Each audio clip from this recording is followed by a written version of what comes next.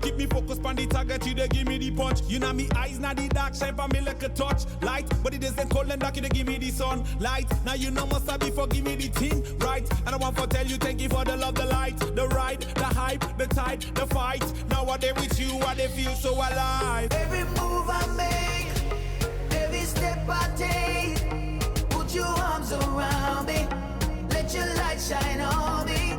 When I'm in my darkest zone, when I'm in my darkest zone, you wrap your arms around me, you shine your light on me. Your light on me, your light on me,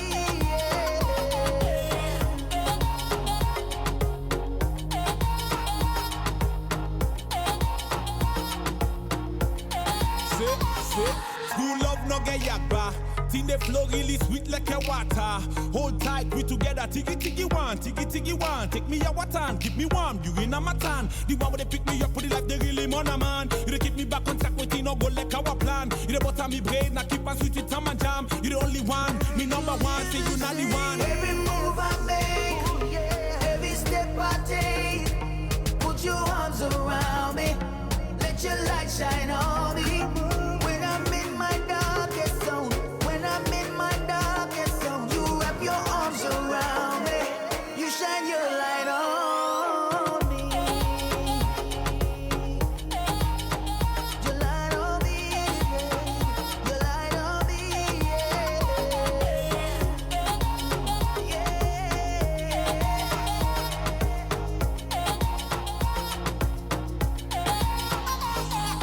Girl, me know I say we compatible. Give you anything, girl, for make you comfortable. Girl, me know I say we compatible. Give you anything, girl, for make me comfortable. You are see when I am down. You are need when I am down. Girl, you take me higher.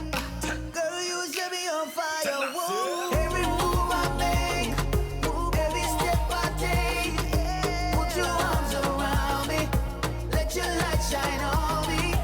When I'm in my darkest zone, when I'm in my darkest zone, you wrap your arms around me, you shine your light on me, you shine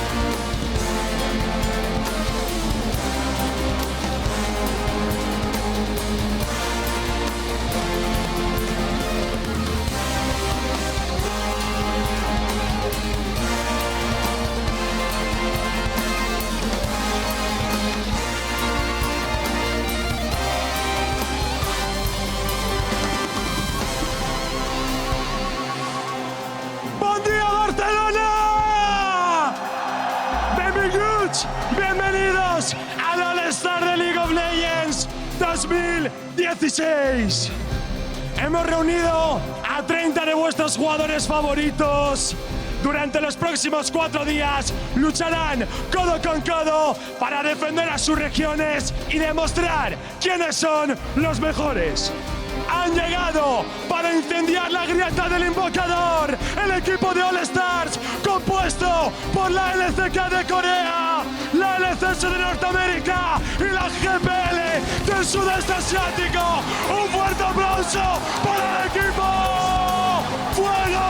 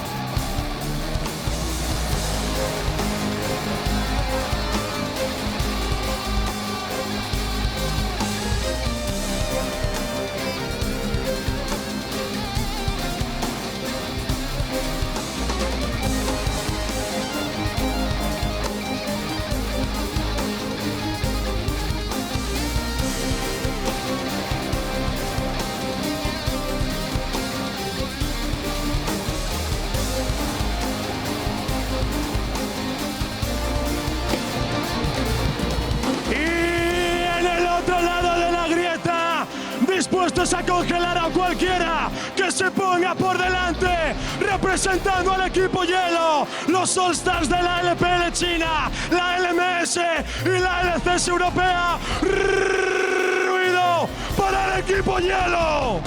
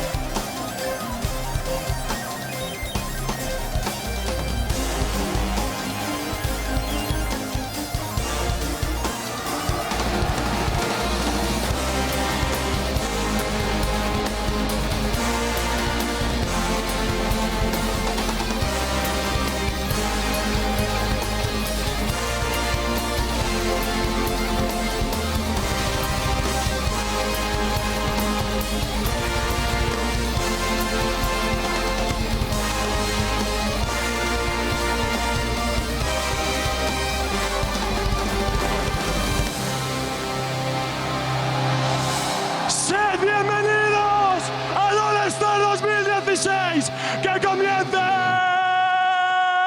la batalla!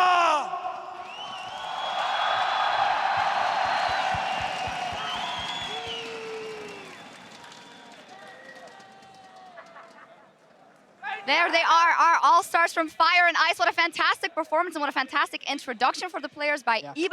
Bienvenido todo el mundo a Barcelona. Welcome everybody to Barcelona. Around the world, you answered the call. And now 30 of your favorite players have descended on Spain. Over the next 4 days, they will battle it out on Summoner's Rift and Howling Abyss to determine which All-Stars will rise above the rest as we get some sights of the beautiful city we are in, Barcelona, and the players have been preparing in. It is truly a wonderful city and a wonderful venue here at the Palau St. Jordi. Good evening. I'm Eefje Schok, joined on the analyst desk by James Stress O'Leary and Joshua Jat Leesman. Quite the intro there for the players. Ooh, you know, a great, exciting, fun intro, and it's going to be a fun week. This is the point of the year. Worlds is done. We're at the end of the season, so let's create some mayhem. Yeah, one way to make an entrance is just shooting fire into the stadium, and you can feel the heat of it all the way up here. I'm just looking forward to seeing the best players play on this patch for the first time, right? Like, we've seen IWCA, we've seen people in solo queue, but I don't think we've ever seen players at this level play on this patch yet, so that's what I'm excited for. Definitely so much to see, and we'll be covering everything from here, but we are not alone in that here in St. Jordi. Our international broadcast partners are also helping us out to bring the tournament around the globe in over 15 languages. There you see some of our colleagues from the LVP, and of course, as always, the team from Korea's OGN, bringing you all the action as well. Now, after a year full of amazing League of Legends moments, we have gathered here to celebrate. Superstars from 6 regions have been divided into 2 teams, Team Fire and Team Ice. First up in Team Fire, we have North American LCS, Korea's LCK, and Southeast Asia's GPL, specifically the Vietnamese All-Stars. And then in Team Ice, the European LCS, the League of Legends Master Series, and China's LPL. What are we thinking of the division here of teams? Is Fire notably stronger? Is it Ice? Rather convenient. The North American LCS got placed with the LCK again, tried to defend the Team Fire championship from last year. I like the chances of Team Fire if I'm just looking at that, because I feel like the NA All-Star team, just the players that got voted in, are actually pretty strong. But you never know with NA's chances coming to these international events, right? Yeah, oh, there we go. I have a quote from Mithy, actually, who said when he was taking a look at the teams, we're playing versus the NALCS, that is the LCK and European imports, but you call it NALCS? Fine. That's exactly what it is. Yeah. There's some pretty stacked lineups, but there's a lot of game modes and a lot to get before we determine a winner. And the winner of All-Star this year is going to be determined by who gets 1,000 points first. There are a total of 1,950 up for grabs, and they're going to be split all across the game modes. Yeah, so obviously there's a different point system for each game. The regional games that are the normal Summoner's Rift games are worth 100 points. The 1v1 actually has a pretty hefty amount of points as well that could actually all go to one team if, say, Team Fire, Team Ice dominated the 1v1, 250 for first place, all the way down to 50 points for third or fourth. Yeah, those 1v1s super important. As we were kind of talking about, you know, if one team gets all of those points, it's 500 points. It's up for grabs there. Exactly. You know, we've seen that happen before, where, you know, last year it was Doublelift, Bjergsen, they took the majority of the points, and, you know, it made for a pretty tough uphill battle for them. And at IWCA last year, Kira won the whole thing and took his team with him to All-Stars. So and walking past some of the player rooms, these guys are actually, like, all of them were just practicing 1v1. So I feel like it's one place where the players kind of actually want to do well. Well, I guess it's also because it's harder to build synergy for all these 5 players together, but what if they all get a great 1v1 strat and take that? Then you're taking a big part of the cake, right? Everyone always seems to have their favorite 1v1 strat, and you're right, but the problem is because there's bans, it gets figured out after a little while, and sometimes you just ban it away. So there's so much, we'll get into that later in the day. I cannot wait for that. Yeah, there's also a bunch of other game modes. My personal favorite is Tandem mode. All of these are worth 50 points for the winner, and Tandem mode is, of course, the one where there's 2 players. One has the keyboard, the other has the mouse. Kachuni from last year, who can forget that one, but very exciting. Oh man, Tandem mode. There's also Assassin and Marksman modes where players have to choose from a restricted champion pool. Basically, in the search bar, you type in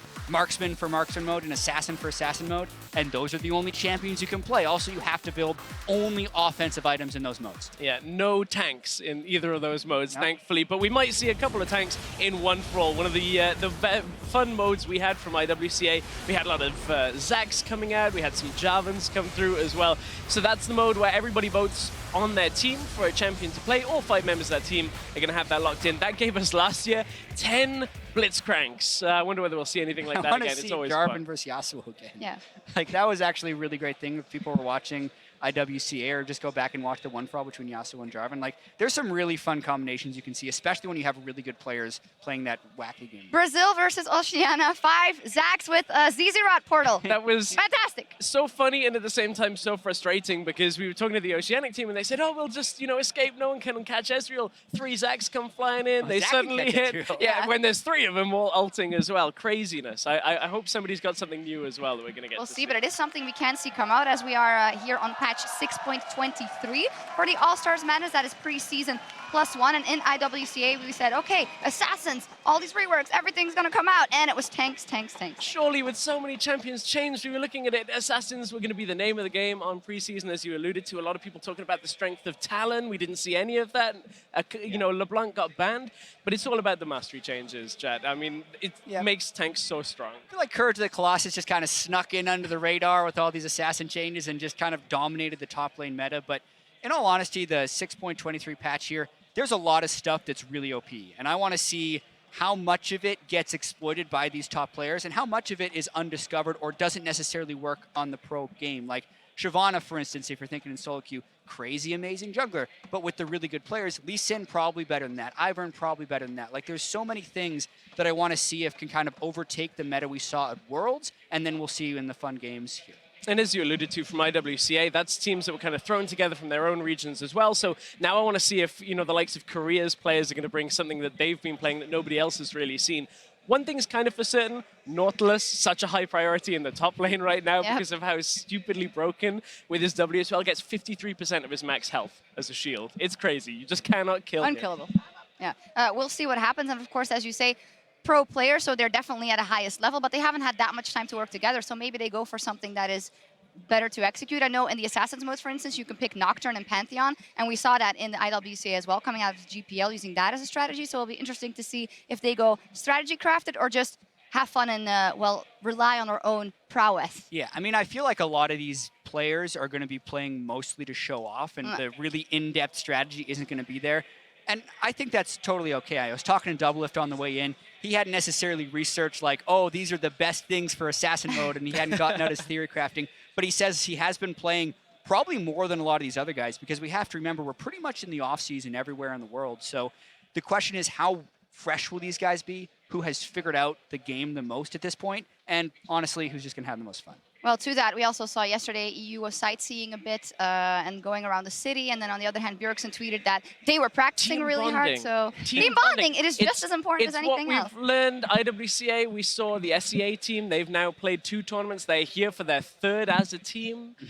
I still think it's an uphill battle for them, but it's certainly, that team synergy might go a little bit of the way to help. All right, let's take a look at the schedule then, because we have a lot on our plate starting today. First up, the Battle of the Atlantic between the NA LCS All-Stars and the Hopetown European LCS team. Then we have Marksman mode, Fire versus Ice, that is a mixed-up team. And then later we will kick off our first 7 matches in the 1v1 tournament. Closing out the day, the Korean All-Star squad will take on the representatives from the LMS. We are all the way at the beginning. I'm not going to ask for a Fire versus Ice prediction yet, but I will ask for the first match, which is the European All-Stars taking on the NA All-Stars. Give me your quick predictions. Well, one thing I'll say is this will decide once and for all who the best region is with North American River, as it always does. We can close the books on it.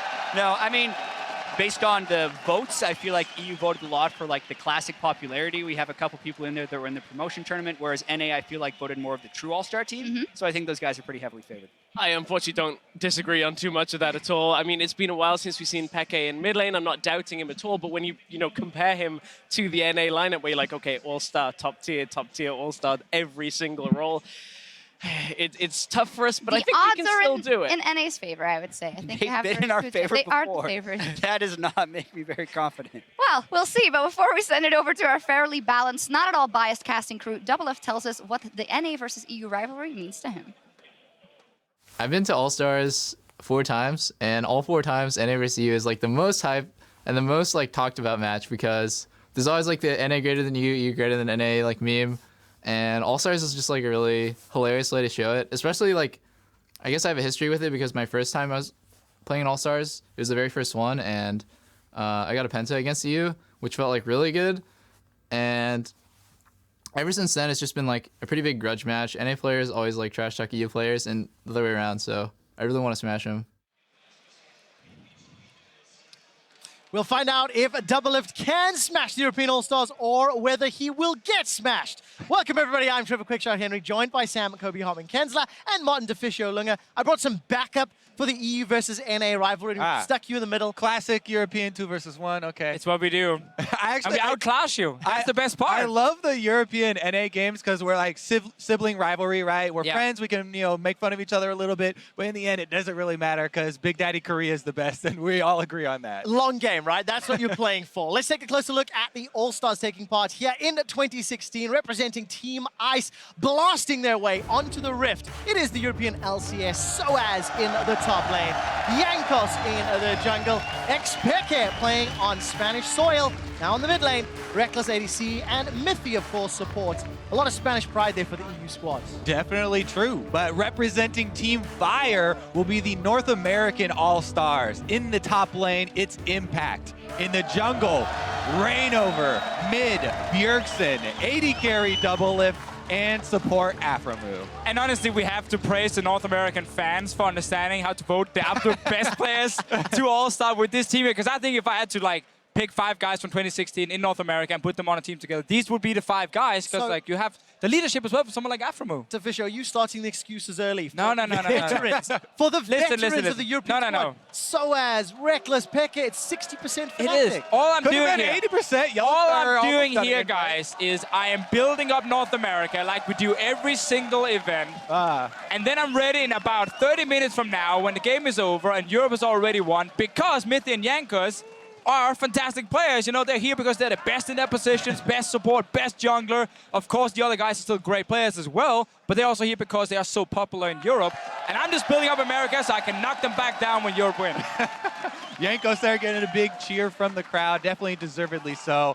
Back over on the other side for the North American All-Stars, though, we were talking about Doublelift. He's made every single All-Star event, and he's back with Aphromoo. Man, the crowd love what you're saying. His long-lost love. That's the other great thing here. We're here with the Spanish crowd. They're going to be super hyped for all of these players. It is ridiculous how loud they are. We are so close to the crowd. They're yelling and screaming. Yeah. It is deafening. We're taking a look at some of these other matchups, of course, because you touched on all the other lanes. Just focusing on the mid lane. Bjergsen versus Peke is a matchup we have seen before, Worlds 2015. It was one which Origin won. Yeah. I don't think Peke had a... It's a team effort, Trevor. It is a team effort. The European casters here just backpedaling so quick. Listen, we learned last year, we got burned last year because there's so much EU NA hate going on. People didn't really like it too much. Now we're starting, very, very calm here. We actually like NA quite a bit. The team is really good. Yes. We also do like the European players here. It's cool to see Peke back here, back in the mid lane, no longer playing AD carry. He's not better than Bjergsen in the mid lane, but I still think this man, he's been boot camping for a few days, just a few days, he told me. Might have prepared 1 or 2 picks in that mid lane he can use to try and surprise Bjergsen. Yeah. I have to say, if I was looking at the European team and I want to highlight someone, it would definitely be Jankos in the jungle. This guy really impressed me. It's a young Kobe. Yeah, exactly, right? Reminds me a lot of, but honestly, he had such a good Worlds run, and he's shown that he can go very aggressive on the Lee Sin junglers. With jungle being such an important role in the preseason, you can really carry a game from that role if your jungler gets an edge. Yeah, exactly. The jungle point is so good because when you're looking at really strong picks in solo queue that can maybe translate onto the pro scene, the role where I see the most picks is the jungle, because so many of them are just very viable right now. You can carry from it. You can actually power farm pretty effectively and get ahead of someone like your dual lane. You can gank a lot early game. There's a lot of new ways you can use. So many options. So as a jungler, you must be very happy. And Jankos is the man who can really carry this team. And he needs to take down Rainover, which is not exactly easy. I was going to say, it's also something that somebody he has faced before, a long time ago, back when Rainover was still playing in EU. Now, we are a couple minutes away from jumping into picks and bans. We've hit it on the opening of the show. 6:23. It is a new patch, same patch as IWCA. Technically, the players are stacked in NA's favor, but we're on home soil. 2 Spanish players. We know the 6th man, the crowd, is going to be in favor of the EU LCS. Yeah. What else do they need to do outside of Jankos and use the crowd to take down Impact in the top lane, Bjergsen in the mid lane? Well, one of the very hard things about All-Stars, because we're here to celebrate the players, and some of them are here to have a little bit of fun. There's a little bit of try-harding as well. Well, if you start losing, then you're just here for fun. Then you're here for fun. 100% fun. So we don't know what these 2 teams have prepared. I know the European team was scrimming yesterday. it went pretty poorly, apparently. So who'd they scrim? Well, they scrimmed the LMS team, so the LMS team is pretty stacked too. So I was like, guys, don't worry, believe in yourself. But they might come in here and have a bit of fun, but so will the NA team. Yeah, I mean, everybody's going to have fun because it is All-Stars. And you're right, we are here to highlight the players. Very excited to see, what champions people actually think are the most busted on this match. Exactly, Katarina, LeBlanc. There are really good assassin options. I mean, they talked about tanks on the desk, and yes, Courage of the Colossus is OP, but there are some very good assassins that have a high skill cap. Well, Kobe, you're about to get the answer to the question. Pick some bands for game number 1 of All-Star 2016. European LCS representing Team Ice and their first band, Katarina. Well, it's no secret that Bjergsen has been playing a ton of Katarina on stream and been crushing with it. This is one of those assassins I was talking about that is actually highly tuned towards a very high skill cap. So her win rate doesn't actually reflect, I think, how good the champion is at the moment. I actually thought xPeke would want to play Katarina quite a lot. I know he's been practicing it in solo queue, but he has other tricks, of course, up his sleeve here. And they probably didn't want to first pick it. Didn't want to risk, as you said, Bjergsen taking it on his side. Karma, boring, but we've seen it before, and it's still really, really strong. And so is most of the mage supports. And I think one of the things that we have sort of seen in terms of the 623 meta, outside of tanks in the top lane, the remainder of the roles, relatively similar. There's a bit more option in the jungle, of course, but from Worlds to now, it's really top that are the biggest changes. Yeah, 100%. Like the tanks, Poppy, Nautilus, Maokai are like the 3 biggest ones. You will still see a few carries like Jace up there. From time to time, a Trundle maybe to counter the tanks. I think though, if you're Europe, my favorite jungler right now is Lee Sin. And Jankos is pretty good at Lee Sin, so I would first pick that. Lee Sin is also like the most played champion across the world, across all ELOs. Agree with me He's yeah, exactly. That's a good bet to take there. Most people's favorite champion. However, to me, it's not even about one lane, right? The biggest change has been that since jungle is so powerful, winning lanes are really important so you can push in and steal from the enemy jungler. Like, the more people helping out your jungle, and trying to counter jungle. No! They scouted the EU team. Tryhard bans coming in here. They knew Jankos would pick that Lee Sin, but as you just said there, Kobe, like this off-season didn't change as much as other off-seasons, so it's not like a massive meta shift is happening. Yeah. Small changes here and there, and the meta at Worlds with the pushing lanes and invading is just even better now with the longer jungle spawning time. So if you do invade and get a few camps, it is super, super good. All right, so we do still have options for like some exciting picks that got stronger in the preseason. I think Rengar is also pretty good as far as assassins go. I mean, but not a Talon first pick. Slightly. I'm just trying to. I'm just writing my dream list right now for more exciting picks since LeBlanc and Katarina are both off, and those were 2 of my favorites. First pick Zyra here for someone like Mithy. He's been telling me every single day how good he is at playing at that champion right now. It is an option. I guess we can also. Oh no! We started out with Courage of the Colossus. Ivan is still available. There we go. Would the NA LCS squad play Ivern? Yes, he's overpowered. Sure. Rainover will definitely play Ivern. 2 of the main stats that he had in North America, he was, top farm. Ivern has some really, really interesting jungle paths that he can start out with, and it's very easy if the enemy jungler is not used to playing against an Ivern and the team's not helping him play against an Ivern to get 3 buffed early on. We'll see what Jankos is able to do. Obviously, people have had a lot more time now to play against the champion, so most of them are expecting it, and they'll just go trade. But like Iron is, if you've never seen him before, he's Nuno on steroids because he can literally invade your camp and just take it instantly, and there's really nothing you can do against. He's a full troll champion. I love it so much. The way he walks as well, it's like I just love the Rengar, do it! Lock it in, lock it in. Playing with our heart, Rainover. Last second switch. Although Orion is actually a good takeaway from xPeke because his champion pool was limited when he was playing mid. Sure. I mean, it's an all-around great champion. To me, this pick ban phase for both teams is starting out looking like they're trying very hard here. We have Courage of the Colossus, 1 on each side for the tanks. That's very important for the preseason. And then Orion is a very good scaling mid lane as well. I mean, we know both these teams want to beat each other. Doublelift said it before the game started. It's always EU versus NA, the memes and everything. The EU team as well are talking about, like, this first game, it means everything for them. At least if they're winning, it means everything. Otherwise, they're, of course, just having fun in there. But taking Oriana away from xPeke is kind of unfair again. Like, the man has been playing 80 carry for, like, half a year. His Ari, though, is still one of his most played champions, so that is a good comfort pick for him. Well, I don't feel like it's going to be the pick. Come on, go Super Soaker Ari. Options here in terms of EU LCS. Go for it. 1 second. Yeah. Super Soaker Ari. We're getting it. There we go. Nice. Signature champion for xPeke and Nautilus locked in. So as Nautilus up top, expected? Yep. Taking some notes here from our friends over in the LCK, and obviously important things we can sometimes highlight about players is all-time career records on these picks. The two mid laners, actually the most played picks for these guys in their entire professional career is Ari for xPeke and Orianna for Bjergsen. Bjergsen is 11 and 15 though on Orianna, so he's actually been losing more than winning, which is kind of weird. We'll see if they can pick up a win today. Doublelift having a great time on camera, sporting the Team Fire colors. Oh, they want to do Vayne it. Alistair? He's actually yelling. Vayne and Twitch are two of the highest win rate AD carries at the moment. The thing is with Vayne, she still does need a little bit of help through that that early lane phase. Caitlyn is available. Yeah, Caitlyn will actually still be one of the strongest AD carries, and we will see her banned a lot, especially in the 1v1. Oh, baby, yes! You're getting the Rengar.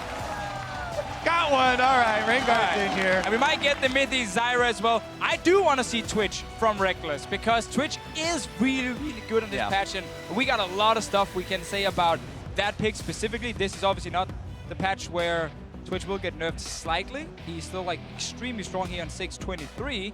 But yeah, the Rengar pick coming in from a Reignover. I know, I'm so excited for Reignover here because Rengar with the ability to have that CC immunity change to the W just got so much extra versatility to the gameplay. We'll see. The other thing is he snowballs incredibly hard. Do the passive. Yes. The passive is so overtuned. I think they already scheduled. I think they already scheduled nerfs for it. But if you don't know the changes, like for every unique champion on the enemy team that he kills, he gets a tremendous amount of extra bonus AD. Total AD. Exactly. And it just towards the end of the game, you're going to easily be able to one-shot the AD carry as well as be decently tanky. Right, going to be the Ashe Zyra lane, not the Twitch we were hoping for. Dare I say a NA special, NA famous special? I mean, it did start with C9 back in the day. You are correct. Lemonation, of course, played it with Sneaky.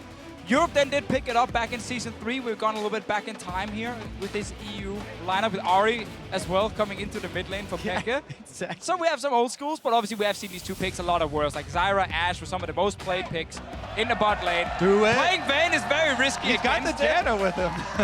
I mean, you can see his team is like, pick Vayne, pick Vayne, pick Vayne. He's like, no, please. I don't want to lose lane. Do it, Doublelift. Come on. It's All-Star. That's fine too. That's we'll fine accept too. the Twitch. Yes. Twitch or Vayne, and it's the Twitch. I like Twitch. Rat-a-tat-tat. Will EU or NA go splat? Twitch is extremely fun to watch, after the maybe 10-minute mark when he gets the extra mobility walking around the map, opening up those AD carry assassin plays, which Doublelift specifically really does like to go for. The thing is here with the EU LCS team, it's a very, very sturdy team. They've got two Courage of the Colossus wielding tanks on the front line that will be difficult to get through. I mean, it's fun to see both teams actually have like really good team fighting late game, and a lot of it come down to like very, very crisp positioning. Like Orianna Shockwave can obviously ruin the day. Twitch popping out of nowhere, getting 2 or 3 guys down, but also on the other side, like Zyra ultis, Nautilus in your face. Like, there are so many ways to kind of interrupt each other here. It's going to be super interesting once we get like out of the laning phase and into these fights. I can't wait to find out just how coordinated these Ashe Arrow, Nautilus engage, Ari zoning plays are from the EU squad. Exactly how many people Doublelift can squash. Team Ice versus Team Fire. There are 100 points on the line, and basically what you got to follow, the first team to accumulate 1,000 points will then be declared the All-Star champions. And the points are very nice. Yes, you're playing for the points, but honestly, nice points. you're playing here for smiley face points. EU versus NA. Like, that's what you're really playing for in this game. Screw it, Deficio. EU versus NA. There's your teams. There's your players on screen. Jump onto Twitter and vote. Who will pick up the first victory of All-Star 2016? With 2 votes to 1 on the caster desk in favor of EU? Yeah. what I mean, Kobe's on Europe's side now. Mark here? Oh, ladies and gentlemen, it's All-Star 2016. Let the mayhem begin! I know, new patch. We've seen some games on it. Obviously, IWCA played on it. There's been some other tournaments happening here and there on this new After the Plants and Assassin rework, of course, was added into the game, so we don't have to just go over every single change. But definitely seeing some of the newer picks, like the Rengar change was actually really good for him, even though his Q does look a little bit funny when he just like slap it out in the air and he doesn't hit anything. I actually really like the new Q, it being AoE and gives you a little bit of extra distance if you're trying to catch up to somebody or trying to run away. But yeah, definitely the highlight for him in the rework is the change to the W, where he can get out of this Zyra CC, the Ashe CC. There's so much on the European squad that it will be useful against. I also think like Janna actually makes a lot of sense. We know Aphromoo's obviously played a lot in the past and it's a pick he likes, but with the change now to support items where we added Redemption, because we felt like apparently support items were too weak, so we just gave like this super insane item that everyone wants to build. You can run wind speakers as a keystone. It's literally the nuke call down. It's like a giant area. It's like the Gandhi one from Ziv, just coming straight in here for support. It's actually a really good point though, because my one big drawback for Zyra is she doesn't really build Redemption because you're not a shield user. So yes, Zyra still is pretty similar to Worlds, and it is going to be that same pushing power of this lane. But yeah, the lack of Redemption may be an issue. I mean, that's the thing. In wind speakers. But there you go, the plant damage. You still lost the trade. Did he? Oh, sorry. I don't think so. I thought you meant NA. I thought you were like, oh, look at NA. Look at this Janna. No. Yeah, you're going to struggle in lane against Zyra Ashe. That's not going to be too funny. Well, that's a good sign for EU. They can get themselves early advantage. Nice double value volley there. Tags them both. Obviously, double teleports as well on the side of EU, so they can play those side lane plays. And classic Fnatic and Origin special with pick and source in there. You got to run the double teleport. You got to focus on the crazy map plays. Yeah, it actually is. I love having Ghost actually more often than not on mid laners. Opens up so many extra plays. Another really high value harass here for Team Ice. Working in favor of the European squad. Maybe NA forgot lane swaps are gone. And Hey, they're like, hey, let's just pick this lane. Remember, right? You can't teach an old dog new tricks, so use the same tricks. Double teleport, old Season 3 style duo lane. This is what Rainover built for. Flash, knock up, Rainover gets away, manages to get rid of the doesn't get the kill. Prey Seeker won't secure it, and Team Ice come away without anything. Woo! That was close. And because we talked about this a little bit in the intro, where if you have winning lanes, you use those winning lanes to go affect the enemy jungler. Jankos now gets to go do some counter jungling here, take away the wolf camp from Rainover. And again, that is just so much more impactful now with the longer jungle spawn time here. But also Rainover, he's an experienced guy. Doublelift rooted, summoner heals thrown down. Mithy continues to trade. Expunge has already been used, and Reckless is backing away. Holds onto that summoner spell though. Now, this is one of the very nice changes for Twitch. When he throws down his W, before it's like you gotta hit them on the first little tick there, otherwise it doesn't really do anything. Now it does stay and keeps stacking up, and it's a lot of extra damage. They know there's no heal. They just got the heal out of Doublelift, and Jankos coming from behind the turret. He's waiting. Crowd is anticipating. The tunnel comes in. Doublelift's the target. Flashes early. Aphromoo knocked up. Forces another flash. And Jankos, great gank for two summoners. Yeah, double flashes blown. Plus, his top blue side quadrant of his jungle was already cleared out. Rainover here, having been counter jungled on his blue side, went to go try and answer, but Jankos had already done the work there, so there wasn't any camp for Rainover to take, and he is slowly falling behind in the jungle. Plus, if you look at the CS numbers for jungle, they can be very misleading on the new patch. Since Raptor camp is full of all these tiny little baby raptors now, and really inflate your numbers. Doublelift forgot how to sidestep. Eats another root. He's been streaming, that's why. Doublelift has been known for getting hit by skill shots in high pressure situations. Well, a good start for Reckless and Mithy. 32 CS to 23 and Doublelift. Aphromoo without top lane here as well. It's tanks. Never mind. There's no top lane. Let's move on to something else. I mean, the courage of the Colossus trades are really exciting to watch. Yeah, I get a shield, you get a shield. It's giant. I think Poppy is slightly better for me than Nautilus is in the top. I mean, the three main ones are Poppy, Nautilus, and Maokai. For those top lane takes. All equally exciting to watch him play. Exactly. Yeah, the wet noodle fight for the next 20 odd minutes. The one thing I do like, Nautilus simplifies the team play, right? Nautilus simplifies your target. There's your Courage of the Colossus, and if anybody has not already read the changes. Pretty sure everyone's used to it by now, but I actually really do want to check back in on xPeke because he's been doing just fine in the mid lane, and that was going to be some focus and almost picked up the early kill onto Reignover, but first blood still has not occurred yet, even though bottom lane getting chunked out. And yeah, xPeke is definitely doing fine, but I mean, we can't really ignore the fact he's down in CS with teleport, because he obviously used the flash wall as well. Normally, you would push in that lane, TP back, and then you have a small advantage, but Bjergsen is just perma pushing it, having the time of his life. Not much has changed with the AP mages in terms of items. It's still the Lost Chapter that is such a good item, and a little bit like expected, Bjergsen is taking over. Yeah, definitely going to be the case here. He is level 6 before xPeke as well. And is he looking to roam? Trying to control the plants, actually. That's one of the big things for mid laners. You see the plant that was just used on the mini-map there? That was the Vision one. Those are very big for mid lane control. Reignover actually walking right by Soaz! The hook connects, and Reignover's going to get knocked up by the mine. Soaz is sent flying. Jankos, no flash available. And Reignover forced to run away, but again, North America and Fire thwart Europe and Ice. Yeah, Reignover here is playing really aggressive in the early game. First the river invade, but he almost died, and this one, we did just see 2 plants being used pretty effectively. Like, he knows he can invade on the Grumpy because he can take the plant and jump out with it, like the blast cone as we saw there. And as you highlighted before with Bjergsen, and ultimate. Oh, they're not going to get the kill though. xPeke's surviving. No aggressive summon of the attack. The dissonance, and xPeke survives by the skin of his teeth. Yeah, I mean, you say, you know, Team Fire kind of thwarting Team Ice, but it's Reignover continually getting in these situations. And I would definitely say that Jankos, because of the early skirmish on the bottom side, retaining control of this game from the jungle. I mean, again, just really good use of these plants on the map and knowing exactly where it is, and then I can invade, I can use the plant out. Bjergsen used one to try and spot a ward up in the tri-bush as well before, and the one you highlighted, Kobe. And that's basically what just happened the last, like, minute and a half, because bot lane right now, yes, it's in favor of Europe, but we haven't really seen Doublelift get poked even more. Yeah, I mean, the big CS lead is a big part of the overall gold lead for Europe here for Team Ice. It is mostly in the bottom lane and on the jungle. So if those are the ones going to be making the play. Enchanted Crystal Arrow, and Aphromoo goes down for first blood. You were saying?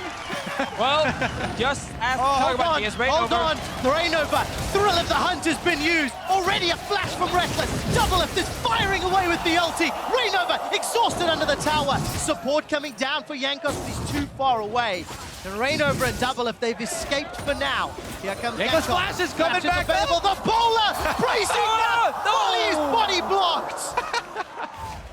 All right, first ulti used by Reignover. One of the changes for Rengar is that you can ulti much earlier because you are stealth for longer, 14 seconds, rank 1. Jankos is not done. No, he's not. Finds the rat. Rat goes invisible. I love how animated you two are getting with every... oh, I'm sorry. Here. Is that Europe winning, Kobe? Calm down over there. It definitely is. Hold that thought to Fischio, because Soaz is in trouble. He's got a flash available. He's not going to need it. Instead, just going to buy as much time. Interrupted. Great stop by Impact. So that Bjergsen guy there with control over mid lane makes a roam up top with his ghost, and they do get up a kill there for Team Fire. Just saying, if Deficio hadn't tried to brag, maybe the kill wouldn't have happened. No, cast a curse, it's a thing. True. Happened twice now, first bot lane, now top lane as well. But yeah, we got to see Reignover first ulti. Not a success. I mean, he had a decent amount of burst there onto Zyra, but he didn't kill anyone. Exactly. No trophy for the passive stacking, so it doesn't count. But gentlemen, the thing is, now Reckless is down a flash, and flash is available for Doublelift and Aphromoo. Reignover could look to set up a repeat gank if EU continue to play aggressive and push out like they have been doing. Right, but we have to remember Europe has this double teleport set up with xPeke and Soaz. Soaz will have his teleport just in 2 seconds. Bot lane tower is still the target. Like that hasn't changed since Worlds, since we changed like with the lack of lane swaps. Double TP from Europe to the bottom lane should be the play to go for here. You can easily kill the bottom side there. You can get that tower. You can start snowballing. Get xPeke out of this mid lane because it's not going to work for him. Exactly. I mean, not only does, you know, first tower snowball really hard, but we do have an Infernal Drake on the map. doing it instead. So bottom lane focus could be very rewarding. First call on the bottom lane. Teleport used as well. Mithy and Reckless are in so much trouble. The Crystal Arrow catches Doublelift, but so does the pullback. Reignover as well as Doublelift. They clean up 1 kill apiece. And that's what I love. I love to see a team knowing exactly what the other team can do to snowball and then just do it against them before they can even react. Really smart roam from North America. It all starts with Bjergsen pushing out that mid lane again, moving down, and of course that flash Reckless didn't have from before. Super easy setup for Rainova and the rest of the team. They should be able to win the race for the first turret as well and transition into that Infernal Drake we talked about for a pretty big snowball. This is like watching CLG G2 again from Worlds, where the North American team are just making really smart plays on the bottom side with some good roams early on and a nice early teleport. This time from Impact, and not shown, but same effect. Kills, Dragon, and advantage for North America. Definite advantage to NA. 3 kills to 1. Because of First Blood and that tower equalizer from EU, it is fairly close in the gold game, but look at those sizable CS differences between mid and ADC. Let's go back to this replay of the bottom lane. This is the classic Rengar Orianna Shockwave delivery. Rainover right in there, and this means Rainover will get credit for 2 of those passive stacks. Very, very efficient stacking there. And we've seen Rainova now use that new W to not get CC and escaping. Multiple times. Multiple times. I did it here with the knock-up just in the end from Mithy's ulti, so he didn't have to, either die off the flash or maybe Aphromoo ulti. He just ran out of it. Really, really well done. Because he knows like his damage is already high enough. He doesn't need to use his empowered abilities also as just pure damage tools because utility is just much better. And it is one of the reasons the community really hates playing against Rengar because he's so hard to deal with. Definitely true. And you talk about the damage as well. The Orianna and the Twitch can easily carry the majority of that damage towards late game. So definitely seconding that point. All right, we did catch a glimpse of Impact teleporting down for that play. It's your turn. Didn't have a huge turn towards the end, but his tower's falling prey. So is shoving it in. Reckless is shoving down the bottom lane. There's Jankos cutting off support from mid. This could be town number 2 to Europe. Yeah, well, this was kind of the play for Europe before, get that bot lane tower. And they knew it, so they just left the bot lane already. They're not going to play against multiple globals without a TP on their own. So they took the bot lane, they moved them away from the bottom side and tried to make a play around the mid lane. Nothing happened though, and Europe got that tower. They would have gotten anyway. Yeah, slight gold lead as well for Team Ice. Some damage might arrive to the Wet Noodle party. Sunfire Cape is the armor component of Soaz's kit. Shockwave not used yet, finally thrown down. Really easy 2-on-1. Bjergsen Impact land everything they need to. Yeah, we definitely see good coordination, good shot calling from the North American team here, where Europe seems to just play like individual games.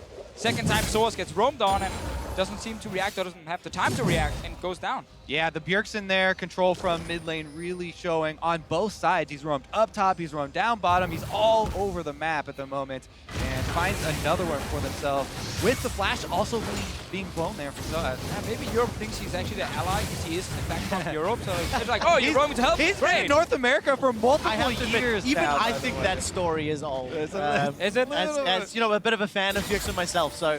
are you a fan of Bjergsen? Tell me more, Trevor. Yeah, exactly. Tell me more. Exactly who would you say he's better? Last time I did that, it didn't end very well for me. Taking a look in the top lane, though, Rainova with the help of Impact, going on to Reckless. Early flash, Stranglethorns buy some time. Reckless trying to turn it around. Jankos making his way up from the river, and Soaz teleports in, only to get knocked away. Pekka's used the Spirit Rush already, looking for more. Pretty good away from it. Pretty good disengage there for a while. Team Fire now just need to buy time for Doublelift split pushing. The classic special here. There we go. Split pushing down bottom on Twitch. He's let it pro play. He's just sitting in the side lanes now, playing his own game. He's gonna get a tower now. There's no TP from Europe. Both were just used to the top lane. And they didn't pick up a single kill or a single summoner spell from the North American team. That's what a Poppy highlight play looks like. Ultimate pops him out. There's a disengage. So many resources blown from the other side. And some inaction there. Hey, technically EU still has the gold lead, Kobe. They also have more vision on the map with the extra wards being placed down on that top side move. They'd have to return to that area to try and make use of it. Yeah, I'm about to say, like, that's pretty useless ward. Like, let's return to that top lane where we just killed the tower and we have the ward. Like, no one is going to walk into that lane. There's no teleports they could use to teleport behind anyone either, so... Maybe they can spot someone walk into the lane and then try and, like, roam on him. Someone. Well, who do you think that someone would be? Maybe a double. I mean, Aphromoo walking over him now. Oh, that's one ward spotting him. Okay. There we go. Information gathered. Yeah. What does EU do with this? By the way, Jankos, a big reason that vision is down in place, despite looking like he's down 30 CS, is actually bang on even gold. And that's just a good highlight of how the new season, the new patch, you have to sort of retrain your brain when looking at junglers quite specifically, and effective gold, farm gold, etc. Yeah, definitely. With the camps being overloaded with extra monsters here. Meanwhile, overloading areas of the map here is the bottom lane for Team Ice. That's Impact's domain, though, and he's pretty tanky. Yeah, he is definitely hard. If he's tanky enough, though. All right, top. Is he too tanky? Yeah, top no die. Half-assed attempt there. Be able to just walk his way out of that. But they got his Courage of the Colossus proc. That's down for 30 seconds, boys. It was uninspiring at best in terms of any kills there. To be fair, they were actually just trying to push it in, reset the wave, and force NA to send like 1 or 2 guys down, and then maybe rotate towards something like mid lane. There's no cleanse for Bjergsen. There's an arrow from Reckless, so Europe can create picks. Not that xPeke exactly has a lot of damage. He's also built the Abyssal first item, which is actually more of a defensive item ever since that item. Let's see what happens. That's the arrow! Yeah. We tried. Oh, that would have been so amazing. Because that is like a beta-style play, wasn't it? Arrow straight down mid. I mean, no, you need a teleport then. You shot the arrow and TP'd to mid. And then you would kill them. I mean, especially against an Orianna who has extra speed, though. I don't... Flash over, Rainover sidesteps, jumps onto the ward that was placed, actually. Now Pekka's jump forth and charm, sidestep, flash by Jankos, the shockwave catches Reckless. Reckless is running away. Impact coming up from the river. Got access to the verdict, to the hammer. Doublelift coming down. Calm down, Trevor, here's the well. So he's not going to find anything with the Venom cast. Impact slowed down by the volley. Spray and pray, flying across. Flash over by Impact. Bjergsen's got one onto Mithy. Cuts him down. And the rest of North America decides to back away. It's a 1-for-1 trade despite everyone running across the map. I mean, this game is basically bang on even at the moment with gold. You know, that's a very small difference, and it's mostly about the team play. And that is not the same, because it feels like the team play has sided someone in favor of NA. Yeah, NA definitely has made some really good plays, but again, Europe has gotten towers, so we can't really say Europe has played poorly. They've just been out-rotating NA when it comes to pushing down objectives, but North America has been setting up these plays to get more kills. And the thing is, if the gold is that close when there are extra towers standing, that means there's more for NA to claim. Plus, they're stacking traits, and they're going to add that Ocean to their fire. With a perfect combination. Whoa, the Rift Herald. It still exists. It's still a thing. No one really picks it up very often. Their eyes got so big. Oh. In a tank meta, the Rift Herald kind of lost a lot of his value as well, because giving that buff over to that's the jungle. That's the jungle. Oh, what? Oh, no. Oh, no. He's not going to kill anybody with that. All right. But he can actually hit the tower for some extra damage. True. By the way, did you guys see that drop down? This is Soaz's 3,000th minute of competitive play. Okay. Works out to 50 hours. And we know 2016. He's always loved playing tanks, so he's happy he's doing it on a tank. Definitely the happiest man on the Rift right now. Well, I'm looking forward to what he's going to bring out in the 1v1 tournament. You talk about he's been happy to play tanks. He was one of the ones who was happy to play. He's actually hated playing tanks in the past. Yeah, I know. I got the joke. But then it didn't sound like you got the joke right well, there. You're the one he corrected. He was mad, and he corrected you on Twitter. Which one was that? Which one? I remember something like that, yeah. He was like, no, I love playing tanks. I'm like, no, you don't. You always go support when you guys used to play Shen. You're thinking yourself a deeper. No, we all remember. I actually I hate to side with Kobe on this, but I do think No. right. I remember a public shaming, I think. Yes, there was. Oh, it happened very often. Wicked also called me out yesterday. Let's take a look. Enchanter Crystal Arrow from Reckless, fired. Aphromoo flashes over the wall, so that's definitely a worthwhile trade. Gentlemen, I'm going to bring us back on topic. We're getting to 20 minutes. It is All-Star. And because it is All-Star, we're getting to 20 minutes. If there are Baron steals or pentakills, it's going to trigger a bonus mystery gift for legendary esports skins. So keep your eyes on that throughout the next 4 days. I just want to highlight what we just saw on screen, because Impact hit every single one of his abilities, and Soaz missed everyone, and the change in health was 0. Didn't matter that Impact hit everything because Nautilus still at 100 HP, and didn't matter that Nautilus missed everything because they were both yeah, all that matters is who's pushing the lane. That literally is the only thing that matters, because then you can move first, maybe take TP. xPeke trying to get Bjergsen here with a charm. A little bit cheeky. Crystal Arrow still what does that mean? Down. A little bit cheeky? How is that cheeky? Because it was risky and fun. And was it risky though? It's like putting your hand in the cookie jar. If you get the cookie, you can get away with the grape. But if you get caught, you're in trouble. That's a cheeky move. Okay. And it just depends on who's around. Great. We settled that Right, one. yeah. So that was a successful cheeky move. A 'cause he didn't get successful caught. cheeky move. Right, There we right. go. And the rest of Fire clearing out vision in the river in the top quadrant while... Doublelift is still split pushing. Yeah. In the There side it is. lane. Thanks for that. Side lane, Thanks man. for that check-in there, I'm Dr. just saying, Official. that's all this man is doing.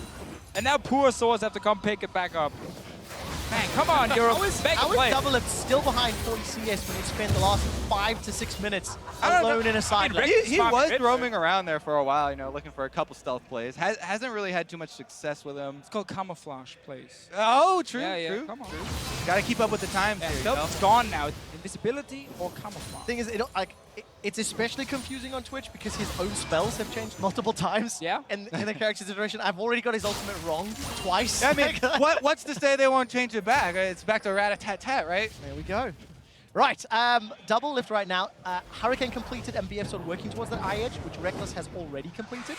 So momentary advantage, though it won't matter because there's no other matchups or fights on the horizon. No surprises in the itemization. minions would say otherwise. It matters. No other itemization surprises really. Good damage onto Yankos. No, and No even MR to speak of. though it's so even in goal, like the fact that Bjergsen is so fed on Orianna really puts it slightly in favor of North America if there is a potential fight coming in. 2 items soon completed for Doublelift as well, like massive house right now. You don't go Ghostblade any longer on Twitch. Just get these 2 items and you can really start carrying team fights. Oh no, Mithy even gets stunned. Here comes Soas from the side. Mithy's trying to run. The hammer kills him. Now Yankos is the target. Soas running for his life. Caught in between 4 North American players. xPeke is pushing the bottom lane, trying to side push and try to set up a backdoor, but it's not going to work out. North America get a kill, get a tower, and get away unscathed. I mean, they might be able to trade towers. Actually, never mind, because No. North America, they're coming out to the bottom lane. xPeke, you need to run.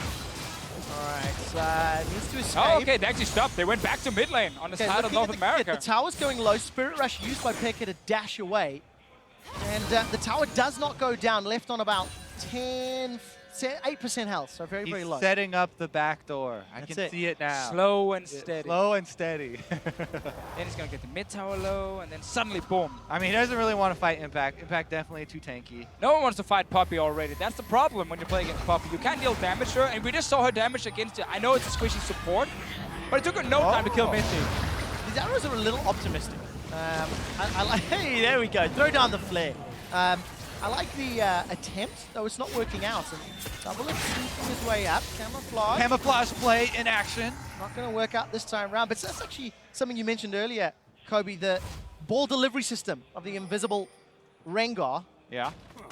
You could have a sneaky ADC step up to another ADC. It's not ideal, but true. it's an option. It's an the option. classic Twitch shockwave. That did actually work much better before, when Twitch could actually still think like onto you. around. Yeah, Now, get the flash in there. now you get, spotted. you get spotted, and then you flash on them with the shockwave. There's Doublelift. Doesn't even need It's the right shot. next to him. There it is. 2 shots, 3 shots, Mithy. Yeah, Mithy's loving this game right now. Love it. Always great to play like a really squishy support against Twitch, Rengar, Orianna.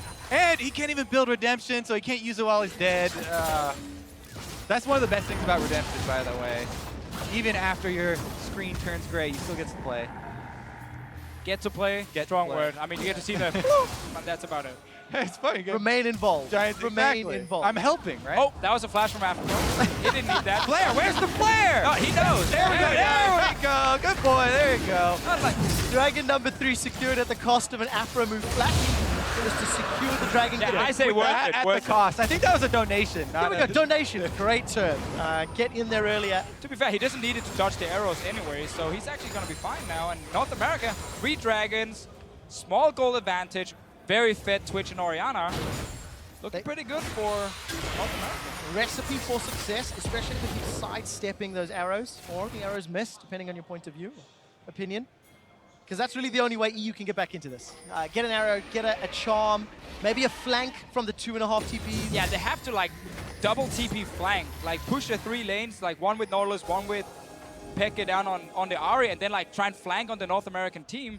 But it's really hard against things that can already hard engage. I actually think what they need to do is have their Courage of the Colossus frontline intercept the whoever's trying to deliver this ball. Problem is, There's so many ways. Poppy is really difficult. I mean, we talk about the Rengar and the Twitch. Those are so interesting and cool how they're going to deliver these invisible balls. But Poppy could just walk it in if she wanted to. And she will, especially in Impact hands. Rain over. Soez is knocked away. Rainova's jumped into mithy, gets stunned up, doesn't get the battle roar down. A lot of damage, defensive flash from Rainova. Could this turn in favor of Ice? Jankos flashes forward, catches Bjergsen and Doublelift. There it is! xPeke gets on the board in Barcelona! Dashes away, Orbit Deception chunks out Doublelift. But all EU get is a solitary kill. Yeah, there you go. Ineffective Rengar initiation there, and Europe were able to turn around and grab one kill for themselves. Problem is, no real punish after the fact, so it's just a little bit of gold for the kill onto Aphromoo. Teleport there we go. Wait, are you going for Bjergsen mid? Yeah, they stopped his back! They got him! Oh, he killed mithy. He's already killed mithy. Reckless maybe in trouble. Throws out the volley to come on, protect. Now Bjergsen's running away. He sidesteps and flashes. Can they get him out? Oh! Looking. Prey Seeker onto Bjergsen. Come on, protect. It's not done yet. Bjergsen's turned it around. Rainova's looking for the hunt. He's got the Guardian Angel available. Throw the hunt unavailable. Impact dashes over and shuts down Reckless. Jankos running for his life. This was a fight that Europe started, but it's North America that's ending it. Soez goes down. 4 kills to North America. Holy moly, Bjergsen stays alive, uses the teleport zone there as Impact comes in, and they escort him to safety. He gets a kill. I think 4 versus 1 almost. Every single skill shot just missed in the end, and he stayed alive. And then the rest of North America shows up. Baron will go down as well. It's funny how in the past a lot of times, you know, when the team... Oh, never mind. Look at xPeke. All right, Charm does find Bjergsen's Spur Rush again. This is interrupting Baron. mithy gets revenge, but Doublelift gets the reply. Baron still aggro, 4,000 HP. mithy decides to sidestep. It's going to be too late. Will be secured. North America, get Baron. You're at All-Star. 1 kill for Europe. Zach had to use the teleport as well, so actually not worth it again. Let's check it out. Okay, all right. So there's 1, 2, plus the teleport. So it's technically a 3 versus 1. And he just one-shots the support there. Nice, nice, okay. mithy had flash. Why didn't he flash it? He chunks down the AD carry. Does get charmed, so a couple skill shots do land. Missed there. Volley misses from Reckless right now there. Yang is not close enough to get the knockoff. Bjergsen stays alive. Imagine a world where mithy had actually flashed that shockwave and could have added more CC to try and take down Bjergsen. Instead, though, North America again, especially Impact, he's on fire. That man is going crazy. I mean, in the past, I always used to talk about, you know, when teams that Bjergsen was on were doing poorly, it was Bjergsen and 4 wards. But this is Bjergsen and 4 All-Star wards. I don't think you can consider Doublelift a ward when he's 5-0-2. Also, Impact has been making plays all over the map here. Now this hasn't died on Poppy either. For what it's worth, this is something that we had mentioned at the beginning of the show, that it was a little bit more of a popularity vote in EU. Yes. And you could make a strong case that these are the 5 best players in their roles from the North American squad. Technically, Doublelift is a full-time streamer now, no longer a pro player. So you've only got 4 pros and a stream. Exactly. Okay, well, it seems to be working. Oh, the trap from Europe. Panic trap. There's no push there, though. It's not a... All right. No more skill shot champions for Europe. No more skill shots. No. Only point on click next. Yeah, that was why Rise was banned out. You know, taken off the table, get rid of that option. Anyways, Impact and the rest of North America, they take down the inhibitor turrets in the bottom lane. Soez is looking for a way in. Rainova sneaking on the side there. Middle of the hunt, delivers the shockwave, not yet. The trigger wasn't pulled. Inhibitor goes down and still waiting for a fight. So that's the ultimate down from Rainova. Spray and Pray still available for Doublelift, which I think is why EU don't want to commit and pile in. And one of the really annoying things now when you play against like Twitch and Rengar is again the camouflage is much longer than before. So it's really hard, like when you want to start a fight, to exactly know where they are, because they could already still like 5 seconds ago, they're hiding somewhere around a corner, and you don't see them. And then you can't really engage properly because you need to get the back. Like, you gotta kill that Twitch, you gotta kill the Orianna. Gets caught by the Bola Strike, but he's able to walk away. Root down Impact, and healing still Impact. doesn't matter. 4 damaging members onto Impact, and still gets away 50% of his HP. Doublelift stands firm. We're just waiting for one. Oh! That's a catch onto Aphromoo, but again, not the right target. Jankos looking to interrupt. Very good There we job. go. Doublelift is shut down. Impact may get killed. It's a 5-on-4, and Peke's got the double. Flash forward from Jankos. He catches Bjergsen. The bomb from Nautilus locks him down. Reckless flashes just in case. And all of a sudden, Europe have got 3. But what can they do with the time? The classic story for North America. Just when you believe they can win, they end up messing up everything. 3 members die. Europe is pushing. They're not pushing, they're chasing. Aphromoo is Now they're distracting the minions here on his And the Janna. players at the Just same walking time. right by through the mid lane, trying to delay the push here so that the tower doesn't lose its defenses. But it was a decent, pick there from Team Europe and Team IE. Oh, Peke. Able to land that arrow, then Peke got in there for the full damage onto Doublelift, who's the main target. Rainova is exhausted, so he can't one-shot Mithy. He turns his attention to Peke. Peke's the one that's now exhausted. Monsoon will reset the engage, and so as there's no damage follow-up, but Impact wants to bring some. Teleports into the mid lane. Rainova and Impact against 3 Team Ice members. Jankos is left for dead. The rest of Europe is doing Dragon right Gonna now. take Dragon, Doublelift's coming. sacrifice Jankos. This is a team play. Every man for himself. Verdict goes up, but that's a Dragon secured. Doublelift needs to Oh, they knock got him it. caught by a charm. xPeke's got no mana. Double kill to Doublelift. And North America are still doing just fine. Little bump in the road, but now they get some more kills. They can push for a bit more in the base. Europe doesn't have an inhib in the bottom lane, where North America is pushing right now. No, but they do have Nexus Will Curse. try and he can go finish. for.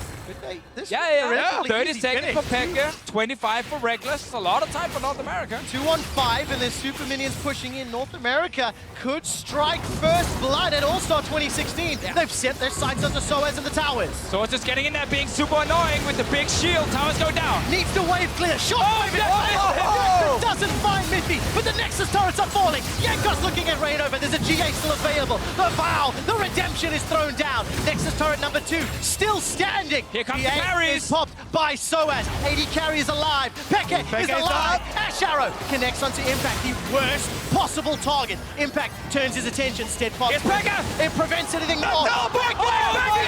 Teleport! It's not a backdoor for a tower, it's a backdoor for the kills. Peke's looking for Doublelift, trying to hunt him down. Needs to be very careful. Yeah. 1-2, pinned against the wall. That should be a kill. Peke blows his flash just to look good on the way out. Now Mithy's in trouble. They've overchased. They've bit off more than they can chew. And the Hamon, it baited them in. They should not have taken it.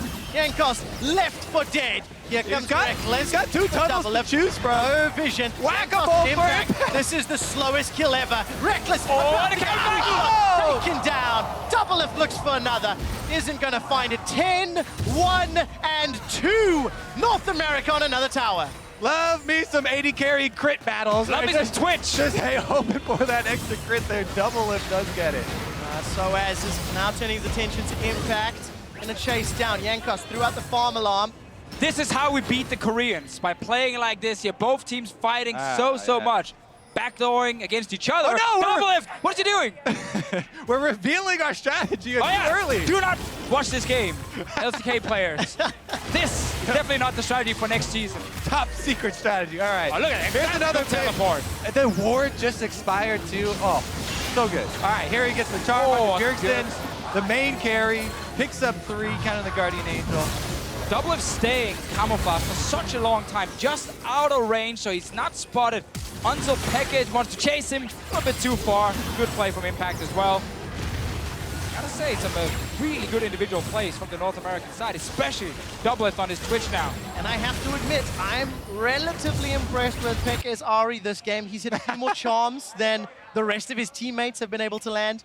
Clutch flashes over walls multiple times. He's got 6 kills. That's you just got scoreboarded. Look, I was just gonna say, I had lower expectations for Peke than most of the other guys in the squad because he's been one of the least active, etc. But it hasn't helped. That's the problem. They're still down 7,000 gold. 2 inhibitors were killed. I think the bottom one has already respawned, and now Baron number 2 has started by North America and Team Fire. The only thing that's kind of disappointing to me is that we don't have much AD at all on this Rengar, so he's not really taking advantage of the passive for stacking up. He's going to tank Rengar just because, as we said, Bjergsen and Doublelift can easily carry this late game damage. and he's just going to be the other delivery Yeah, system. I mean, the only bad thing, and it's not a really bad thing for Reino because he's doing the correct thing here. It's just like, as we have seen, when EU managed to get that flank off and like kill one of the squishies in the back line, North America doesn't really have any damage left. But that does require like a Peke to pull off that perfect play. He doesn't have TP or flash right now, so it is really, really difficult. And that's why North America is in such good position for that next big team fight with the tanks in the front. So this is not just a little bit backwards. Jankos is coming in the mid lane as well. Ooh, Taking Jankos, so much damage. That was over-eager. Doublelift of Bjergsen just sent him packing. Very good hammer thrown down by Impact. Soaz flashes into the backline. That's a good strangleforce. Knocks up all of North America, but there's no damage follow-up. Impact was able to buy so much time. Peke cannot snipe off anyone. The inhibitor in the mid lane falls down. North America 5 versus 3. They set their sights on the top. Mithy gets knocked down by Bjergsen. Reckless and Peke, they're running from their own base. Peke, the last man standing.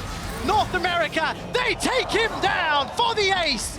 Turn their attention to the Nexus. The tower is killed. Team Fire secure themselves 100 points. Compliments of the North American LCS. And what a fun game to watch actually here. Like, there were some really good plays from the team's early game. We saw some good roams. And then we also got to see some individual players really shine here. I especially love the Twitch from Doublelift. We said it was really strong. He's 13-1-3 on this champion. Some awesome team fights, honestly. Definitely true. I also really like a lot of the tank work that Impact was doing. You know, tanks often, especially with the Colossus so strong, everyone's just like, you know, classic plays, not really doing much. But he had so many walls hit with the stun. He had a lot of good disengages and kind of the unsung heroes there at the front line. Yeah, and Poppy was basically unkillable at Worlds. Now we just made her even stronger. Yes. So then you can definitely not kill her. And we got to see that in this game. We absolutely did. The North American LCS squad accepting the cheers here from Barcelona. And you know, this is a fun event, right? This is where we come to celebrate the players. I'm gonna go cry right now. Having fun already. The European LCS, they were just having fun. You know, they were coming here, soaking in Barcelona. Is it too soon to say that? Same. I think it is. Same. Nah, they were here having fun, of course. We're here to have fun as well, even though we hate Kobe. It was a very exciting game. It was a very exciting game. I do think the post-match thread is going to be interesting for this one. I didn't see it, if there was a trash talk one that went up before the game or not. Because usually there are. I hope so. I hope so. If not, they'll have to deliver. It is very early still in North America, obviously. A lot of the guys on a Thursday will have school and work and whatever. So maybe it comes later, but I think this game was actually really entertaining. Europe didn't have it. You know, Peke tried his hardest. The rest actually fed. What do you make about the rest of the game? Because, yeah, I think Peke showed up pretty well. You know, Reckless and Mithy in the bottom lane, they had a decent start to the game. But they missed some of those key components around, like, the tower pushing. But what about the rest of the map, the items, the new patch? Honestly, not too surprising. The biggest thing to me was, like you're talking about, the team play from North America with Bjergsen leading a lot of the roams up on the top side. Then they had that coordinated bottom lane play where they got the first turret and snowball with the Infernal Drake. That's really hard to come back from. No, exactly. That was really, really good plays. We could have seen, like, also, like, at Worlds or something, these kind of rotations early on. So both teams definitely had this really, like, try-hard start. That was very nice to see. And then later, it became just big fights going on left and right. I think item-wise, as you guys can see here, or as you saw in the game, not that much has changed since, you know, Worlds, because, again, this off-season, not too many things were just completely revamped. Like, it's not a new map, not completely new jungle or anything. A lot of it is very close to what it used to be, just the tanks on top and being very strong. And it definitely appears like the North American squad, with only 4 pro players and 1 streamer, seem to be more in sync around how to play the game, you know, making those rotations earlier and sooner. So 100 points on the board. That's important for them, for Team Fire. Yeah. You might not need to be carried by LCK this year. I was going to say, you know, we haven't even revealed our best strategy yet, and the best strategy for North America has been that we keep drafting Korea onto Team Fire. Yeah, that's why you do poorly at Worlds, so you get together with LCK for All-Stars. It makes a lot of sense, honestly, because right now, it's 100 points, as you highlighted. The fun modes, like the AD carry mode we have next, that's only 50 points. Well, so this is super important. You've revealed NA's secret. Draft LCK after failing at Worlds, and that's how you're going to win All-Star. But it's very early. They've still a lot of games to play. Team Fire, they have come in hot. Let's head over to Dash, who's standing by with Bjergsen. Thank you very much, gents. That's right. I'm here with Bjergsen after a nice victory over EU for NA and Team Fire. That is 100 points in the bank there. Bjergsen, first question to you, though. Here in Spain, how does it feel to betray the homeland and play for NA? I don't think I'm a betrayer. You know, we still won. There's still Rainover and I. We both played in Europe, so Europe still won. There you go. I like that. I like that. All right. But then when it came to prepping, you know, this match and All-Stars in general, especially given the patches and having to play with, you know, players from other teams, what was the strategy and prep like? Was there much of any of it, or was it really just I'm going to play what I want to play and try and style on kids? We talked a little bit about what was good because we came into this tournament and obviously everyone wants to have fun. But I think the way all of us have fun is by winning because we're competitors, right? So we all want to like troll around. I want to play Zed, but what really makes me happy is winning. So we still came in with the mindset to win. All right, so winning obviously the goal still, but in an event like this, as compared to say Worlds or, you know, even in your own region in NA competing for the finals, you know, what's the pressure level difference? Do you feel like you're a lot looser here on stage and you have kind of the freedom to go for some of those bigger plays that you wouldn't necessarily go for in other situations? Yeah, I mean, I'm sure everyone saw me trying to flash and do the sombrero on Mithy and fail and die and almost throw the game, but yeah, I think here I can just enjoy the event. You know, when we walk on stage for the introduction, I can just feel the moment and really enjoy the moment. I don't have to worry about whether we lose, you know, can we still advance out of groups and all this stuff. You know, we already lost groups. It's fine. So here, it's all about the experience and having fun. So even though the matches are competitive, I'm here to enjoy it. Although when we talk about pressure, we have to remind everyone at home that you are the reigning champion from the 1v1s of last year. So if there's going to be pressure coming from anywhere, it's going to be in that situation right there. So I've got to ask you, how much thought have you given to the 1v1 tournament specifically, you know, as an individual on defending your title? I've done some theory crafting and 1v1ing some of my teammates on the NA Team Fire team. And I think honestly it all comes down, or most of it comes down to kind of theory crafting and figuring out what runes, masteries, and champions are strong, and then executing is another deal, but I think I'm just going to go back right now and play a bunch of 1v1s until I know what's good so I can win the tournament again. That's what we like to hear. Well, we look forward to watching you play in the 1v1s. Congratulations again on the victory here to kick off the tournament. Now we're going to throw it up to the desk to talk about that game. Thank you so much, Dash. Wow, good insight there from Bjergsen. The way to win is winning, and they net 100 points for NA. Turns out winning is fun. And good for winning. Let's have more fun. Yeah, let's win more. Let's see. Yeah, well, he was talking about in this game specifically, you don't have that much pressure, but he did pull out some good plays. Oriana for him, for Bjergsen, and up against Peke's Ari. Yeah, it was really solid. Even without teleport, he still kind of had more successful roams against the Ari. I mean, the pick of the Oriana as well. At this point, you look at the bans, the Rise, the LeBlanc out of the way. And then they set up a beautiful play like this. We were looking at Europe having advantages. The roams early down to bottom side. They get the Rengar Shockwave combination off. And as Deficio was saying on the cast, that's what should have been the European play. But unfortunately, NA just go, okay, well, we're just going to go especially because they were smashing in CS and had lots of lane pressure, but NA did strike faster. They lost a bunch of turrets early on in the game, so the game itself was actually pretty close. But then the mayhem started. Yeah, the question is also in these things, do we praise good plays or do we like make fun of people for not flashing Shockwave? 50-50. It's both right here. And I thought Bjergsen was pretty much the top performer, even though you had Doublelift with 13 kills, specifically that crazy thing he did in the mid lane where he just one-shot Mithy while being chased down by 4 people. And also, it was his roams that put Soaz behind, and it was his roam that won the bottom lane. So Bjergsen actually kind of won the whole match. Yeah, this crazy thing. Some nice action in the mid lane. Yeah, this was one of the actual plays that Europe kind of started and went a lot more successfully. Looking good. And yeah, looking the problem great. is it kind of falls apart after a while because this is the problem with like Impact being so tanky, with the Courage of the Colossus, his own shield built in, and just and then this, he gets away. This is the play I was talking about earlier. I mean, instant burst on a Mithy. Mithy isn't able to flash in time, and then he flashes right to where he just killed the guy, so he's got a little bit of freedom. And I think the underrated part of this play actually is, well, I was going to be Impact coming in and trying to block, like Jankos being able to take his tunnel in later for Bjergsen. It gave him that little bit more time to be able to get away. And then, yeah, this is where it was pretty much over for Ice. Yep, and they will end up dropping like flies as well because they weren't able to kill off Bjergsen, sadly, and 100 points. That nets for Team Fire and the NA LCS contributing. We're going to drill this point system so everyone understands what's happening. The first one is to 1,000 points wins. I don't know if you know this, There Dad. are 1,950 on points the line. Yes. on the line. We have a whole 100 of them assigned. All right. We are so close to a conclusion here. But what I wanted to jump off is that with this performance, and we've talked a lot about, the popularity vote over in EU and then really strong players rather on NA coming on, are you starting to see trends? Because I think that this might spell a bit of the rest of the things we might see in Fire versus Ice, because they also have LCK in Team Fire. Yeah. So well, it's kind of tough to draw a conclusion from one game, but no, what I will say is I don't think it was necessarily the vote itself, but the fact that NA actually looked coordinated and went, okay, well, this is how we make these plays. We all know how to do it. Let's just practice it, and seemed to pay off a lot better. Yeah, I mean, you mentioned the NA players being the best, but like they're also the most popular. So NA has the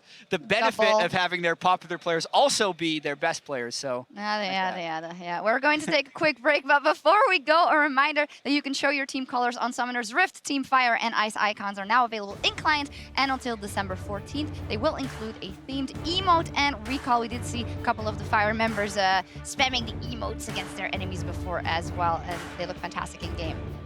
Yeah, those are pretty awesome. Yeah, they look awesome. There's some really cool ones. I think it's Graves who, like, in his face, he becomes like a snowman, and there's all snow, and it's good. It's funny. You should check it out. I will definitely check it out. Up next, sharpshooters. Get excited. We have a Marksman mode battle coming up right after this.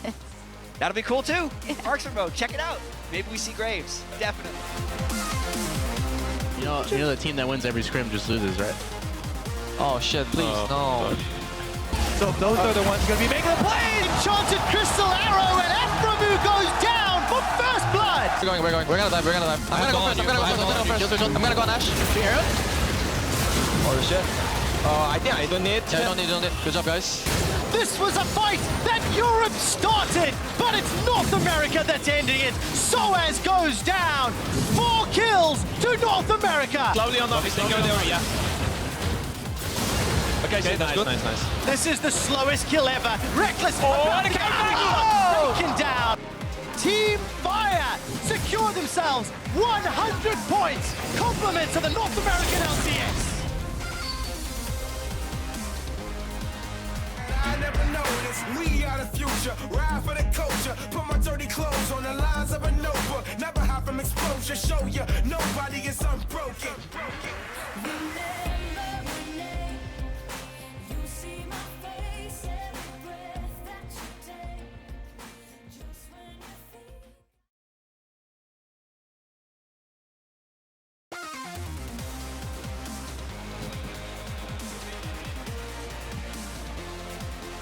Welcome back to day 1 of All-Stars. We are about to head into our first special rules matchup of the tournament, and it is Marksman mode, and no surprises there. The only champions that players can choose are from the Marksman category. That doesn't always mean it's straightforward, though, because Azir is classed as a Marksman. So there are a couple of champions in here. You are correct. If you type Marksman into the search bar in client, anything that comes up there is what is available in this game mode. So it's a lot of fun. Team mode's available. Yeah, it's also a blind pick mode, so you're going to see duplicate champions. Like if you're trying to actually theory craft some team compositions in this, you're thinking probably Graves jungle, people who have access to blinds since everyone's an AD carry, so maybe a Teemo or a Quinn top lane.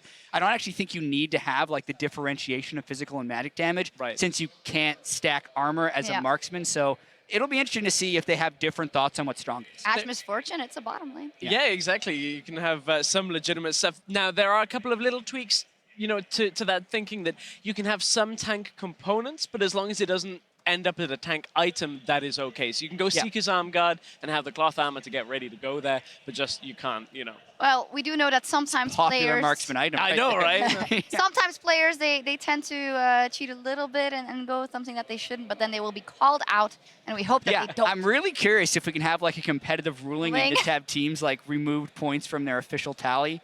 Really spice things up. Yeah, we have some CLG members here, so we'll see if that happens. In any case, the bot lane experts from Team Fire and Team Ice, they are melting together across regions for this mode, and we're going to take a look at the lineups. First up, for Team Ice, we have BeBe, Reckless, xPeke, Kuzi, and Mata. And then looking at Team Fire, we have Celebrity, Madlife, Prey, Doublelift, and Aphromoo. A lot of interesting combos there. Rush Hour, of course, back together. Aphromoo, former AD carry. Peke, former AD carry as well. So you have former AD carries on both sides. Actually, Jad, Peke, most deaths, least kills and assists of any AD carry in EU LCS Summer. So he was just sandbagging in EU LCS Summer to come to All-Star and kick ass in a marksman mode, right? He has more kills as AD carry than Aphromoo does this year. Oh? So there's that. I think that's a fantastic stat line. Well, I mean, there was... When you look at the stats, even from the last game, Peke did well in mid lane, but now we kind of look into this one. Aphromoo and Doublelift are going to be on riding a bit of a high coming into this game. I mean, looking at that last performance, maybe not the laning phase. I saw your tweet to him in the break. He lost by like 90 CS on the Twitch side. Obviously, he's picked into a pretty bad lane, but he picked himself into that lane. He told them to pick Jana. Yeah. And then Twitch... obviously, they won't be able to do exactly the same thing this time. It'll be curious to see if they lane together and do the support MF thing, or if one of them like calls a solo lane or something. Yeah, we'll see if that happens. Well, and 50 points on the line as well, so let's hand it over to the casters to fire off some Marksman mayhem. Thank you very much, Shocks, and hello, esports fans. I'm Devin Pyrotechnics Young, taking over the caster desk here with Kobe and Aiden Zyrene. I still have control. I'm still here. You I know. It's okay. Over. It's all right. You know, we had to swap in a little bit, get a little bit of relief after the last game. EU's needing, a bit of a cooldown. You didn't have to go through his full name either. People should know him by now. Yeah. Well, I mean, just say Kobe. Come on. Been here all day. I am excited for this fun mode with the 80 carries only. We did just search for 80 carries though, and Azir didn't come up, so I don't know what they're... You call him a liar? Unfortunately, even though he can auto-attack quite fast, he's not going to be listed in that mode, but there's a lot of options. And hey, Peke's played as an 80 carry much more this year. He's going to be fine, I think. Yeah, definitely both teams true. Have 2 members, each one, one has one on each one. So that haven't played 80 carry professionally. We have xPeke, who's played mid lane. He's played 80 carry a little bit, this year. Maybe not the best, counts, but still counts. Come on. But then Aphromoo as well, right? So there's only Madlife, and also on the other side we have Madlife and, oh my gosh, Mata. There we go. This is the 2 support players, right? Full-on support. So I mean, Aphromoo's played 80 carry back in the day. We've seen that. So yeah, it is really only one player on each team who's not doing that, but you can play support MF. It's fine. I mean, the big thing to me in this mode actually is not even that they're only playing 80 carry champions. It's that neither team has jungle players, right? And that's one of the biggest things, because junglers right now, if you put a jungle player on that team, it's easy because junglers are used to playing Marksman now with Kindred and Graves in the game. But people who haven't played that role, especially on the new patch and how important that role is in the new patch, I feel like that's where one of the biggest swings does come from. Because, yeah, support players and 80 carriers will play like solo lanes very often in solo queue, but it's not too common for them to play jungle. That's why it's actually important that like Score's not here, or he just blast the other Oh, that's true. That's true. He would be so good at that. It'd be the perfect mode for him, to be honest. I mean, like, curious to see if they actually do send the guys that are in the jungle slot into the jungle too. Remember, they're not bound by that. They could do something different. Technically, I think junglers is way too more. I think they were going to see a smite on each team because it's so strong right now. But you're right. Now. They could go. They could go 5 top if they wanted to. They could set up some sort of. I meant like maybe they send the top laner into the jungle or something. Just like it depends, because they're not bound to that person. But you're right. True. Definitely would want to see a smite. I would be surprised not to.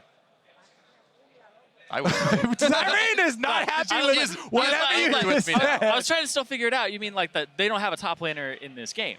Well, I mean, yeah, I guess there just has to be someone going in the top lane, but yeah, doesn't really count. Like, all right, they're all 80 carries and one mid laner. It's all 80 carries. Oh, everyone goes bot now, guys. It's gonna be okay.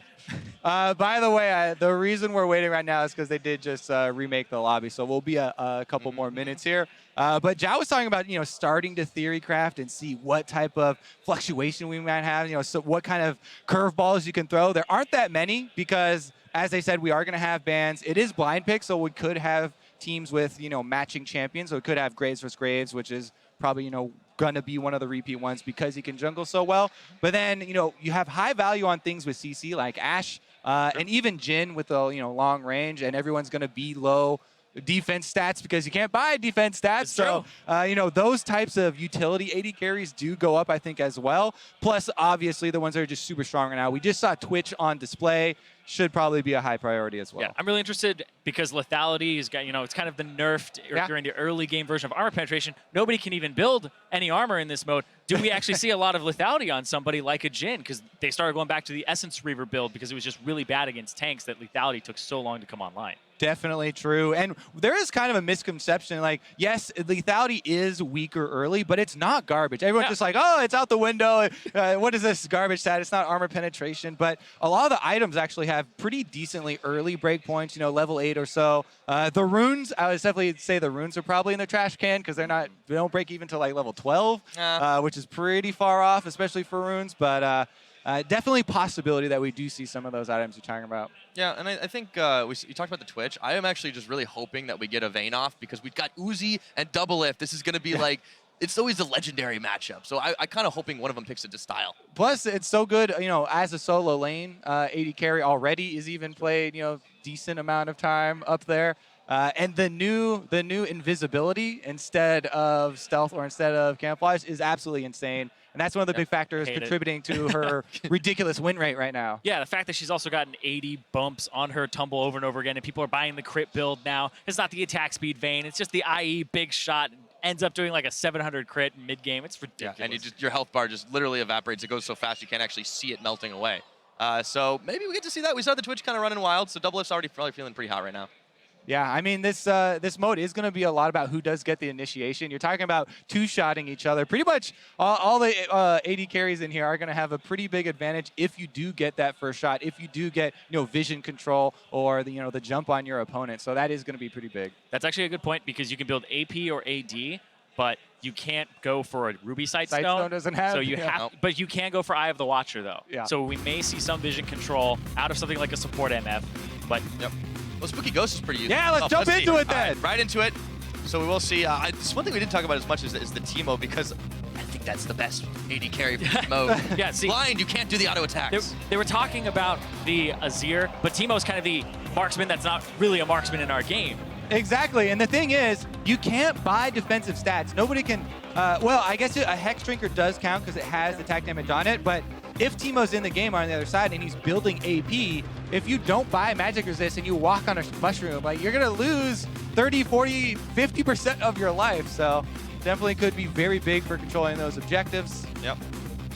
Well, across the board, this is going to wait a little bit, but Mata's got his locked in. Uzi's going to go for the Twitch, and xPeke is the one who gets the Teemo. All right. Yeah, I'm actually really surprised that it was the Twitch. It's such a damn good champion right now, but compared to like this Uzi signature Vayne, this was the chance to do it in All-Stars, man. Yeah, Marksman mode, bust out the Vayne, but I want to see what happens here with the Smites. Looks like Reckless and Mata both are taking Smite right now. Both champions are capable of jungling. They may do a triple solo lane. I don't know. And Doublelift's doing it on the other side. Yeah, you said, you know, not bound to the lanes here, so could be a double jungle with the Quinn Graves here as well. And Doublelift might have a more difficult time. That roam on the Quinn is pretty scary. To get 6, I mean, you can zoom across that map. Yeah, this is a scary team. Absolutely love Quinn jungle, Quinn top. It's so much fun because you'll win the early game. You'll typically lose the mid game, but you have to go elsewhere and start beating other people up before you have that power spike come back at you. But Quinn can actually completely stay in a lane. It's no problem right now with the AD carry mode. Don't have to worry about a tank. And he's the one with the smite, so, you know, he could be coming from the jungle, jump out of the shadows at any time. And vault over your head, boom, you're dead. That's going to be it. I mean, this is going to be really exciting. It's going to be insanely bloody. I've already seen Assassin mode a little bit last week if you guys are watching the International Wildcard All-Stars. But this, all about the Marksman, and I don't think it'll be so drawn out. People can just pew-pew, shoot down each other really quickly. Yeah, one of the things I was going over were the Ashe and the Jhin rise in priority for me because of the initiation possibilities, and there actually only one shows up here, so Team Fire, Madlife, is going to be piloting that one, and that is one of the ones where, you know, you are going to be able to start fights for your team at a decent range. Meanwhile, Prey actually taking up the Lucian, which is definitely one of the most underplayed AD carries at the moment, in a pretty weak spot, but we'll see him put it on display here. All right, well, it's full winter on the Rift. Of course, if you guys think that it's going to get hot, hashtag FireWin at LoL Esports. I think Team Ice is going to claw one back. It is hashtag IceWin as we see Team Fire stuck in the brush. Yeah, it looks like it's just Uzi here to actually just guard. Prey over the wall. In the bush. Or is he trying to read him like a book? Oh, boy. He's creeping away. I mean, we also have an invade on the top side here for Ice, and they're getting down lane swap wards. Now we've got the Doublelift cam here. Oh, that's the best. And Mata, what? All right. He didn't execute. The range, baby. And Madlife. Madlife taking down Mata. What was that strat? I don't even know if he was in threat of anybody there. They're just trying to get that early tower damage, but they reinforce on him. He barely touched it. Mata's the guy that picked Jason, a real competitive game on support. So, you know, getting the early tower damage this time around does cost them. Pretty high cost as well. That was so good by Madlife too. Waiting to skill up, goes into W. Usually you take the Q level 1, but gets him with the deadly flourish. That is... He doesn't get step back either and buy anything. Looks like we have all biscuits on Team Fire as well, where nobody going that mastery on Team Ice. And Doublelift will be the jungler for this squad. He has been doing, a decent amount of jungle graves, or regular lane graves as well. You do have to look across the map, though. Reckless is jungling the top side jungle here, and then on the bottom side, you actually have Mata taking care of that. So they're taking away a lot here from Doublelift and actually doing 2 quadrants to the jungle simultaneously as Team Ice. And I think that Reckless is probably going to go top because Celebrity is pushing up in this lane. Yeah, Celebrity's on him, throwing those axes. We hadn't talked as much about the Draven because there's so much in this. And he's actually pushed back BeBe quite well. Yeah, he's pushed him back so well that he's a juicy target here for Quinn coming in. Not if he gets the kill first. Oh, he doesn't get it, but oh man, in the backsides, Reckless could come in at any moment. Yeah, it takes a long time to clear out those Krugs, though. But you can see Celebrity just being alpha, pushing up the lane. But he's gonna get punished for it. All right, well, let's not talk about Keystones. That can happen anytime, and suddenly, it's a Quinn. Vaulting over, tagging BeBe in. Doesn't get blinded, but he can't get to the bush. The heal, not strong enough. Reckless with a kill. Team Ice with the strategies here. It is that same annoying 2.5-minute jungle gank that everybody's been complaining about, where they get level 3 and out-level the solo laners. But it came from Fire's own side as the double jungle does pay off. Doesn't matter if you're playing all marksmen, you still have to respect the level 3. So 1-to-1 in kills right now. And Reckless is going to tag in for a blue buff. Mata, the real support for life. Even in the jungle, he's supporting. Yeah. Wow, he's just giving him everything. Yeah. Such a selfless guy. Yeah, I would say, though, that these are both champions that make great use of gold, but they're just trying to get through the jungle as quickly as possible. Doesn't really matter who gets it, but they're just trying to set up. Looks like they've actually... Okay, so it's a common strat to pick out the Draven as the feeder on the enemy team. So they're just going to go after Celebrity here over and over again. I mean, especially the solo lane Draven. No escapes. Doesn't have a flash. Oh, boy. And he just gets ganged up on. Mata will claim a kill for himself that time around. And now they're just going to get a shove on this turret. It's top turret, so it does have some damage reduction early on. They're not going to be able to take it very quickly. But mid lane, Doublelift doesn't have a red buff. Oh, God. Peke's got to run. Team on team up with Doublelift's incoming. He's going to turn around into the brush. Aphro's kiting. Oh, tagging the graves, baby. And he's got to flash out of there. Doublelift going to flash forward. End of the line. Autos. Goodbye, Peke. And the flares go up. Aphro and Doublelift combining, even when they don't lane together, to get back a kill there for Team Fire and almost even up the gold.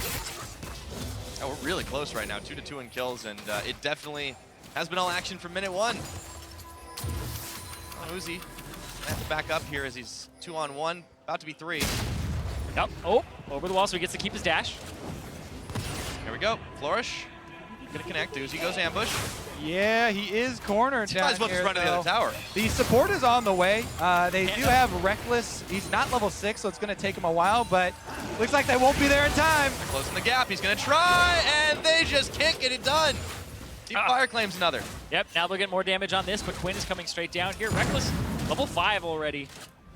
Very high. I want to see what happens when he gets level 6 and where he starts roaming. Because you have 2 junglers, you have a lane that is always at a disadvantage on a 2-on-1. And that's what Uzi was having to deal with that whole time. So he's underneath his turret. It's such an easy lane for Doublelift to just come and gank. To be fair, if there's anybody you can leave on their own and you can trust that they'll at least maybe take somebody down with them, it's probably Uzi. He's used to it. Mata just always leaves the lane. Uzi just wants to win the lane. Mata finally gets his way. He gets to go never be in the lane. He's not even supposed to be in there as a jungler. Yeah, right now currently counter jungling Team Fire, taking away the Gromp. Focusing around the bottom side of the map, and that leaves Reckless, that level 6 Quinn, to roam around. Oh boy, here we go.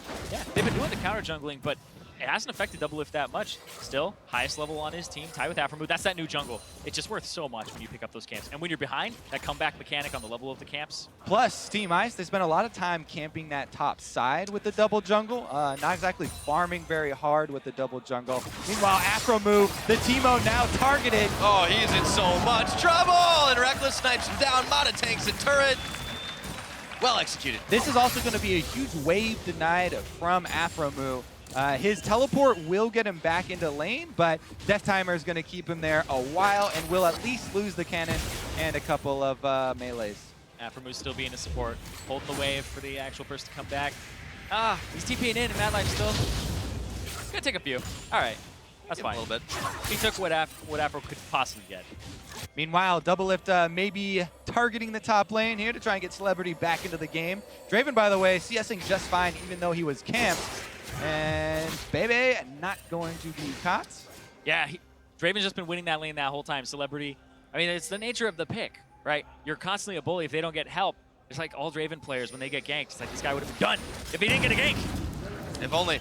And we have just seen constantly like 3-man, 4-man roam squads just all over the map too. So it's gone full chaos, and that means that BeBe's gonna have to try to protect himself, play back a little bit as Uzi takes a few shots from Bray. Stopped up by Madlife, still in the 1v2. He's having a hard time farming, but that's understandable. Yeah, Uzi down there constantly under his turret. Definitely getting out CS pretty heavily here by Prey in the 2v1 matchup. Meanwhile, though, Reckless, one we're keeping our eyes on, level 7, highest level in the game for the Quinn, is around the bottom side. Yeah, he's going to have to make a lot of the moves here for this team. And Mata, I don't know if he's going to continue to roam. I think he's just sit in that bottom lane now and just be the support. Have to hold this. Jungler is going to collide there, but it looks like Reckless will be there. Madlife! Praiso has aggro! And he's gone! Reckless is going to get some revenge, and now he's on to Madlife, but Doublelift's tagged in. Look at that damage! But it won't be enough! A double kill now for Reckless, and Mata hangs on! Oh, and Madlife doesn't have level 6 yet. He can't actually back up and then use the ultimate. They're so low. That turret is so low. Afro was trying to roam down too. Oh, it's just everything going bad for Fire right Yeah, there. he wants to kill that minion. Try and No, get go back. I want to see level what's going on there, but Afro! Oh, he tried to step up and xPeke punished. Well, he got the Ignite now. He has to watch it for all the mushrooms. Now you know how it feels, Teemo. Madlife's back in lane, still in lane. Getting a bit of farm for himself now that doesn't really have anyone else to fall back. That tower's going to fall soon, though. Yeah, he can't stay around, though. Yeah, the cost of the double jungle and leaving Uzi by himself down there. A lot of tower damage and could be the first turret bonus. Meanwhile, mid lane starting to be populated with mushrooms. So next time you go gank, you better come with full HP because you probably won't leave with it. Yeah. And as soon as you get level 9, get a sweeper. Quinn sweeper, just stealth bomber straight in. Not a whole lot of wards this game. I mean, you can technically build a side zone, as we said, but you give up a lot of damage for that. Now Prey's gonna find Mata in the rush. Reckless coming in. Oh, the shrooms. Last code. So handy as Prey launches himself over the pit, and there's the curtain call now. Madlife one. He gets 2. Reckless body blocks the last. Flashes in to take the bullet for Senpai. Meanwhile, though, that is going to be Team Fire. They're actually going to escape out the back of the Dragon Pit here for Prey. And now it's Uzi who's under fire. Uh-oh, and Prey's coming back in for round 2. xPeke is going to get blindsided by this one. Madlife will not land. The floor is for Reckless. Comes in, and it's Uzi who secures the kill, but it is blood all over the river right now as Afro and Double are under fire. xPeke, the flash backwards, and Doublelift just keeps on running, but he gets popped by the shroom. The Thunderlords, the damage is too much, and it's going to be Mata with the kill. And the only person to not show up to this fight is Celebrity in the top lane. He's got everything farming. Still. He's busy farming. It's all right. That's what Draven does. I mean, he's up there in top lane with no teleport. Did take the exhaust for the extra laning power. Wait. He's helping. Farm. Yeah, there we go. Clears out the minions, trying to protect the turret a little bit there. Plus, is racking up the farm in the top side. Yeah, when you get behind and you get camped early, you get into that mindset of I need to help myself before I can help my team again. I mean, honestly, as soon as you lock in Draven, I feel like you get into that mindset. It's the only way to play it, but Reckless is coming Team? here. What 4, team? 1, 2. He's going to be able to sidestep. Match is over. Oh, he's just putting out so much. Celebrity does punish him a bit backwards. And xPeke, Hey, 1v2. He tried to play that one out. It did not work. Prey just comes up massive, dashes, double kill from Prey. And he dies in style. Meanwhile, up top lane, though, Celebrity found Mata. 1v2 double kill there for Prey. Celebrity does cash in this time around, has the exhaust and flash. Now double buffs on top of it. It's so even. We were talking about how this, might be a game that will be over pretty quickly because nobody can buy tank stats. It's going pretty crazy right now, and it's still even. We're going to wait for the death timers to be too long right now. Doublelift trying to find Reckless. Good ward there from Reckless, though. Does spot him out and mounts himself up on the bird, so he's ready to escape if need be. Doublelift has a lot of burst, though. He saw him, though. Oh, that's nice. No way he's catching him. Flies to safety. Let's take a look at Celebrity's kill again. Oh, 2v1 as well. Flashes on him to exhaust, and then cashes in. And Reckless just couldn't get in there. He's stunned. Yeah. Didn't expect that one. All right, will they get the first turret gold here? Uh-oh. BeBe, he's found him. Oh, a nice stand aside, but that's not going to keep him away forever. Celebrity's taken down by Reckless. They defend tower again. Nice punish there by Reckless, coming back to the scene of the crime, and they defend that first turret gold. It still has not been claimed, despite the super low health of both top and bottom. Yeah. Ever since that bottom got super low, Mata's been there, and with a smite in lane, he's never going to cannon minion towards that turret. He just keeps smiting it away. Oh, Frey, he's gone forward in the curtain call now. Uzi is going to have to sidestep them all. He can't do it on the second one. That turret is oh so low, but meanwhile, up in top, Reckless was able to claim it, so they sneak by with first tower blood, and it's going to be PeKe finishing off Aphro. PeKe with another good game here is doing well. There is so much action right now. It's ridiculous. Frey, Madlife on Mata. The towers are starting to fall, though, guys. It's even, but like you said, that first tower gold did go over to ice. Oh, Frey, that is too bold. Oh, he thought the exhaust would be enough. End of the line, baby. Late, though. All right, well, that's going to be some more chaos on the top side as they steal away red, but here comes Doublelift. Yep, looks like Reckless and BeBe didn't want any part of that. Blast Cone launches BeBe out of range. Safe for now. We have a momentary breathing space. Yeah, I mean, Team Ice is pulling slightly ahead here. Both of the challenging smites completed. You can't buy defensive stats, but that just means that red smite that much more important. As soon as you get that one down, it will technically reduce damage. Oh. Really close there. Quinn is just so strong. In the jungle, even with not that much of a gold income, he's just got 5 kills. He's doing insane for himself. Reckless is super fed this game. He's smacking people on the Rift, and there's no way they can catch him. That's the thing. He just gets out of harm's way. Even when he's caught, he's able to sneak by and escape. Play the stealth mission. And I'm looking at the builds of these two teams. It looks like Fire's going for more armor penetration in that bottom lane, whereas everybody on ice, they're going for crit builds here. They're going for Essence Reavers. They're going for the scaling, and then the Rune Ants Hurricane to back it up, or whatever they need. Got the lead on ice right now. They're looking pretty hot. And it goes further into the game. Prey tries to tango with PeKe, but finds he can't do the damage when he's blinded. It was inches away from that mushroom as well, which would have been his death, but does not quite step on the trap. And actually, Uzi goes into the 1v3 and decides that suboptimal number. No! Yeah. He steps in the trash. Oh. Uh-oh. Changed my mind. Never mind. Let's go back in. It's 1v2. That's fine. I've got some help. Mata's there, but so is Doublelift. He is gone just like that. They're going to melt back, and Prey is finished by Mata on the back half with the outplay. He did it. Oh, I love that cancel right there. Oh, he's got a life steal. No! Oh, it does so much damage. And now PeKe's coming in. Okay, makes it look easy. Yeah, you were talking about that Graves cancel on the R. One of the Easter eggs hidden there in the Champions. Meanwhile, we return back to Draven. Yes, this is my lane. What team? Top lane Draven here. What team? 130 CS? Yeah, I mean, he's just doing, he's fine. He just didn't get the memo that it's Marksman mode. It's kill all the minions mode. All right, Afro's going to pick up a little bit of health. Yeah, it's Marksman, not Marksmen mode. He's the only one. All right, here goes the re-engage from Uzi as they had Mata coming down the river, but didn't see Doublelift at the blast plant. Is going to be able to take out one, and then this is the cancel that we're talking about. What a team! Got juked, Kobe. Must keep it a secret. All right, good dodge there. Oh, man. He's been doing this all day, though. 1-2, and it's over. Oh, wow. Shut okay. Stop there. There we go. They caught him. That's Madlife on the run, but he won't get away for very long. Double kill to Reckless. He's 7-1. Fighting around mid lane is so dangerous.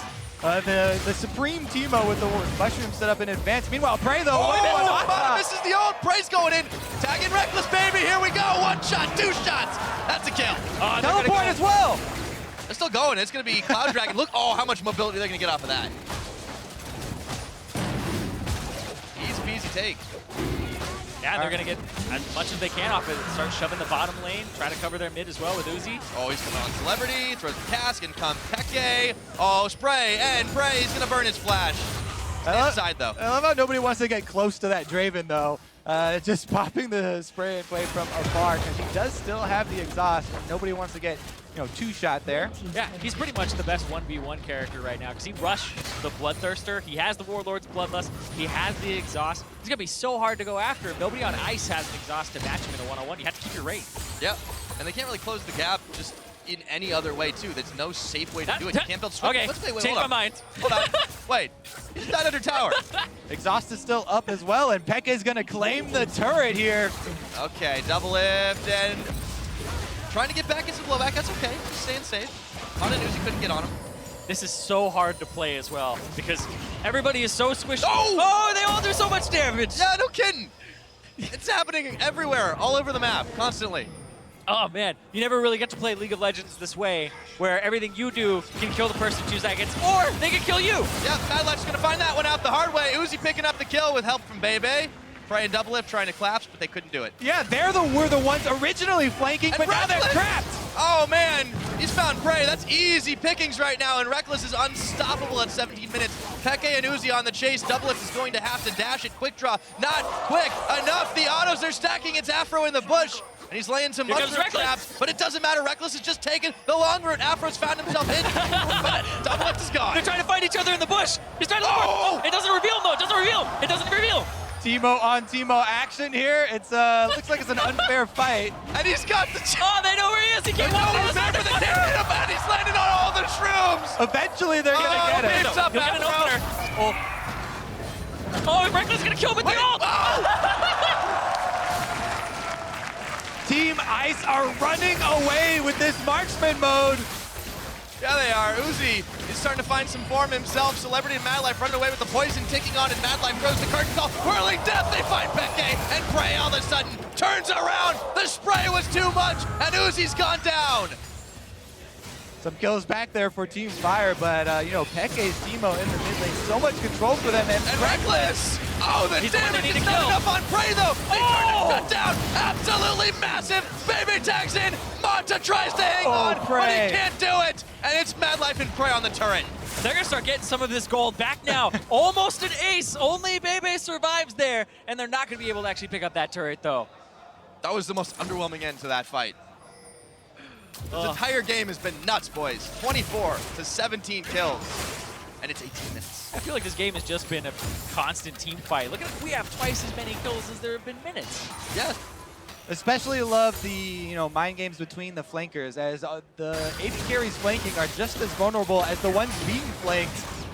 So many of them being turned around. Here we go though. Uzi had the open, but again, the long range from Jin. Madlife opens up, and they're able to chase him down. I love how Peke is just putting down a mushroom field, and then he's like, oh, this stuff's happening. Runs up, just gets obliterated in 2 seconds. What's going on here, guys? Well, he's got his Leandries though, so he's going to start to pack a bit more of a punch. And even when you're dead, the poison's still sticking on. Doublelift. Peke with the pick off, and now Prey's trying to punish. I don't think it's going to happen. He will. Prey picks that one up, and now Mata gets a big explosion, and the rest of Fire goes up in smoke. Peke goes down valiantly, gets a kill for himself, and then the extra shrooms on the way out. Huge damage there, and Team Ice come out way ahead. Now they also have lane pressure in all 3 lanes. They're pushing up mid and bottom at the moment, with Uzi cleaning up a lot of CS down there on the bottom side, working towards an infinity edge. All right, well, here's a real question. At what point, if it even ends up being contested this game, is Baron going to be cleared out? Oh, it'll be cleared out very quickly. Like 10 seconds. I mean, you don't have anybody to actually walk up and prevent sieges or anything like that. We don't have any Caitlyn's in this game. So if you get that Baron, it's pretty much how you'll break these inhibitor turrets. But you also have Twitch, too. Twitch will be able to hit those things. Yeah. With the ult. He's going to be able to get that. So Uzi does take a couple of shots. He's going to have to flash the calling. And he's snuck out. Mission successful, well, so does far. get the turret, but we're not quite sure if he's going to live. That's like the theme of this game. Speaking of not quite sure, Reckless on the top and finding Celebrity. Knocks him down a peg. That's going to be another turret. Ice are running away with this one. The 3-shot. Doublelift is still on the chase here, trying to find Uzi, but he makes it all the way back to the turret. All right, safe and sound for now. 20 minutes into this game, 29 kills for Team Ice. They are wrecking through the line. What is Doublelift doing? Is he going for the long con here? He's been in their jungle for a long time. There's not much there for them to take, but I guess they could try and get some turret damage if they want to do. They could do something, and Aphro's going to be fired down. BeBe picks that one up, and now it's on the turret. So they tried to bait a trap, but like far more turret dives in an all AD carrot game than I would expect. You do so much damage. You just do it right with the point and click CC. Yeah, but you're absolutely right. Like only have to take 2 turret shots because people die instantly. Up. Oh, but Mata just able to save See you later. He's going to hang on. Fight him off, Baron. There's a teleport in. Oh, they have a Teemo here. Yeah, but xPeke, he's got to flash backwards right now. There's a chance that they can steal this one away. No, the Baron's pulled off, and Frey is going to try to launch a few more down. Shutdown for Celebrity. He lands it onto BeBe, and now Ice are unsure if they want to keep this fight. Looks like no. Then he hit it. Oh! He Madlife. Hole in one. Not exclusive to Thresh hooks, apparently. Turns out he's pretty good at AD carry too. He's incredibly good at predicting where people are going to go. He will watch them the whole game and be like, all right, he usually jukes up. All right, usually jukes down, and it's Is great. it the classic Baron trade here as Team Ice's attempt was foiled? It's Team Fire's turn trying to take it down. They're down 8,000 plus gold, and Baron actually already down to 3,000 life. Yeah, but he comes reckless. Look at how low these health bars are. Double kill out. Big one for the Graves. They secure it, however. They may not live to use it. Aphro, triple kill now on Mata before all said and done. Not exactly worth it as Team Ice come away with the ace and full control of the map. Ice, BeBe, man, they are cleaning this one up. Reckless is up on the top. He can start pushing this in. They've got 4 and the death timers. Look at him. Yeah, it's going to take a long time before they get in there, but they don't get anything out of the Baron either. They'll pick it up here. Mata, that's so good. He doesn't have his smite up, so instead of going for it, boom, right across the back line. He knows they want to hide back there. Gets him lined up against the wall. Aphro as well. Firing squad in the pit. Yeah, that was ridiculous. And this is the risk of taking the Baron. Yeah, you clear it fast, but you can't take the aggro. That's true. Very true. You never go for a raid boss when you've only got a bunch of DPS players. Meanwhile, trust with me. all the damage being dealt, we still have no Infernal Drakes, and it's just more clouds for Team Ice. They can take it whenever they please and decide that it's not even worth the time. Look for some more kills. Yep, Reckless is using the mobility he's already got. Uzi's going to claim the kill. Reckless just melts down Madlife. Oh, Reckless does so much damage. He can kill you in a CC chain here with a crit. Quite easy. Yeah, the Wrecking Crew is real this time around. Doublelift is going to try to trade, but Reckless says no. And him up in the top. Celebrity is going nowhere. Double kill. Now for xPeke, and it's on the towers. Yeah, Ice might get something back here. They're going to be able to pick up this turret. They do so much damage to it. Oh, they've got a Aphro. ton to Shrek through, and it's Aphro just trying to hang on, but xPeke pushing him all the way back. BeBe's a little bit low. They find Aphro, and Reckless is going to die to poison. No! He was blinded. Are they going to finish it here? They're just repeating aces. As soon as someone spawns, they just get sent back to the fountain here. Team Fire cycling through lives. It's a batting order. Uzi just 1v2. He's pushing him all the way. There we go. Sends another one back. They're going to go for it. They're going to finish this game off. It's 24 minutes in. Ice knows they got it all locked up. After disappointment in their first opener, where they found some serious pressure in this mode. It's not over just yet, though. They're all respawning right now. That other turret isn't down yet. He's exhausted, can't do it. BeBe trying to kite back Curtain Call on the fountain. Uzi goes down. They didn't finish it off. It's just Reckless. He's back at base, too. Reckless being pretty smart. Despite what his name sounds like, he does tend to play pretty conservatively. Yeah, maybe they'll go pick up the Drake after this. Does get red buff, collect these objectives. Objective focus, guys. Nexus is definitely exposed right now, though. Only one turret left on it. Grab as much buff as he can. Again, we're 25 minutes into this game. The gold's gone out of control for Team Ice, but death timer's getting longer. He'd rather counter jungle and take away your Gromp than take this Cloud Drake. He's just spitting in the face of Cloud Drake right now. He has enough speed, I guess, with the Quinn ultimate. Any faster? Oh, double lift! Double lift! Buff transfer complete. Yep. Seems to be the right choice here for Reckless to be jungling. On point with the flare spam as well. He shared the jungle with Mata, too. That really worked out this game. Well, Mata kind of crippled Doublelift's jungle, and then, it was actually quite good that they played it that way. Uzi, props to him for being able to stay alive in that lane. It's not easy to 2v1 and have to sacrifice all that CS. You know that Uzi wants to fight you for that CS, too. Yep. They're doing solid now. Fire count back inside of their base, holding on to this last Nexus turret, and Aphromoo pulling the sneaky. Night vision goggles on. Not sure what the best case scenario is. They might need him.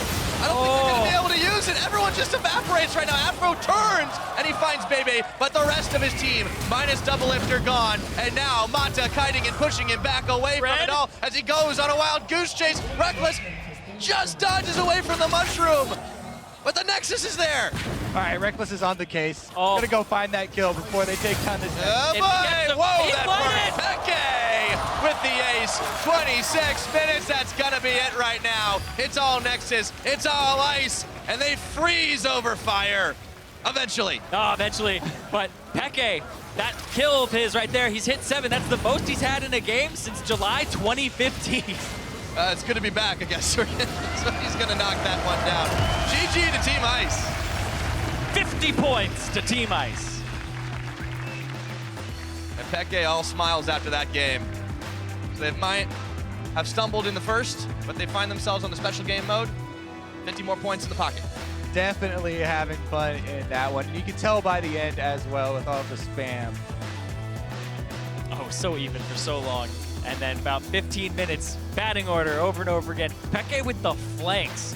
The way he was playing it alongside Reckless. Oh, Europe definitely showed up in this game. Yeah, I mean, we can't mention that game without talking about Reckless and how massive he was. Once he cleared through the jungle, he just swept through everybody else. He was farming champions. Everybody was, but he was clearly the best at it.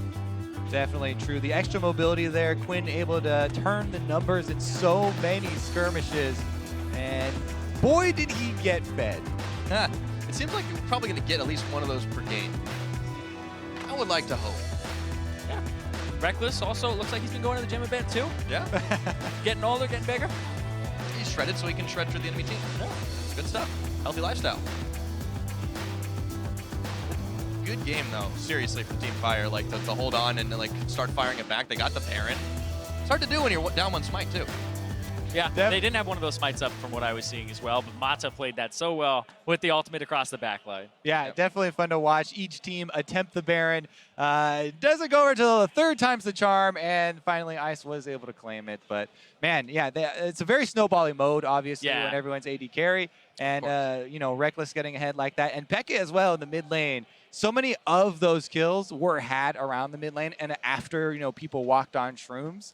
You definitely have to give him credit as well. You don't even know who shrooms who sometimes with all the craziness. Aphromoo wasn't doing too bad, but he just got ganged up on. Yeah, I mean, PeKe was combining the best of both of his worlds. His AD carry and his mid lane play all combined for the Marksman mode in the mid lane. It's like it was made for him. Yeah, that was pretty much, you know, it's just a normal day of PeKe and solo queue. Maybe a little bit of AP Teemo, that's fine. But it wasn't AD carry mode for him, except everybody's really squishy. Yeah, well, he missed a memo, but hey, it worked out. I mean, you can't build the magic resist. You're able to do as much damage as possible. Oh man, I still can't get over how Reckless was doing. But Madlife, even with that prediction, I mean, his curtain calls were amazing. Once he got like able to actually stand in a safe spot, he was sniping down people left and right. Right. Definitely true. I mean, this was definitely an enjoyable all-star mode. I'm really looking forward to the other ones that we do have in store as well, though. My personal favorite from last year was definitely the all-for-one. I mean, as much as I love, you know, AD carries swarming all over the place, you know, champions with CC in that game mode are just hilarious to watch. And whether the same when you get like the 10 blitzcranks and all that stuff grabbing everybody back. Yeah, it's ridiculous. Yeah, I actually really liked the tandem game mode. That's just go like, how are they so damn good? That was like a bronze to challenger stream where they just kept getting better every minute, and then by the end it was like they were on it. Oh it was yeah, so one of the most exciting ones. Absolutely. Now for more on that chill win for Team Ice, Dash is standing by with Reckless. Thank you very much. Thank you very much, Jens. That's right. I'm here with Reckless, who struck back with a 16-2 and 13 scoreline there after an unfortunate loss there in Game 1. You snagged 50 points for Team Ice. How does that feel to come back onto the stage and bring it closer? I mean, it feels great to be able to play another game and make up for the loss in the first one. Even though it was a tough loss to take, I feel like we had the game to begin with against NA, and if we were a team, then probably would have been able to close it out. But since we weren't, we were kind of running around in circles, and yeah, they played really well in the end. So, well, you talk about playing as a team, and in this one where you got 5 marksmen, it can't be easy to kind of devise a strategy. You guys opted into this double jungle strategy, you picking up the Quinn there. Where did that idea come from? Because clearly you had Fire's number in that regard. Well, to begin with, I wanted to play Twitch, and I assumed it would be solo jungle, but then I saw Mata just logging Graves and not say a word, so I was kind of just, all right, this guy is probably going to jungle with me, right? So I'm going to start enemy jungle just to make sure I get 2 sides at least.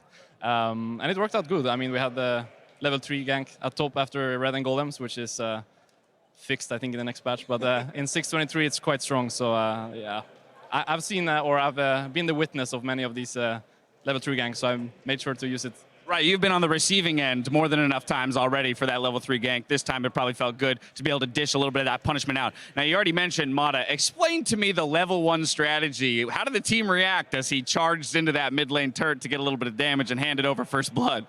I mean, I didn't even see actually what happened, but our plan was basically just to invade and hope to get some kills. And I guess he went a bit overboard on that idea, so he dived mid instead. But yeah. It is what it is.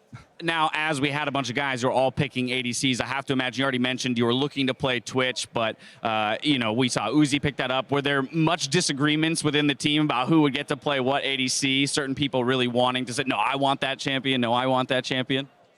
Well, I asked Uzi what he wanted to play, and he said he wanted to play Twitch. So I just defaulted to like my second jungler, which is Quinn. I could have probably just went for Graves, but I don't think I would have been anything special. So I wanted to try something spicy, and it worked out pretty well. Pretty well is one way to put it. Now, you've already gotten to play 2 games here right off the bat at All-Stars, but the great thing about All-Stars is you also get to be a spectator. So I wanted to ask you, as we look at those fun modes kind of down the line, all for one, we've got Assassin mode, the 1v1s, and one for all. Is there one in particular that you as a spectator are looking forward to the most? I mean, I'm actually playing Tandem, but last year, like, actually just rewatching the games, even after playing, it was like really fun. And I think this year is going to be nothing less. And I'm not sure exactly who I'm playing with, but I think regardless, it's just going to be like extremely fun to get that like new view of the game from like a keyboard perspective or a mouse perspective. Absolutely pure chaos. Well, once again, Reckless, congratulations on the victory here, bringing you within 50 points of Team Fire. That's going to do it for us at the end of this game mode. Time to throw up to the desk and see what they have to say. Thank you very much, Dash. And we are joined here by Alfonso Mithy Aguirre Rodriguez to help break down that game. And it was a win, so you must be feeling reinvigorated after that game. Yeah. Woo, 50 points on the board. I mean, the first game didn't work out for Team Ice, so we had to, you know, get the field power bonus, put it on the Winter Rift. Yeah, that was like competitive power. advantage, the winter map, no? I thought the map actually looked pretty sweet. Yeah, it as looks well. like, That was a nice surprise. When was the last time that map was like So I playable? feel like that map just debuted like right now. The old winter map like 4 years ago was the last time. 4 years. It, but that was before the Summoner's Rift update and like all the new textures and stuff. So all good stuff here at All-Star and all good stuff for Team Ice. And we're going to take a look at Reckless absolutely dominating the Rift, brought to you by Acer. He was on Quinn jungle, and he said it already well. We locked in that double jungle, but it seemed to work out for him. I mean, one of the strengths, obviously, later on is you're going to have the mobility to get around the map super quick. Didn't even need that at first because he and xPeke were kind of roaming around getting those flank plays.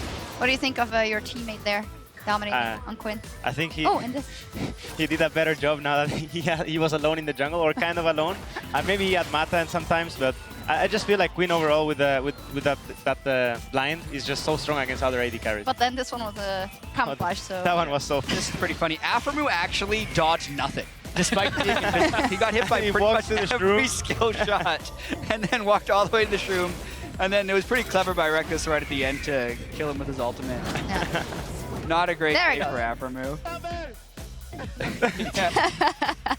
They do seem to both be having fun, but that is 50 points and it's very important. And we did some more individual strengths, mixing it up. Reckless in the jungle for a change. Mata apparently not very communicative in picks and bans, but it seemed to work out. Is this more of a better setup? Because the pure EU didn't really do all that much. Mithy can't support Reckless, but instead the Krugs do a better job of boosting up his experience. I mean, what was I like the first game? I was like 2-8. I was really trying hard, you know. Yeah, just you keep played dying, a very keep strong dying. champion, but you kept dying, which happens also with Zyra. Yeah. Welcome to the desk, Mithy.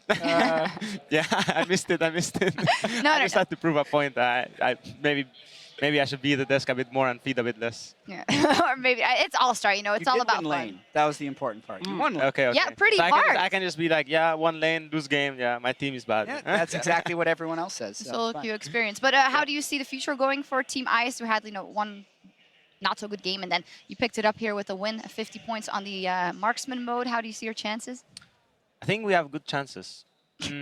I mean, the Summoner's Rift games are hard because they have Korea and NA is like half Korean too, so it's really tough to play against. But on the fun games, I think we have a really good shot. No joke. And I really, really hope that a week extra in Barcelona watching the IWCA 1v1's Mithy. Well, you have all of the strats now. If you don't pull home a win for Europe, we're going to be very disappointed. Okay, 1v1 is really hard. I have okay. So I thought I had it downloaded, and I really knew what I was going to do, but then started playing against my teammates, and I just kept losing, and I realized it doesn't matter what champion I pick, it's not the champion anymore. All right, we'll see what happens. After the break, we will see the team that qualified through IWCA, the GPL All-Stars, and you covered that. How do you think they'll go, or they'll do rather, up against the LPL All-Stars? Judging from the games that I saw them play, I think that they were like not really that good on Summoner's Rift. They were good on Assassin mode, they were really good on 1v1, but Summoner's Rift, they just didn't really feel like they were that strong, and that was IWCA. So now that there's LPL, there's like all these stronger regions. I love how you went all these strong teams like, you know, LPL. And, well, there's LPL. like well, we scrimmed LMS, and they beat us hard. So LMS is really good. LPL is good. We'll win against them too, hopefully. So yeah. I think they're gonna struggle. I hope they struggle. I hope they give us some wins. Yeah, because you want to have more points for Team Ice. Yeah. We'll see what happens. We're taking a quick break, but when we come back, the LPL All-Star team from China will be taking on to the Rift against the Southeast Asian Vietnamese All-Stars. It's blind pick. Oh, it's blind pick. I will insta. What do I play mid? Draven? Fuck, dude. You think Urgot jungle is good? Hell no. Why not? Get CC. Hell no. Set you guys up. As prey, dude. Afro's kiting. Oh, tagging the Graves, baby. And he's got to flash out of there. Doublelift going to flash forward. End of the line. Autos. Goodbye, BeBe. What? He died. Graves. Nice.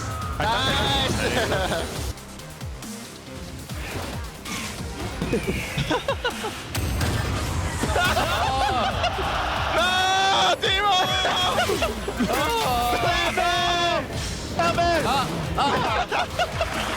50 points to Team Ice.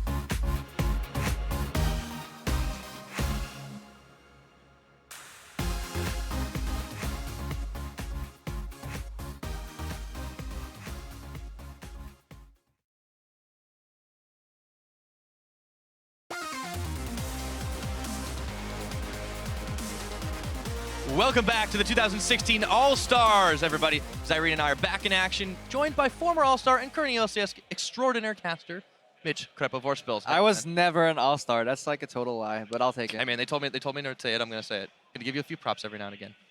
Right, we got a matchup. It's LPL versus the Southeast Asian All-Stars. This one's gonna be pretty hot. Should be pretty interesting. Yeah, and these are probably some teams, you know, especially the International Wildcard All-Star and SEA is a team that people probably aren't too familiar with. There's only one returning All-Star on that team in QTV, and that the rest of it, oh, they surprised. They weren't actually really supposed to be here by a lot of people's metrics, but they damn earned their spot there. They actually went 7-1 in all the matches that they played to get here. Oh, yeah. It's actually crazy. They were very clean towards the later stages of the IWCA All-Stars tournament. A lot of people are sleeping on them. One thing that plays in their favor is that they're kind of warmed up. We saw what limited practice can do to some of the greater supports, even in Europe. Mithy was basically donating a couple of kills right there. But these guys, you know, they already made it this far. They warmed up last week with some intensive games. Like, they know the different game modes. They know what's going on today. Yeah, and they've already actually been playing as a team for a month because they have to do 2 tournaments. They did the International Wildcard Qualifier, and then they did the one for Southeast Asia to become the International Wildcard that was representing them. They have to go deeper.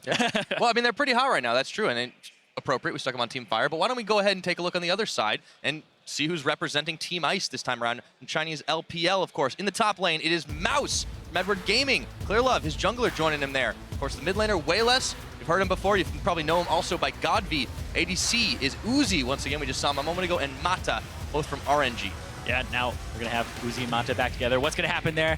Just went ended up having a really good game there, but still on the other side, not so good of a game from last one. It's Team Fire. It's going to be the Southeast Asian All-Stars here. In the top lane, it's going to be QTV from the Boba Marines. I love that name. It's a great name. In the jungle, it's going to be Levi from Sky Red. Mid lane, it's going to be Optimus, sometimes called Optimus, because he loves things like Kassadin, but he's also from the Boba Marines. These guys are, love that name. They obviously are a great team. But then AD carry Celebrity from the Saigon Jokers, and then Ron OP on support for the Saigon Jokers as well. So they have the Saigon Jokers bot lane. Yeah, so there's some inherent synergy right there within those teams. If you look over back to Team Ice, 2 EDGs, 2 RNGs, but the fact that Mouse and Clearlove have played on the same team doesn't really spell much in terms of synergy, because Mouse is known to play on an island. He will be isolated there anyway, so we need to see what happens there. We always have high hopes for China in general. We have high hopes for China in international tournaments, especially Clearlove. He disappointed at Worlds, but this is his tournament. Bite back. Oh, it's his chance. Yeah, they always say that. They always hope so. You know, maybe it is his tournament to bite back here. But China as well, there's actually a pretty big sign here because they didn't vote any Koreans in except for Mata, right? They're kind of sick and tired of what's been happening in these tournaments. So it's like, all right, let's get some Chinese blood back on that stage and let's see them deliver. Yeah, the winds have changed. They are blowing for sure. And you would say that because it's an international wildcard, it was just a locked up and done deal. But it just doesn't seem to be the case anymore. I mean, what do you guys are expecting in this match? What are you expecting to see? It already happened at Worlds where we kind of changed the definition of wildcard. It is no longer a walkover. Teams are becoming more and more competitive, and yes, it would still be an upset, but less and less so as time progresses. Yeah, they're actually now a wild card, whereas anything could happen there. It's not so much that they are already losers or a team that you're going to walk over. So I'm actually expecting them to bring out some things that normally when we see a wild card team, we're like, oh, they're behind in the meta. Like you said, Crepo, they've actually had a lot of practice on this patch, on this meta. So I want to see what they bring out. The only thing that disappointed me from IWCA was, despite tons of practice and a large sample size, very little Ivern. I really want to see Ivern today. Yeah, Ivern is such a great champion. He can actually do such unique routes, punish you. His counter jungling is so quick. Also, like, you might like this a little bit, but you could actually start like a small wolf or something and run to lane if you have an Ivern on your team, because you don't have to leash for him, right? Yeah. You can go to the enemy jungle and harass as the bottom lane. Yeah, you absolutely can. And it's definitely been a name that's been buzzing around, I know, for all of us. We've been looking at seeing some Iverns. Maybe we'll see it in this pick and ban phase. I would not be surprised if SEA has still a few more tricks up their sleeve. They pulled out some really interesting stuff at IWCA. We're about to find out as we're into picks and bans. Yeah, we're about to go in picks and bans. The Fishio touched up on it earlier as well. Not much really has changed at the core of the game. There's a couple of different champions. Obviously, Courage of the Colossus makes it so that top lanes are trending towards tanks ever so slightly. Never dying.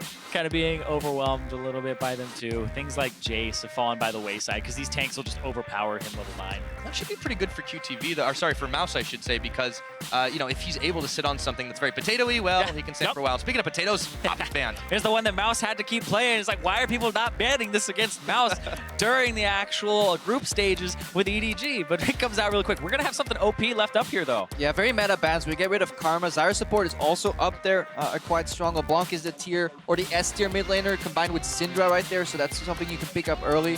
Lee Sin's off the table for the more aggressive jungler's playmaking ability. That means these guys will probably trend back to maybe the likes of a Rek'Sai, maybe a Graves for ultimate stability. And right here, what I'm worried about is there's going to be at least one OP mid laner left up, because Syndra and we also have Katarina both on the table here. Katarina you can deal with at least. Yeah, you can that's exhaust her. For like level 1 she has to get close to you either. for exhaustion. The problem with Syndra is by the time, even if she misses QW and E, she can just R you out of exhaustion. You can probably still die. Yeah, pretty much. What do you guys think about Cassiopeia? We saw a bit of that in the wild card. Cassiopeia, I think she's a really good counter to things like Rise, and Rise is off the table and you go down the tier list. Like, she's really OP. But Evelyn, I love that Clearlove, I love right? it. You do not want to play against a champion you haven't played against in so long, especially with all the changes to the warding systems as well. You know, you're not maybe used to it, so you just get Evelyn off the table, but you leave up Syndra. And that's going to be Wayles's pickup. Okay, it could be rough for Optimus in this mid lane matchup. Let's keep an eye on that as the pick cycles back to the National Wildcard team. Would not be surprised to see that Rek'Sai. Yeah, and which tanks do they pick up on the first rotation is basically the question you're asking here. Nautilus or Rek'Sai could be a good opener. In terms of AD carry, Caitlyn is always good to go blind. Zyra's open in terms of harass. There are a few options here, but doesn't look like the SEA region is looking to reveal too much here first rotation. Yeah.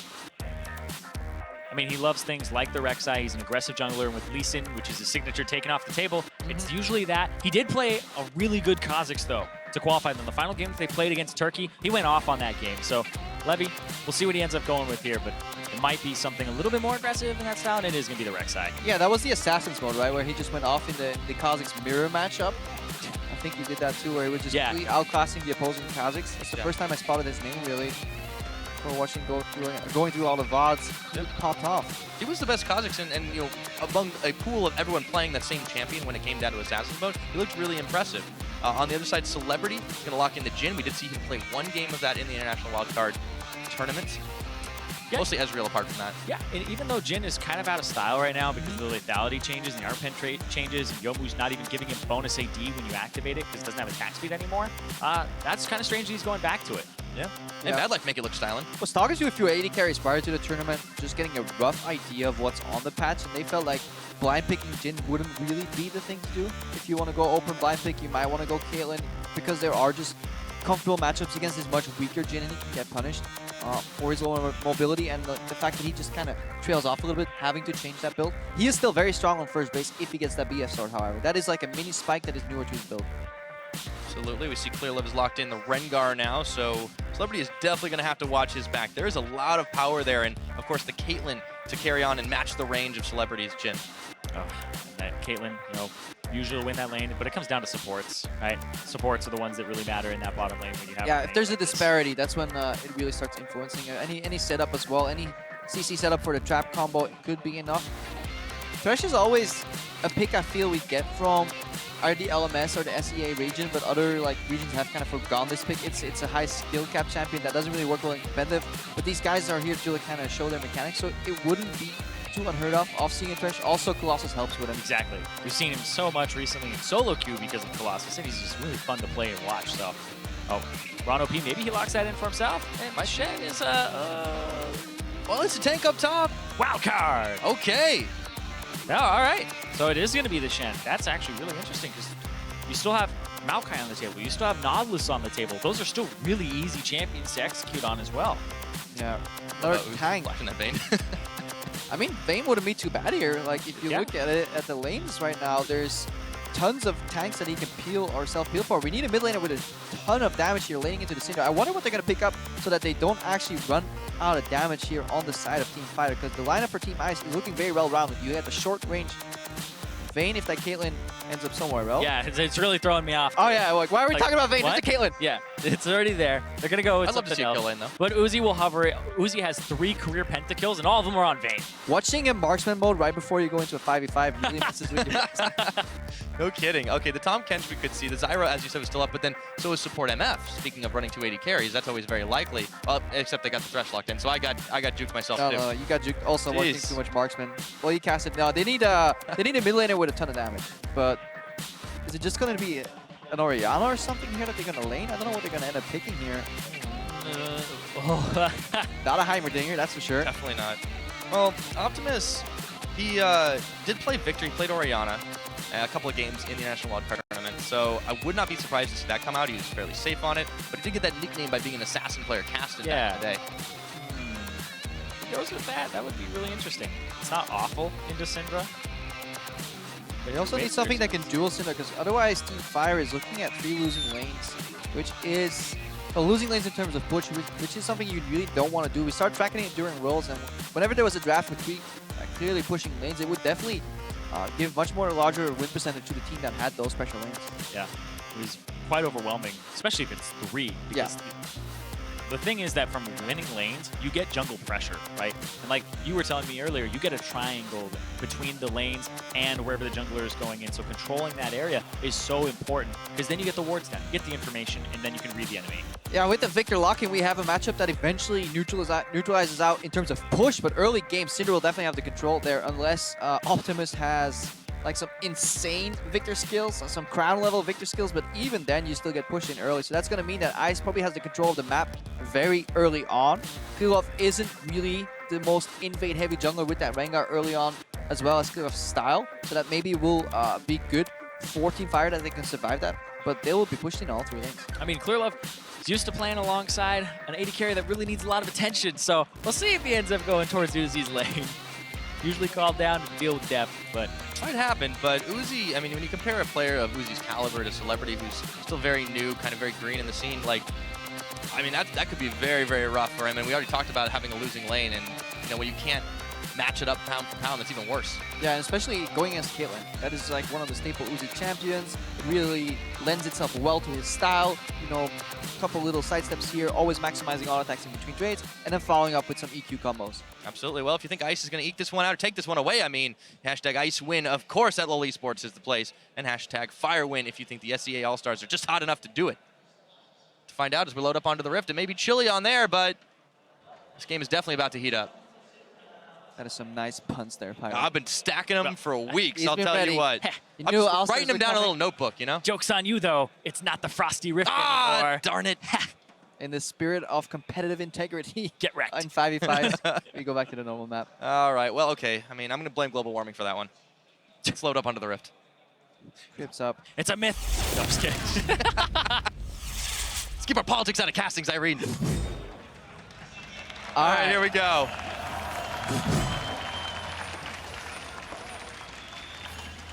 Global warming is actually a serious issue. It's not a myth, guys. This is a public safety announcement from Larry. We're keeping it out of the cast, though. All right, so we talked about the losing lane things, and Wayless is a guy we haven't seen as much of since he didn't make the Worlds this year. Yeah. What do you expect him to do in the early couple of levels against Optimus' Victor? Push. As Syndra, trade and push. Basically, as Syndra versus Victor, you want to hope that he stands next to his minions so you can use Q on both on the minions and the Victor. Obviously, these things that we're discussing in terms of push, that's assuming that people play kind of meta-y and normal. There's a good chance Celebrity and Rana P just go all in level 2 power spike with Ignite and suddenly it works out. Yeah, and the fact that they brought that Ignite does give you a little bit of a tell that they might be going for that with no exhaust on it. Yeah, definitely. And then you can break a lane like Zyra Caitlyn. If you get in early, cancel, a 90 caliber net with a play, suddenly you can start winning. But you can also rely on the fact that on 8 ping, Uzi's probably going to sidestep that. Yeah, that's probably true. Usually a reliable prediction there, but I think it's a good point you bring up the fact that they can do the level 2 all in and get very aggressive. Ron OP used to be a mid lane assassin player, and he changed to support because he didn't feel confident enough, but he knows how to all in. The problem is, at the moment you go for that all in, you can actually expect the enemy jungler to be bottom lane level 3 when you're probably still on the verge of hitting level 2. The good thing to do in this current meta, though, is always watching your mini-maps when the game starts, because you can always tell who's leashing, and you can almost predict the jungle path, because every jungler is likely to go buff into Krugs. Yeah, and you just saw there that the buff into Krugs actually just happened on both sides of the map, but LPL, they know about it. Mouse invaded, he went and placed down a ward. Look, there's already a creep gone, which means actually they probably pulled the creep. That means Ron P and Celebrity walked into lane, froze the lane, denied 1 CS, which means the level up timing is different, and they can actually play quite calm here to dodge the level 3 gank. They don't really get punished too hard. They're making Ron OP and Celebrity dance for this one right now. They may be down a couple of CS. Uzi just missed one errantly, but it's very rare to see that kind of thing happen. And look at all the harass they're able to put out. And here's Clearlove just hanging around too. Yeah, and that's why Celebrity and Ron P, despite having control in the lane, being there early, they don't want to push for the 9 creep, which is that level 2. They'd rather get it slow and steady, hoping that they can dodge the gank. I believe they did actually still get off the same timing, because I think they got a crit at the very beginning and ended up picking up. They didn't have the leash, right? No. Very quickly. Back into it. I mean, this is definitely going to be the really telling matchup, because we talked about losing lanes. We talked about the top just going to be a smack fest back and forth, and if Mouse can just push in QTV, it's no problem, but they're going to need some jungle help. You can see Levy going there as QTV gets a taunt off onto Mouse, and the minions is able to deal the damage. Yeah, Mouse is actually a very aggressive player. He loves playing things like Jax, like Aurelia, like Yasuo. And seeing him on the Shen, it's a little bit closer to a damage tank, just going in, and especially against another tank, you see some really big numbers with the Q pass-through. So if he starts actually popping off on this matchup, we'll see. Mouse? Yeah. He's a veteran, though. He's been around, and he doesn't... Oh, he didn't get a pass-through either. Taunt, and he's fighting in minions. That's really dangerous. Mouse almost is has on E. him. And he goes face dive! Oh, it's not enough. The shield saves him. Slight misplay by Mouse. Could have held the Q and just flash forward, but he's Clearlove here, looking to just finish that one up. Yeah, he's going to get tagged in. QTV knows. Oh. He gets bullet. He's holding the wave. He's holding the wave. So when it goes under, all you have to do is E, auto, get the dodge zone down if you can. Oh, good taunt. That's first blood. And Clearlove picks it up in style. What Takes too many. What are you doing? Rek'Sai's coming up. Clearlove's going to have to be careful here. If a Q lands from Levy. But we just saw a miracle. It is approaching Christmas time. Despite not playing on the winter map, we saw Clearlove successfully gank 4 first blood, 4 Mouse. Never happened before. There we go. Hey! Oh! Clearlove goes down. That was fast. Not sneaky enough. Levy just targets him. But just when you get your hopes up, LPL takes it away again. nothing ever changes.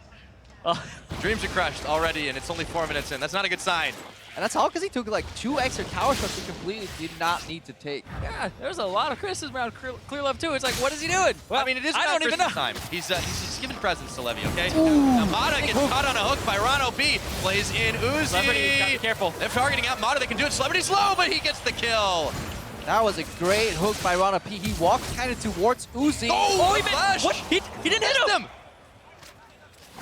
Uzi missed that auto attack for sure. So he definitely did not hit Celebrity. Whether it would be enough, we don't know. But that was definitely a misplay here. Oh, it was a headshot too. And he flashed and he hit Ron OP and not Celebrity. That's heartbreaking too. Fortunate.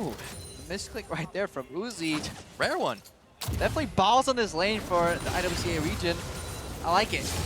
Yeah. Yeah. Right now though, Good. Uzi might be in trouble. Here comes OP to miss. And he does. He gets. No, I don't need that. Lander. That's okay. The hook does land. Uzi has nowhere to go.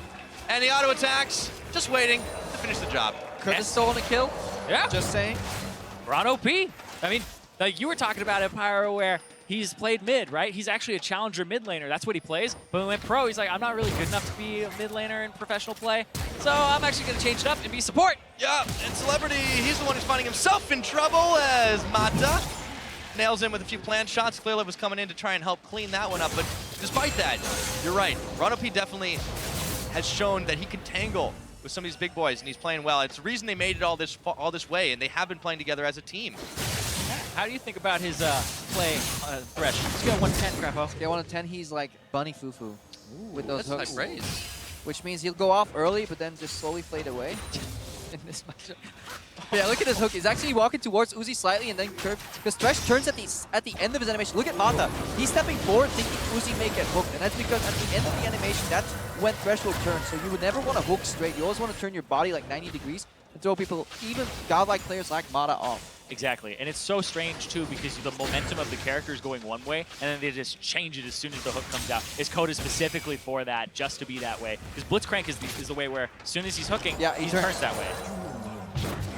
Team Fire finding themselves in a gold advantage here.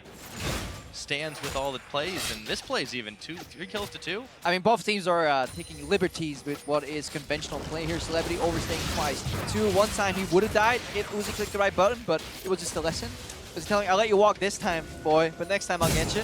Next time he was gotten anyways by Mata coming for revenge. Turn it around on him. Side stone's completed by both supports, of course, and you can see the difference. Uzi going for a fast boot start to try and get the advantage on Celebrity by closing that gap quicker. Yeah, second round right now, level 6 for Clearlove, looking at the bottom lane. Yeah, there's a Shen ulti available as well to turn that one around. It could be quite deadly. That's why Mouse that's why you want to play Echo into Shen, because you really want to keep him auto-pushed on the turret. So there is a cost of ulting down. Clearlove now just walking with a relatively late ulti. He must be spotted, but Ron P.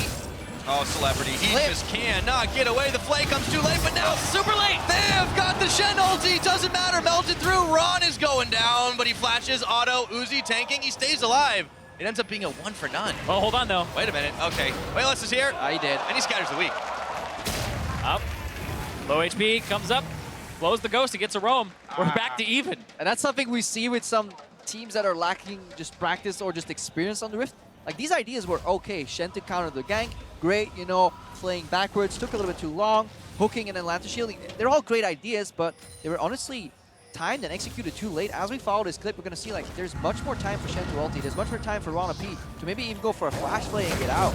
Yeah, and you'll see it coming. Flash play to make sure that Clearlove doesn't connect. That's what you should be doing against that Rengar. I assume it's the idea as well, like having the Rek'Sai into the Rengar, you can just stop all the knockups too, but doesn't end up happening for the support. And then that happened. Yeah, now Wayless comes in here, despite only doing very average in his matchup. Optimus got a roam off. Now they're tied for CS. Optimus went for the early defensive build here. He really doesn't want to leave or lose his lane, but that feels the pressure, allowing the Syndra to roam. Obviously, going negative from first means he'll probably just get pushed in, but he'll never die to an all-in. Yeah, luckily he did end up getting his upgrade on his E, so he's able to just keep shoving the wave, play it safe. He's up against Wayless, who, you know, isn't taken lightly. Like, the last time we've really seen Wayless, he was actually still quite good. I mean, in his prime, he was lauded very hard, but then he just had really poor performances in some key matches that kind of got him mocked.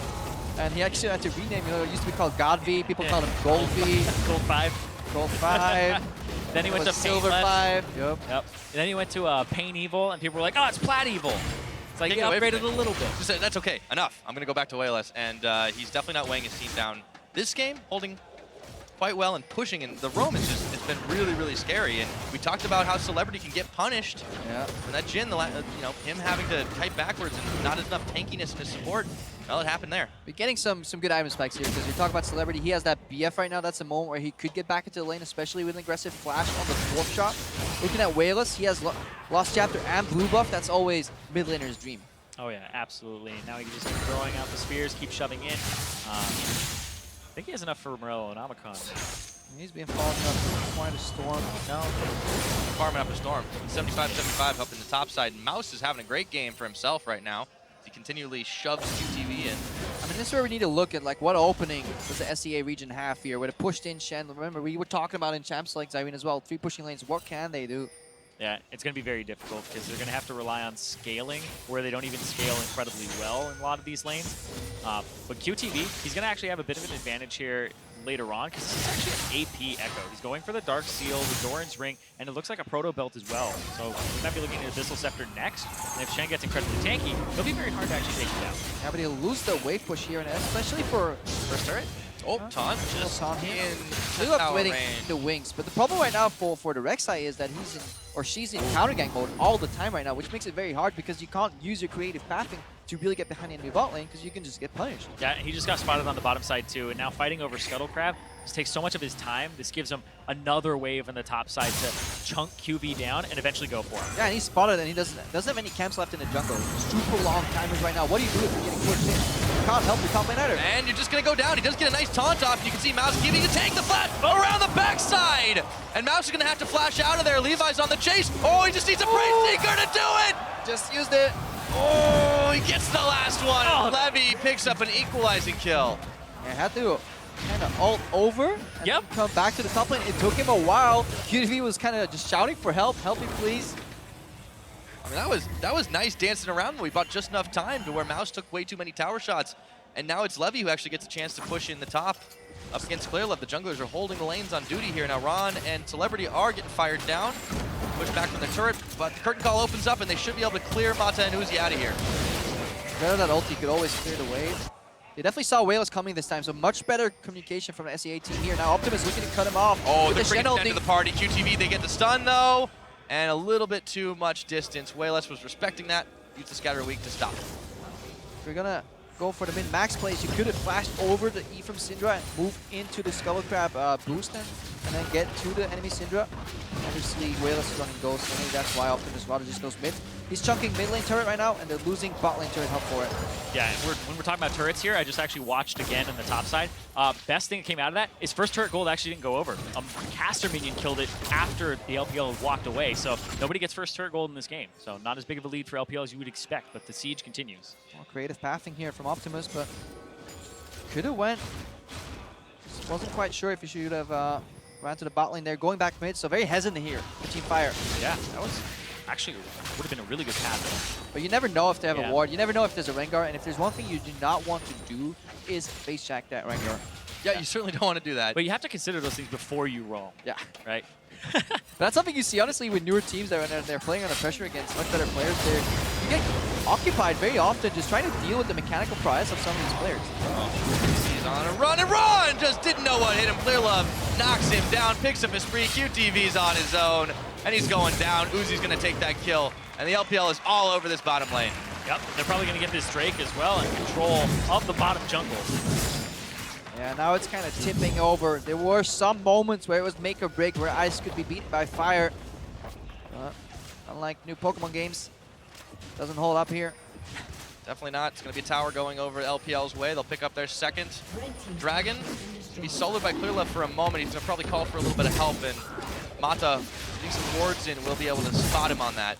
But it's so hard to play a supporter jungler on a map that is so tiny that's being choked, because all your vision is being placed just over the edge to see if somebody's waiting for you in river. Whereas your Clearlove and Mata rather here, you can ward wherever you want. You're always pushing. Minions are providing so much vision for you, and the world is your oyster. Oh yeah. And their Scuttle Crab. Wayless is able to steal that one away.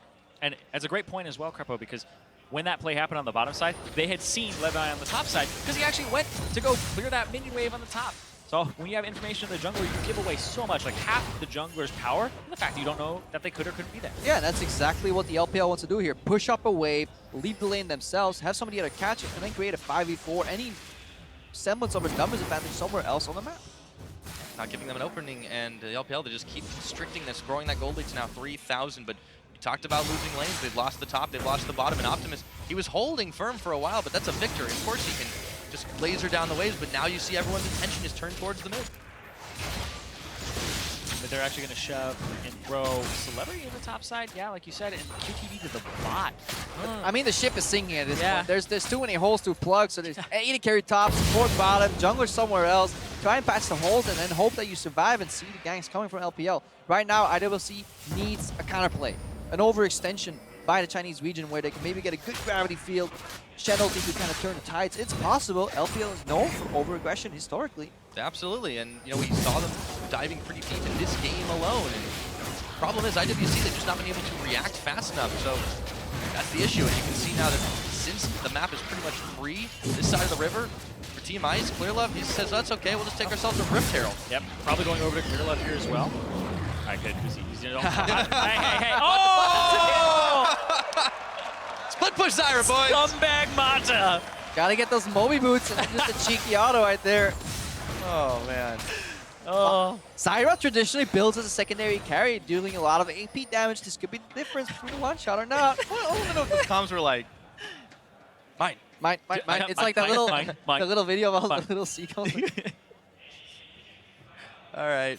Well, let's just wait in the wings for Celebrity. Oh boy, he face checks or gets anywhere near it. Okay, key for Levy there. There is a Shen ulti as well. He's got the blue smite on. Oh, has to flash the wall, but Levy's gonna follow him. Curtain calls up, and he's gonna have to float away. Dodges one, dodges two, Ghost is on, dodges three. Can't get hit. Oh, fancy footwork from Wayless. Meanwhile, down bot, we're fighting again. Shen? All right, Optimus and QTV are out. Oh. At what point does dodging become missing from the AD carry? I can understand maybe one or two side steps, but maybe one of those bullets should have hit. Depends. Optimist or pessimist. I'll give him the benefit of the doubt this time. I might be the latter if he does it too much. Celebrity, unfortunately, was not able to sync anything. So, still sitting on components for his first item buy. Of course, he does have the Swifty, so at least he can move a little faster, but he's kind of needed to do that because they're just keying on him every time they find him. That was the catch-up moment for SEA region. Sadly, Wayless had them blue suede shoes on. He gets all his wave, too. It's just so good for him. Oh, yeah, he gets it for free at this point. So, knock it all down. 17 minutes is the time on the clock. It is a 4,000+ gold game right now for the LPL. They've got the Mountain Drake. They've got the map control. What does IWC need to do if they can't sink these shots? I mean, they can't actually make a pick. It's really hard to do so with so little vision. The best thing they can do is honestly react unexpectedly to a pick. Turn it around, Shen ulti, a good aggressive flash from the Rex side. We've been seeing some of them. They're still down for a couple of minutes. Honestly, wait for a mistake is what you do. You play the game as clean as you can. You wait for somebody to overstep. Remember, we're playing with limited wards here. Jungle carries do not build side stones. Levy, he's one to make a mistake himself. Oh, that looked like it hurt. Yep, and when you end up going for a Tiamat and then you build a longsword as your next item there, yeah, definitely are going to hurt right there. Because AP is so good in this matchup. There are 3 people who are going to build AP on the LPL side, so might as well get some magic resistance. Yeah, he just wants to carry. It is All-Stars after all. Yeah. Sometimes you can forgo traditional builds and just go for a hard carry. No coaches on stage. Everybody man for himself, you know. This is my moment. My time to shine. Waiting for his moment to shine, but Wayless will not give it to him. Just yet. Oh! Fancy footwork again. Classic Victor Blair. Oh, and Celebrity, he is trying to get back to base, but there's nowhere that's safe. Mouses ring around the tower, and he ults back, and meanwhile, Clearlove is in the Chaos Storm, gets hooked, flashes, autos, minions! One more shutdown! Optimus! Purple Gaster minions at it again. Mod is on the run, and there's 3 members of Team Fire hot on his trail. He flashes, but they follow, and QTV nails him. 2 for 1 here. That's a start. Fighting back. Leave is going around. That could be a 3rd. Yeah, I actually don't think Wayless can make it out of this unless he ghosts. He doesn't have Ghost up just yet. It's almost off cooldown. Wayless is running. Oh boy, He's got a Grayson turret is gonna though. find him. He maybe can force them to respect the damage. Meanwhile, though, look at the bottom. Mousey's just pushing this one away. He's gonna be met by Optimus, so it doesn't matter. Ooh. His dodge once again, Wayless. He escapes. Oh, he makes it out of the juke. It is a disrespect hook from Rano P against a good player. Maybe aiming worse, but that's a 50-50 because the mind game goes like deeper and deeper and deeper and deeper. Yep. But Wayless with the side steps, he's feeling very comfortable right now and building that Ludens right now to get even more movement speed for those cheeky side steps. Obviously, this is used as an immobile AD carry versus an Echo. Good. Most top laners will do that to AD carries now. They don't care about turrets. It's a sad life. man. Sad life for AD carries. That caster minion, though, had his time in the sun, for sure. Mata gets chased down. Only one way this goes. Hey, Rift Herald's helping him out so much here, taking reduced damage by being alone. Yeah. Force the flash. Yeah. Worth. All chat. Did Clearlove force the flash? No. No. Mata did. Rift Herald. Give it to supports now. Oh, if Clearlove had that, maybe he would have lived. I think we need to focus on the present here, Pyra. Okay, let's take it back. 9-6 kills. It's 20 minutes. Baron's live on the Rift right now. LPL still controlling the map, but we've seen that the SEA team can punish them. Yeah. Bundling up in greater numbers. They have Scarlet Boost. They have General for them available, so they're just going to start an objective. Here comes TP as well. They're looking for a pincer attack here. Shen, not there. They do manage to secure the Ocean Drake. A little bit of regen can go a long way, but they need to get out of combat to use it right now. Clearlove on front mouse is going to try and cut them off. Parallel convergence. Ron is not able to get the plan. Look at the damage out of Clearlove. You gotta be kidding me. They snap the trap shot, and the LPL get a clean 4 kills. Yeah, not an ace because they literally dropped so quick. The Shen ulti didn't even have time to finish. Yeah, you have to actually turn there, like you were saying, onto Clearlove, onto the left side if you see 3 people going around top. When you're getting pincered or flank, engage on some side, because if you allow the trap to just sprint, then it's over. You saw that beautiful ultimate from Mata combined with the fact that the play did not cancel Mouse's dash. And he just wreaked havoc in the middle of that fight. Oh, and they just get to take so much off of this. And you can see Mata, they're pushing up the mid lane, by himself, Ripped Herald again, he comes into play. Clears the minion wave a little bit faster. Maybe he'll do some damage to turrets. Yeah, Herald. They didn't need him to take down the inhibitor, so LPL cracked the space wide on open right now, and the kills just keep on stacking for Wayless, for Clearlove. They were styling on the Vietnamese All-Stars. Ship is sinking just a tiny bit. If there's ever a time for the panic Baron, it would be about now. They get the chance to do it. Look at where Mata's heading. Yeah, probably not the best idea. No, because even if it gets Mize on him, throw down a couple of wards, Optimus is going to have to deal with some plants. Throws down a few traps of his own. Now for Team Fire, yeah, the game just seems to be pushing back desperately if you may. And wait for flashes. Wait for flashes. If you're Team Fire right now, you wait for Shen Flash, you wait for Dredge Flash, and you basically count down. And you try and do a coordinated engage where you surprise your opponents. You'll probably still die, but at least it's flashy. Flashy. But by then, we'll probably have some Ride Lines interceptors come in too. So if the flash isn't that great, you can probably get punished by somebody like Optimus, even Mata. It's one shot, one kill. Because right here, they see the Echo on the top side. The idea is that they actually go on the Echo, and Ron wants to play Mouse here, but he gets by just barely. By the back end of the play, barely. Once he gets to the back line, Mata just comes to off. There's no Shen ultimate in time again. Minor issues in timing and communication really snowball downwards, especially if you're looking at such a large gold deficit. Yeah, by that point, when you see that they're all flanking you, boom, QTV should be channeling the ultimate maybe onto Levy, and Levy even ease in or flashes the Syndra and tries to get in there and deliver him. Yeah, sometimes it's not a good thing to trust your reaction timing if it's not going to let you succeed in those fights, and you could see how quick they pulled the trigger on the LPL side.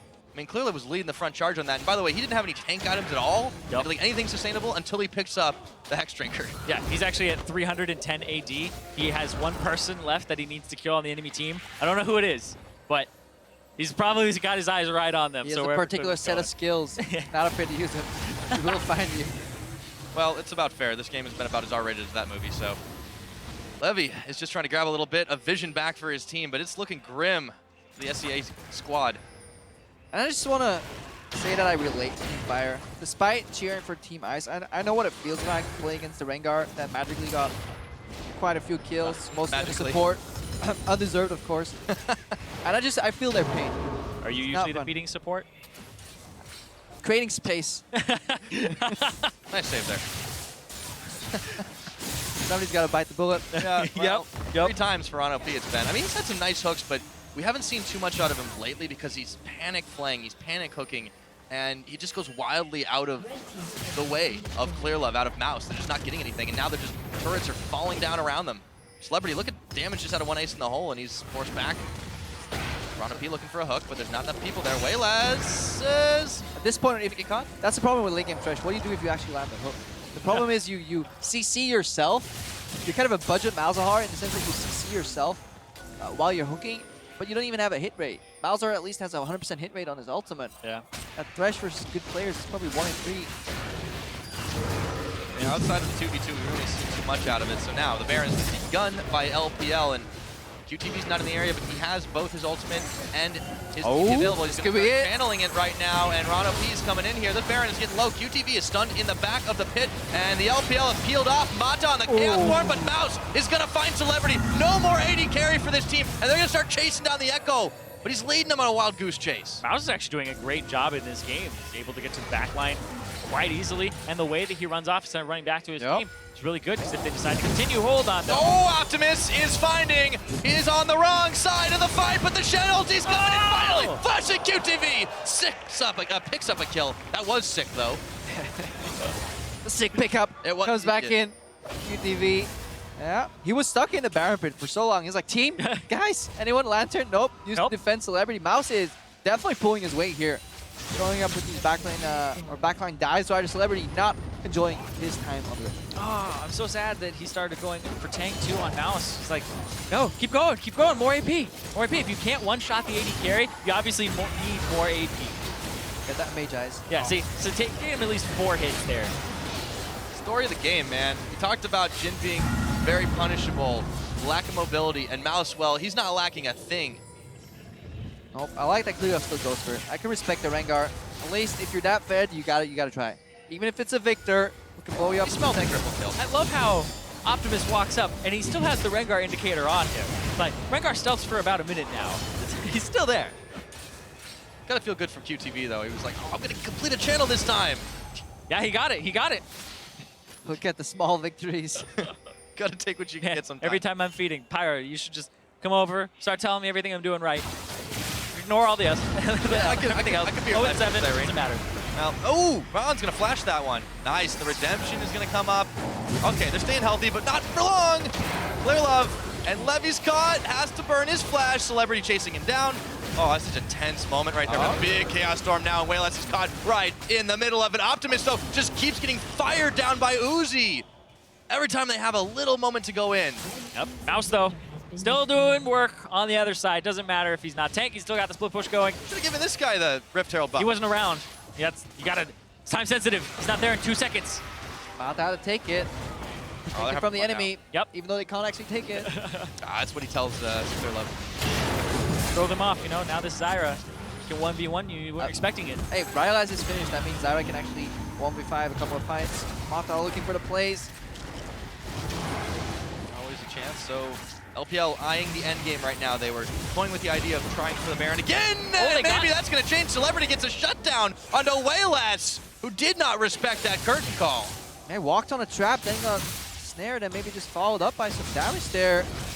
LPL's hesitancy around the Baron has made it so they want to make picks in the enemy jungle, but it wasn't done with the proper foundation. IWC looking to punish, taking small victories left and right. Yep, might be the Ocean Drake here. One of the smallest of victories in the mid-game. Well, once you can get a few small victories, you start adding up, and maybe you can get a bigger one, but look what the LPL is doing. Collapsing around the Baron without Wayless, and there's no vision on it right now. There's 2 globals, though. There's 2 globals. There's the Rek'Sai tunnel, potentially, and there's a Shen ult. Oh, and Mata is going way too low. He's down! Optimus is going to bring QTV, but Baron secured. Okay, it's on 3. Wayless is not up in time, but can they pick off Clearlove? They're looking for it. He's jumping into the brush and just trying to keep himself alive. QTV, ROP, Optimus all in the chase, but look at the flank from Levy! The tower is still up, by the way. Levy's trying to come around the side, and Mouse has gone in on him. Oh, flashing away from the hook, and Uzi's going low. Clearlove and Mouse are burning low, but this tower's doing work. A double kill for Mouse. Celebrity flashes, autos, it's a big shot, but they have paid for this one. And now Celebrity is gonna just get blown up. The classic flash R, missed every spell, get it flashed anyways. Wayless finishes him off. It looked nice for Team Fire for just a second, but it all came falling down in the end. And minions are working. I'm waiting for Reddit's calculation on that Syndra play. How much damage was that coming out from him? Still, that was insane because that tower's still up. All the towers are still up from the LPL side. They haven't lost a single one. And now, well, you're down to 2 inhibitor towers for IWC. Both those Nexus turrets were taken by Winions, by the way. Both? I believe so. The first line of them. Winions help. Yeah. Okay, they got the assist at least. I'm pretty sure. Minions are actually the all-star in this game. They actually show up every That's all we're trying to That show. caster minion was MVP, man. Yeah. Caster minion, backdoor minions. In the Marksman mode, minions pretty much fixed off the Nexus. I think we're trying to tell a story here. They're important too. All minions matter. We're almost 30 minutes into this game. There's going to be an Elder Drake up next. I don't think the LPL are going to even try for it here. They do have 3, count them, 3 Baron buffs to work with. Clearlove didn't go down. Ooh, baby. There's that hook. And they're on to the mid lane. Yep, just need Optimus here for the wave clear. Now, Optimus is kind of the saving grace here. He's almost Flamerizing way less. He's almost 100 CS up on his mid lane opponent. The Syndra. He's almost 100 CS up over the Syndra. To be fair, Wayless has been farming champions more than minions these days. Yeah, but look at their scores. They're 1 in terms of difference in how much they've participated. And in terms of overall participation, Optimus is higher. Yeah, he's definitely looking to leave his mark on his game. It can all technically turn around. Please take a Victor plus a Shen ulti. That's enough to carry these games. Remember, it's only a double damage composition. Celebrity is getting destroyed by Mouse every single fight, so they need a hold somehow. Well, they're trying for it, but the Caitlyn traps and the siege is coming. Wayless is looking to hunt down Optimus, and he's got the stun. He's got the weak. Mouse over the wall now, and if he finishes him off, this is going to be lights out. But the Shen shield is there, and it's just in time to save the life of Optimus. He goes right back to Fountain to heal, but now the tower, it's on, but they've caught Mouse. The hook, he's gonna dodge it with a phase dive. Stunned up for just a second. Tower goes down. Man, what a close call there for both top lane and mid lane. And now they get to just push up here and try to take this inhibitor, and they have minions on the bottom side that also threaten to actually go towards that Nexus soon. So now you have 2 inhibitors down, Bear Nexus, and Elder Dragon. Oh, it'll be up eventually. Yeah, Round keeps trying, but wishing Riot would extend that hook range. Nope, not gonna happen. How can it happen? Not gonna happen. I've tried. What other pitches you got? What else you got in there? Well, unfortunately for him, and now Optimus is back on wave clear duty to try and push back. He's going to have to do it top. He's going to have to do it bottom. They got Celebrity clearing them out as well, but the SEA team, they cannot fight right now. They're just trying to grab anything they can, and all of a sudden, Clearlove spies Celebrity. Every step you take, Clearlove will be watching you for that kill. Was that the final one he needed? He probably has a few kills on the He moment. pounced on Celebrity quicker than a paparazzi. Yeah, he's there. 5 kills. 5 kills. We're sitting at a 405 AD Rengar. Very fun to play against, by the way. Yes, super fun game. And now the last inhibitor's gone down. We're 32 minutes in, and there is nothing but Nexus on the map. The Southeast Asian All-Stars, this is the final hold, but it's going to start with Optimus going down, and the rest of them are sure to follow. Mouse, the redemption's up, but Levy is not going to see it here, and that's the Nexus. That's the game. They forced them all back to Fountain, and the LPL will pick themselves up 100 points for Team Ice. And Team Ice takes the lead by 50 points over Team Fire. They did him dirty. Zyra support, Rengar Echo Dive on the enemy AD carry. I would feel pity, but they bring 100 points to the superior region in Team Ice. And for that, I salute them. Superior region, we're just combining them all now. Yep. They're all together. Yeah, it's all the same, all for one for sure. Big win for Team Ice. And you're right, it wasn't pretty, but they did the job. If it means Europe can actually do well at an international tournament all the way through, then Ice is just a region. I mean, I guess we do it in North America as well. You know, it's the North American team. A lot of Koreans on it, but it's North American. Yeah, it doesn't matter that Bjergsen, your mid laner that happens to be carrying. Nope, North American. Hand it to SEA for making it this far, obviously, and even if this game they've lost, they've showed that they definitely can still make some plays, they can punish some mistakes, and there is a lot to learn from a loss like that. Yeah, if we go back and a couple of key plays, if the timing in between the decisions was a little shorter, you know, quicker Shen ulti, quicker turn, quicker pivot, certain flays hitting, then maybe we see a different game. Nobody expected it to be that close anyway, so I think they put up a decent fight. Yeah, it was like 1,500 gold lead for SEA at the very beginning there, so they did incredibly well. That could have actually snowballed, like you said. Victor comes down and doesn't actually scare himself, get all spooked because he doesn't know where the Rengar is, just comes down to the bottom lane, maybe that's 2 more kills. Maybe that's a shutdown, right? It's very close. And I'd rather see a Thresh go 0-6 by attempting some hooks. You know, every hook you don't attempt to make is one you miss anyways, or along the lines of that one. And Credit to Ronald landed for making them. He landed a few of them. He did. I mean, he definitely started panicking, and some of the plays weren't always there, but it was a nice attempt from him. And again, to hang tough against a lane like Uzi and Mata, that's insane. Yeah, and the fact that he started doing that stuff at the very beginning, right? Got the ignite kill, got the first blood, or got himself off the ground. Like, boom. Keep doing that. Keep doing that. Keep trying, right? So props to him that he didn't give up. Nobody on this team feels gave so up. bad, man. Whenever like a weaker team loses, like props to them for not giving up. They got destroyed, but at least they did it with a smile. Props to Celebrity for not just like, guys, let's FF this game, because he had a hard time, man. Yeah, I would hate myself He was if I'm getting playing hunted. Jin. When you're getting massacred by Mouse, you're having Build a a bad GA. game. You just build a GA at that point. When Rengar and Echo are diving you or Zhonya's Jin, come out of it, pop. Yeah. Cyrene's not convinced. No, I'm going to try it next game. You know? I can see the gears just turning like, wait a minute, can that work? No, that doesn't work. It was like, I've seen an AP Jin once. It was actually pretty good. Did it win? Yes, it was support. 100% win It was rate, man. support. There you go. It's not good. Anything goes in low diamond, man. Yeah, well, maybe we'll see that Marksman anything mode. Who knows? Well, we already had, but hey, what are you going to do? Wait for the 1v1s. Honestly. Yes. Yeah. And Oh, this is what Krepu's all prepared for, by the way. What is going to happen to these 1v1s? They're going to be mind-blowing. Yep. Tell me more about them. No, they'll come up next, man. I'm so excited for them. So like this game was like fun and all because 5v5, meta champions, no Ivern. But we get to see the real thing after the break, after we go to the analyst later on, which is the 1v1s. I'm so excited for the opener as well. xPeke versus Aphromoo.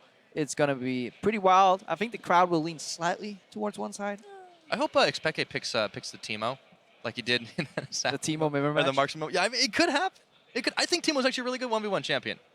That's my analysis.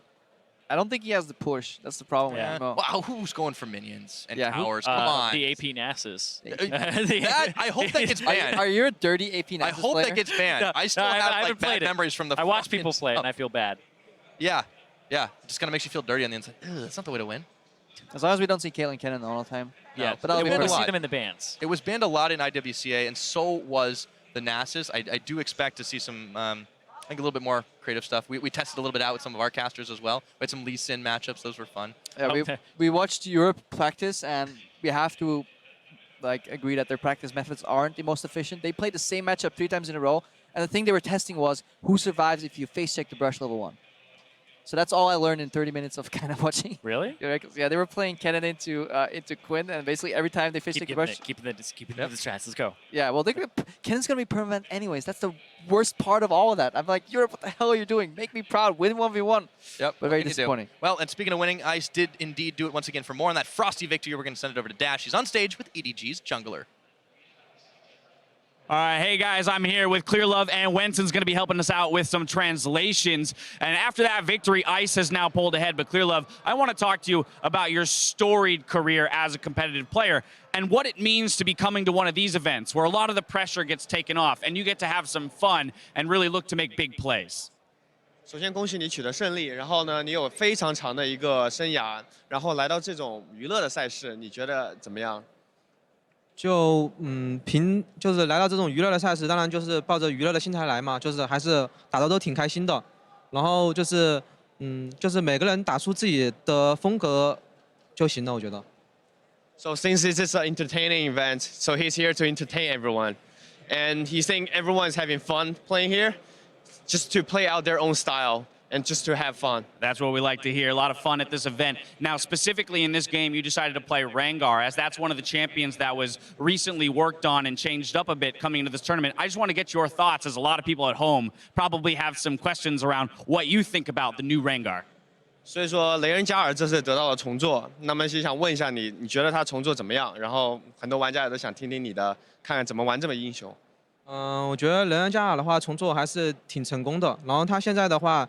他也可以出全速梳妆去秒杀敌人，也可以出半肉半坦克去作为一个开团。然后我觉得就是玩法还是挺多变的，需要根据自己的阵容吧。然后我玩这个英雄的话，因为也很喜爱这个英雄，所以说我玩他的话，喜欢都打输出会好一点。So I think Rengar's rework's really successful. He's really versatile right now. You can both play him as a burst assassinate, or you can be a half tank. So he likes Rengar very much. So depending on the the comp of the team, you will have to build differently. In fact, we've already seen him played both as a tank and as an assassin. Yeah, but he liked it as assassin. Yes, who doesn't like to be killing people? And he had quite a scoreline in this game. Now I want to kind of switch gears and talk about upcoming game modes. In the 1v1, everybody at home loves to speculate about who's going to come out on top and what strategy they might use. Now, you don't have to reveal your strategy, but do you have anything in your back pocket, either a special pick or a special strategy to maybe win the 1v1 for your team this year? 所以接下来的一个比赛模式就是1对1 solo 比赛了，然后大家非常感兴趣，然后想想你有没有什么战术啊或者英雄，你不一定要告诉我们，但是想听听你有什么想法关于这个1对1接下来的比赛。因为我solo 模式的对手是去年的冠军比尔森，所以说就是压力还是挺大的。当然会准备一些就是其他英雄来对付他，这样子还是有所准备的。He's not gonna reveal anything, but he thinks the pressure is on him because Bjergsen is the champion last year, and he's gonna face him in the first round. Exactly, so that's a tall order there, but best of luck in that 1v1. Once again, congratulations on the victory here to get ICE ahead in the standings. Clearlove once again, and Winston on the translations back up to the desk to break down that win. Thank you so much, Dash. Always fantastic to hear from Clearlove. And netting in 100 points for Team Ice. That's now 150 to 100 versus Team Fire. We heard them talk a bit about Rengar. And Mithy, you had a lot to say about the picks and bans, specifically about IWCA or GPL picking themselves into a corner mostly. Yeah, I didn't really like IWCA's draft at all because they basically had a losing matchup mid, a losing matchup bot lane, and a losing matchup top. And even though, for example, bot, they managed to kill them 2v2, it was like, I would like to point out that Thresh got a really, really good hook-off and that they did well. But even then, even after getting those kills, they still were not able to like pressure bot lane because the matchup was just so unfavorable. Yeah, and I also like Clearlove actually playing AD Rengar, unlike Reignover, the boring tank Rengar that we saw in the first game. As he mentioned, like a lot of this is about having fun. And when you look at that team comp for the LPL, AP Echo is fun. AD Rengar is fun. Apparently, Caitlyn and Zyra is fun because winning is fun. It is fun. So victory is fun. They did a very good job, I think, in entertaining as well as kind of having the game under control. It could have definitely ended about 5 or 10 minutes earlier if they would have been like super try-hard. But we don't give points for entertaining, but, you know, we give... And we don't get points for entertainment, you get points for a win, and certainly what the LPL team were doing there, you know, you hear Clearlove say they were playing their own style. Apparently their style on this patch is zero courage at the Colossus at all. Nobody cares about Mata just tanks. trolling, actually. Yeah, every game he's played, he dies to the turret in Marksman mode, and then he takes the Rift Herald away from Clearlove. Yeah. And the advantage, perhaps not for Mata on that, but maybe for players like Wayless and Mouse, who, you know, have been kind of questioned at times in this environment. You know, there's not a lot of pressure, as we were talking to Clearlove about, and the ability to kind of look to solo carry. Both of them still have that potential and did a good job. That's quite funny, actually, because Mata is like, see ya, LPL, I'm just going to troll in all these games. But in Korea now. Yeah, whatever. But they did that a win. Yeah. To look at some of what happened after that pick and ban phase, and thinking around mentioning out that they had some losing lanes. When the LPL decided to roam, they could do anything they wanted, basically, in these moves. Yeah, here their bot lane, well, mid was ahead, jungle was ahead, their bot lane was getting a push on, and they just went all bot and dived. We could see actually the same in my game when that happens for the enemy team, that right now, whenever you have an advantage, you just want to snowball whatever lane you can through mid, and that's what happened this game. Yeah, definitely. They got the tower, they got the dragon, they got all the rest, and in the end, they also take a look at the amazing mid-game flank from the LPL All-Stars, brought to you by Acer, because they started rolling and they didn't stop there. They had some fantastic team fights to decimate the items. Oh, this was just dirty. They get in with pretty much everything at once, and Syndra, Rengar, Echo all got off a bunch of damage right there, and Shen couldn't even make it in. So if they were to play this fight a little bit better, kill them a little bit more slowly so you can make the Shen come in and get the ace. But aside from that, it was flawless. It felt like they could kill them like twice or 3 times in the same fight. Yeah. Also, Mithy Zyra versus Mata Zyra. What did we see? Any similar? Less deaths for Mata Zyra, but he did take Rift Herald. True. Yeah, that's a good point. That's a really good point. Well, I think we were both feeding, but he fed with like no, he fed, but at the same time he didn't like make his team lose while feeding. So he kind of like controlled the feeding a bit more than I did. Mea culpa from Mithy. But in any case, points for Team Ice thanks to that LPL win. We're going to take a quick break. Next, grab your Poro snacks. We are jumping to the Rift to the Howling Abyss as our All-Stars 1v1 tournament gets underway. Don't touch that browser. I know you will anyway. Prep already game.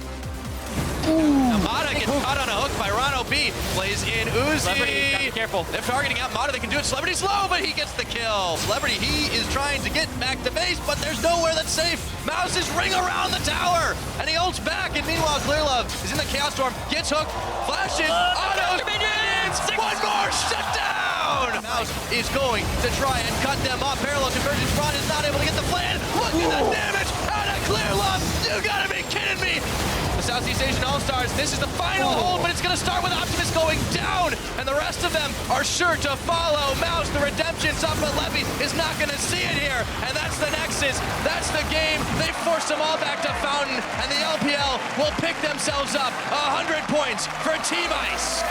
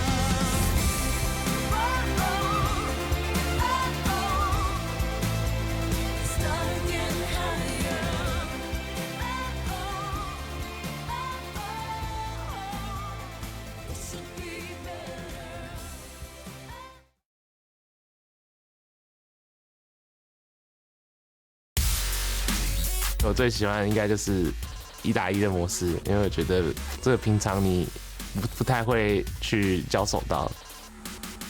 去年也是，就是在第3轮遇到比尔森被他击败了嘛，所以说第1轮遇到他压力还是很大的。I will obviously try and win as many games as possible since there's a Spanish crowd and I don't want to look like an idiot in front of them. I'm not gonna lie, I've never heard of Wayless in my whole life. I'm sure he's pretty good, but yeah, I'm probably gonna smash him.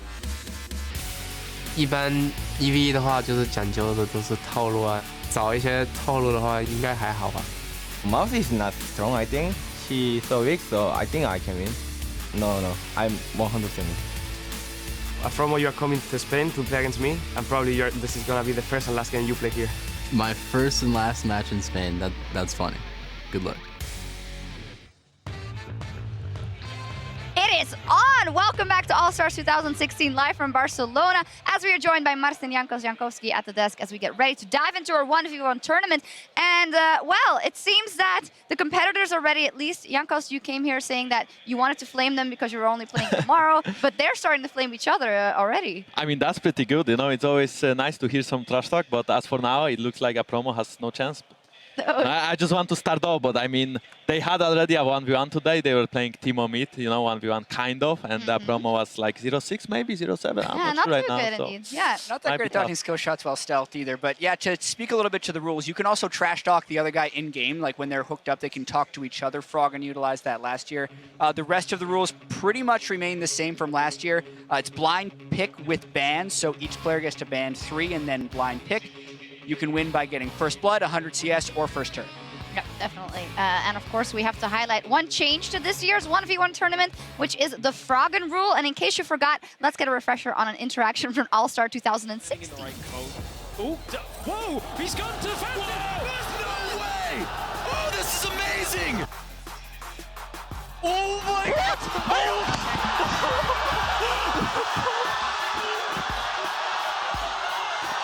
Oh no! It's happening again! That's it, boys! I didn't even know I hit you! I didn't get vision of you! This year, there's no Johns, no remakes. If you dash and go into the enemy fountain and lose, that's fault. it. Yeah. Well, it could be interesting. We saw a lot of Tom Kenshin, IWCA, and he did also use the snowball back then, but not being able to exploit that anymore. That one is less about kind of killing yourself and more about killing the enemy. You snowball in, you get the 3 procs, you eat the enemy, normally a marksman. They can't actually handle the damage. And Tom Kench kind of becomes unkillable at one point with the grey health, so he's a very strong pick that we'll see more this year. Yeah, definitely. I don't want you to go ahead and talk about any of the strategies, but Crepo did it for you. He was saying that you guys were practicing. I'm not going to repeat it, but which champions you were practicing I beforehand. repeat it because Krepo already did. He said you were doing level 1 rush practice like Quinn and Kennen to see who would win. Is that the best way to practice for 1v1? No. I'm sure it is. I mean, so normally we don't finish the games by 100 CS, but I suppose on stage it will be like mostly 100 CS. Right now it just seems like we had a lot of fun. We were just like dying level 1s basically, like level 2 all in, level 3 all in. So we didn't get a lot of efficient practice, and I think me and mithy could be a little bit doomed against our opponents, but we'll see. We will see. Let's take a look at the first half of our bracket. You're only playing tomorrow, but a lot of heavy hitters are starting off today. And not in the least, that very first game, xPeke versus Aphromoo, then Impact versus Mouse, and Clearlove versus Bjergsen. Ron OP from the GPL. He has a bye to day 2. And then we have mithy versus Levi, Doublelift versus Wayless, BeBe versus Optimus, and Madlife versus Uzi. A lot of very strong matchups. Bjergsen said about his matchup over Clearlove, well, I can't lose. What's it going to look like if I lose against a jungler? It'll look bad. It'll look very bad. You also no mentioned offense. you really wanted to play against other junglers, but I think you were matched up against Prey tomorrow. Good. Yeah, it hurts. Oh, yes. Think AD carries have better mechanics than junglers? Come on. I mean, not Rainova though. I mean, you know, I've been playing professional League of Legends since like 3 years. Like overall playing League maybe 4, maybe 5, and I never played on a lane, you know. And this guy, like probably before he was born, he was already, practicing in Mother's Belly about like 2v2 matchups. So it might be a little bit tough, but maybe I'll have some cheese, so we'll see. We'll see what happens. And one important thing to look forward to as well, if a match ends before the minions meet in the middle of Murder Bridge, the esports and legendary mystery gift bonus will increase as well. And you guys had some stress. That's why they were checking it. They knew they were getting those legendary esports chance increases. That was all for the viewers. And the first one is xPeke up versus Aphromoo, so we'll see what happens there. Very big matchup. Aphromoo is susceptible to mind games. He got trapped into a zillion no-item 100 CS battle last year and ended up losing. So we'll see if anyone has like a gentleman's agreement to do a specific strategy or something, or if they just go for it. I'm looking forward to this. Me too, so let's throw it down to Dash to introduce the competitors.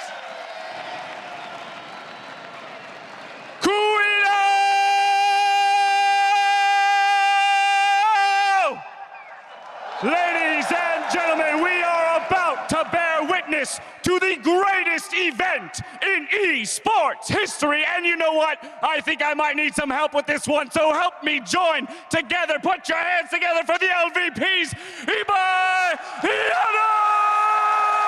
Sergio James Peterson, muchas gracias, Dash. Es un placer estar hoy contigo. Now we are here to introduce the 1v1 tournament, the pinnacle of competitive League of Legends. And out there on the Howling Abyss, it is just mano a mano.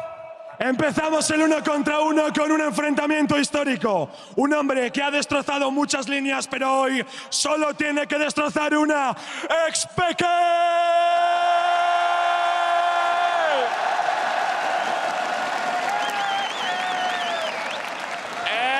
His opponent, playing for Team Fire, North America's Dam Master General and CLG's man with a plan. Put your hands together for Aphromoo!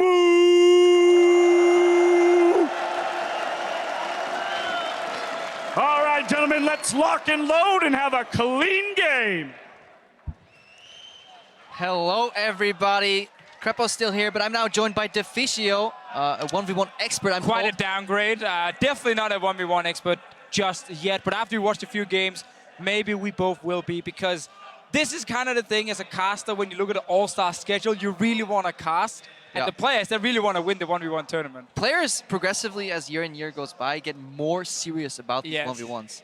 The first time is like, little cheese here and there, but these guys actually have been practicing to varying degrees of success. But they're definitely all talking about it. Yeah, and I walked by like all the player rooms, just kind of peeking in, seeing, what are they practicing? What mode is it? It was 1v1 for like every single team. So we're gonna have like this very interesting meta in the 1v1 alone that might change a little bit during the games. Last year, obviously it started with some Lucian. He became like the best pick overall. Kennen was played a lot, Caitlyn as well.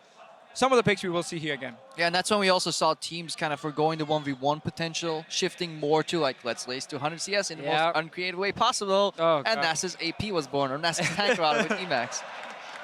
Yeah, we're going to get a little bit of everything. Obviously, we have xPeke, one side here from Origin still in the EU LCS. And played mid lane here at All-Stars, played a bit of AD carry here at Daisies. A bit of AD carry. A bit of AD carry. He swapped around. Season. An entire split, actually, as AD carry. But the 1v1 is still a thing where he should be really good with so many years of experience. But I actually think Aphromoo as well, because he's so mechanically gifted, is very strong in this kind of game as well. Yeah, for a very long time, played mechanically proficient champions. Last year, he couldn't show off. The analyst has touched on it. He was baited into a zillion 1v1, 100 CS, no items. It's kind of the equivalent of Final Destination Fox, but I want to see Aphromoo just whip out the AD carry and beat xPeke in a 1v1 Marksman duel. Give me Draven, you know. You just touched on the Marksmen. We know they're really strong in this mode here, especially Caitlyn is like the perm band. Kennen as well being played as an AD carry, super, super strong. Ezreal being used quite a bit. Kalista was used in the wildcard tournament as well. So a lot of these AD carries are like some of the very strong picks. And look at that little setup. Yeah, we decided to tune our champion select just a little bit here. Time's ticking down, 3 more seconds remaining for the first ban on the side of Peke. Let's see what he gets rid of. Nothing, it seems. Either he forgot or they have agreed not to ban anything. Last year, we saw the teams ban out certain champions to spell out whatever it was going to be. There was, in the finals, it was a TSM ban both ways between Doublelift Rotter and Bjergsen. This time, though, they're banning strong champions. Pantheon, really good at level 2 spike, all in. Yeah, Syndra, obviously, one of the strongest 1v1 mages. LeBlanc is another one. Aurelion Sol in a one-lane map really does not make a whole lot of sense. You can't really roam anywhere. Yeah. Push and roam. Yeah, where are you going? Where would you go? So that's a special one from Aphromoo. Maybe he's been scouting Peke's match history, because these players, as we said before, they've just been sitting and spamming 1v1s against each other. Has to be poor if you actually let the game end, though. I guess, yeah, the 1v1s tend to actually finish because you can't pause out of them, so you can actually scout on the match history what they have been playing. Yeah, exactly. Grice coming in. The Blanc is open for Peke. Pick he's obviously used quite a lot throughout his career, even though it is a bit changed right now. But come on, it's AD carries we're mainly looking at. And that one counts as an AD carry right now. And the players can't see the screen, by the way. They can watch up because we decided to be a little bit more lenient with competitive integrity here. The players are sitting in front of the screen. Oh! He's looking at xPeke. He's like, okay, can we see the team on both sides? It's the rematch from the Marksman mode we just had. But the ultimate mind games, because now both players can look up at the giant monitor that's in-house and see Teemo versus Teemo. And remember, they can also talk to each other. But they can also change at the last second and then look up at your opponent, stare him in the eyes and say, I'm here to win. 6, 5, it's going down. I mean, they might just do this, the rematch from that Marksman mode. Where Peke went, no, change it. That's the Draven. We got the Draven from Aphromoo, an old special from him for sure, back when he used to be an AD carry. Used to be a streamer initially, AD carry focused. Played on a few teams, but then went into competitive, switch to support Kennen here as the opposition. You really want to get that stun out as soon as you can. If you let Draven connect 1, 2, 3 axes, you're going to be suffering. So this is likely a matchup where Kennen wants to get to like level 6 for the all-in, or just zone with stuns. I actually thought Kennen would be banned a lot in this. I mean, first game, you know, small sample size. He forgot to ban. He definitely, I mean, that was Peke who forgot to ban here, but Kennen really is one of the best because his auto-attack trading is so good as well. Getting a few stacks on them to get some extra damage in there. It's hard to trade with his Q skill shot as well. You have to dodge that one. So Kennen, even before 6, is just really good at trading with other AD carries. And that's why he's so good, because he then also has all-in later. Versus range matchups, it starts at level 2. Because Kennen usually wants to start W, stack up the 4 for 5th shot, attack the enemy laner rather, and then press W for the poke. However, it's very hard to do that versus range champions. So in a ranged matchups, we could usually see Kennen start with Q. And then at level 2, they have enough spells to chain a stun together very easily and take control of the lane. And that's really one of the important things here for Aphromoo to kind of play around, because he can see the stacks at all times. He knows don't take a trade if you're about to get stunned by a stack. And also level 6, watch out for that all-in from Peke. There is exhaust on both sides. Yeah, if you're new to 1v1s and you don't see any flashes or snowballs, it's because they're very gimmicky. You do not want to run flash in a 1v1. Combat summoners galore, you usually see Exhaust Ignite, and if you're maybe a mage, it could be Exhaust and Barrier if you're playing for the minion game. Exactly. If you play for 100 CS because you're boring, you go Barrier. If you actually want to go for the kills, you can take some more offensive summoners, Ignite, Exhaust in this case here. Yeah.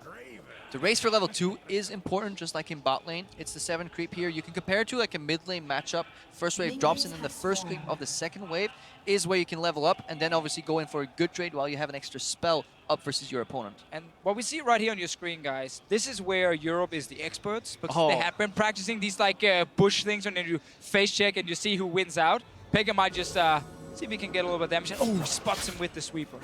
And the push starts. Draven can actually push pretty hard level 1 with the axe spam. Peke trying to catch up. As long as you're like keeping up, you should be able to get level 2 as well by the time he stepped forward to kind of give you a hit. But yeah, Dravens love to get that level 2, speed themselves up, get a few extra auto attacks in. Yeah, good trade both sides. 1 axe versus 1 W proc. There's a CS behind, but honestly, I don't think this match will get to CS max here. So there's poke from xPeke, but Aphromoo is poised. 1 more axe of that creep, and then the next melee creep that dies will make it so that Aphromoo is level 2. Peke can take down the last caster minion next to that melee and just even it out. So both gonna get 2. Yeah. No one gets any crazy all-ins just yet. Aphromoo might want to get all 3 spells first. But definitely want the speed boost to follow up after you throw that E out.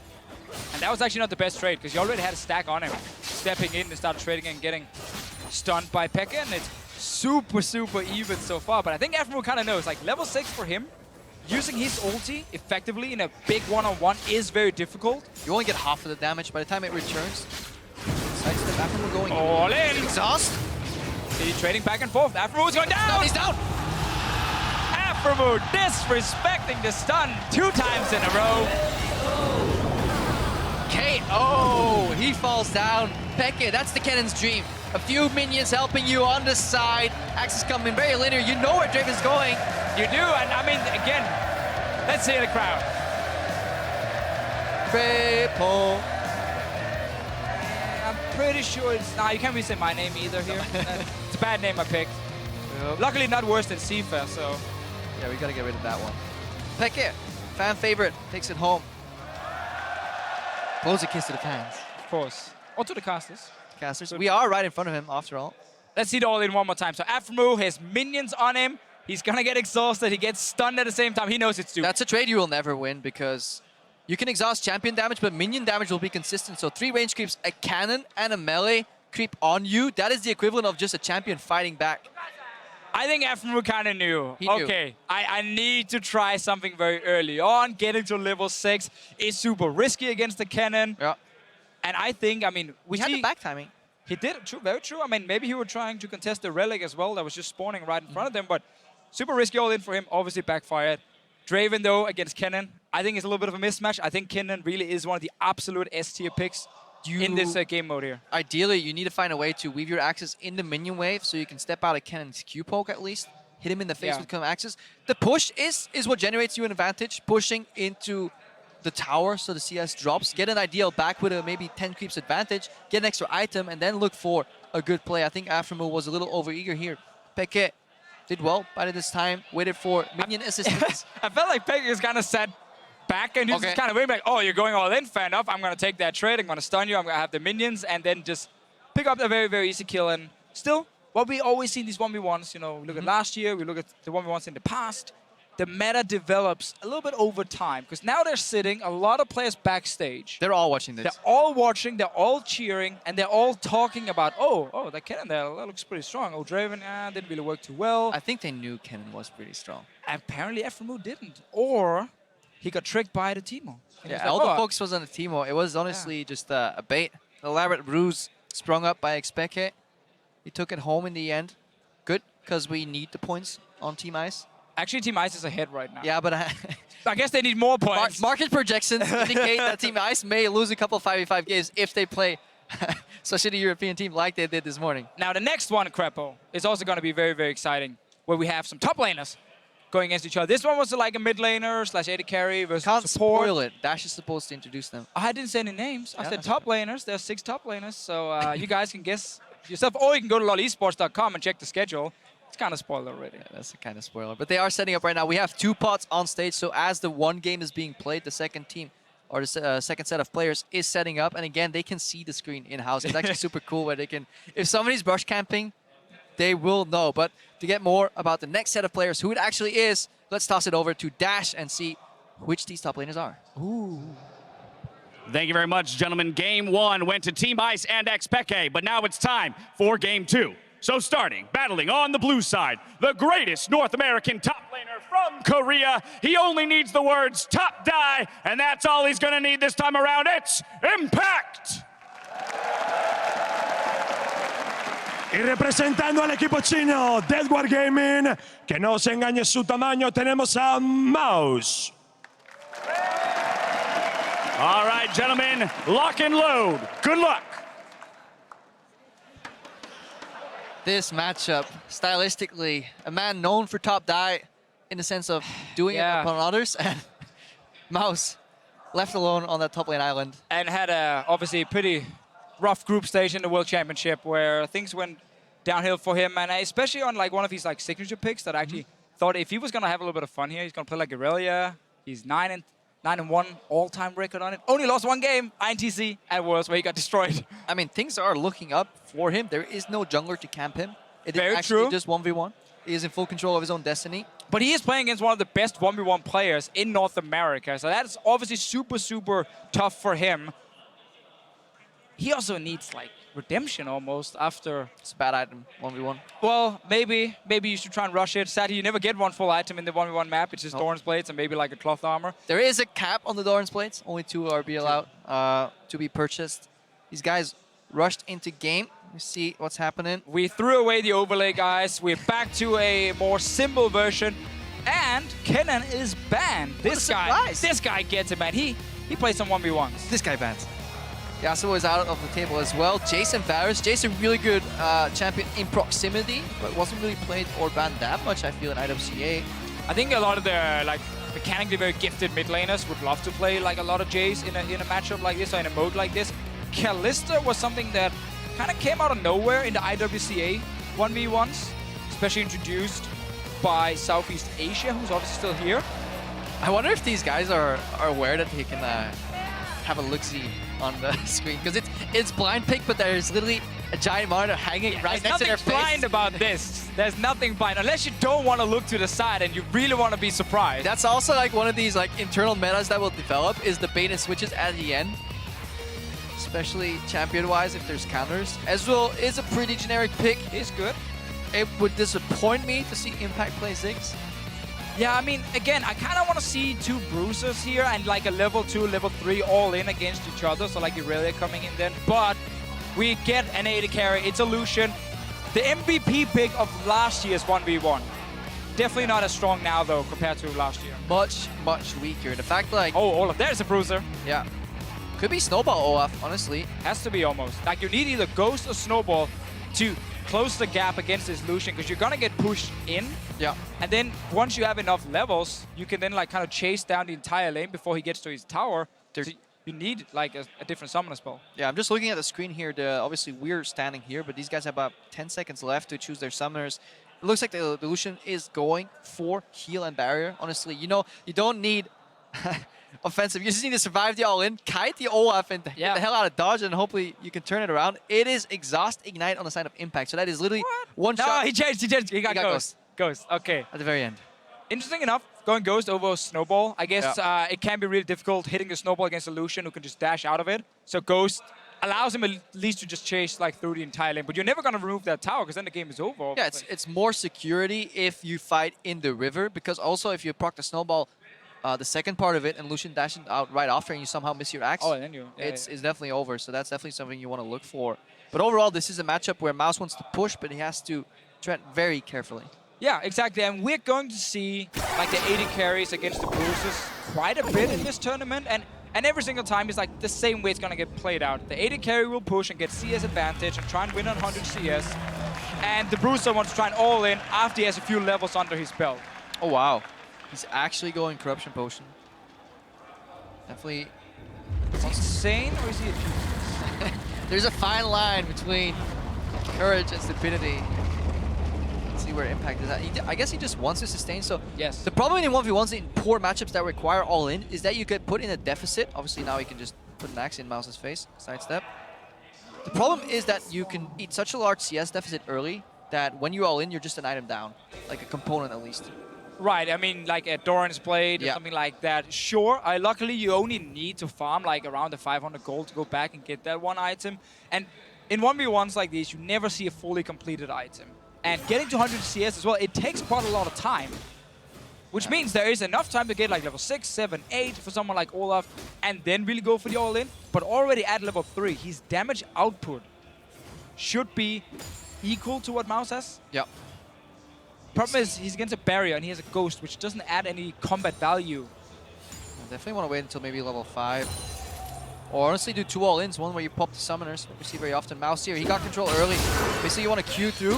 Oh, Impact is actually going in. Oh, he's going with the Axis level 1 spam! There's minions hitting him plus exhaust. Oh, Impact, he realized, okay, I got minions on me, I'm not winning this trade, he still has barrier. But honestly, he's about to get level 2 poked anyways, with Mouse dashing in aggressively with a level advantage. So he kept the trade on level 1 versus level 1. He burned equal summoners. Honestly, I think it was a pretty smart from Impact, because now the Corruption Potion is ticking in as well. We'll have more sustain for himself. Mouse obviously can try and get a little bit of HP back with just auto-attacking the minions. But the fact that there's still a barrier means that Impact really has to be careful if he tries to all in. There's a lot of minions as well. Yeah, and we see the kind of practice here, what you want to do as well with AoE abilities. You want to last hit a minion, or hit a minion at least for the push. Take the heal. There we go. And you always want to make sure that you hit the enemy champion as well there. Double dibs, rather. While you push, you want to be poking here. Mouse does it well.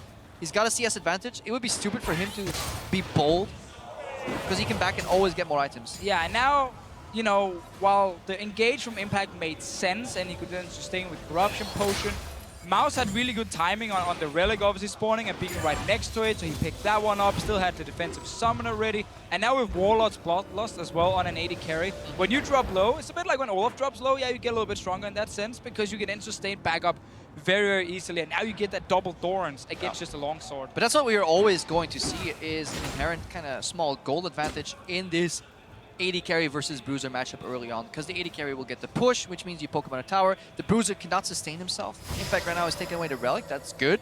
But he is down an extra item in essence, because it's a sword on each side, a sustain item, and then an additional Thorns on the side of Mouse. And Impact will have to wait for his Summoners again. Yep. So Mouse knows there's a bit of time here where he can just keep like farming and pushing. See if he can poke Impact low as well, or at least get him down to like a 50%. So he really has to be careful when he tries to all in. So overall, Mouse is in a very good spot at the moment. Just can't really start sleeping and suddenly get caught by too many axes. Yeah, it is just the second Impact decides to pick up one of those axes and chain them together. That's when Mouse needs to realize he's in a lot of trouble. So watch him keep the maximum distance, hopefully for him.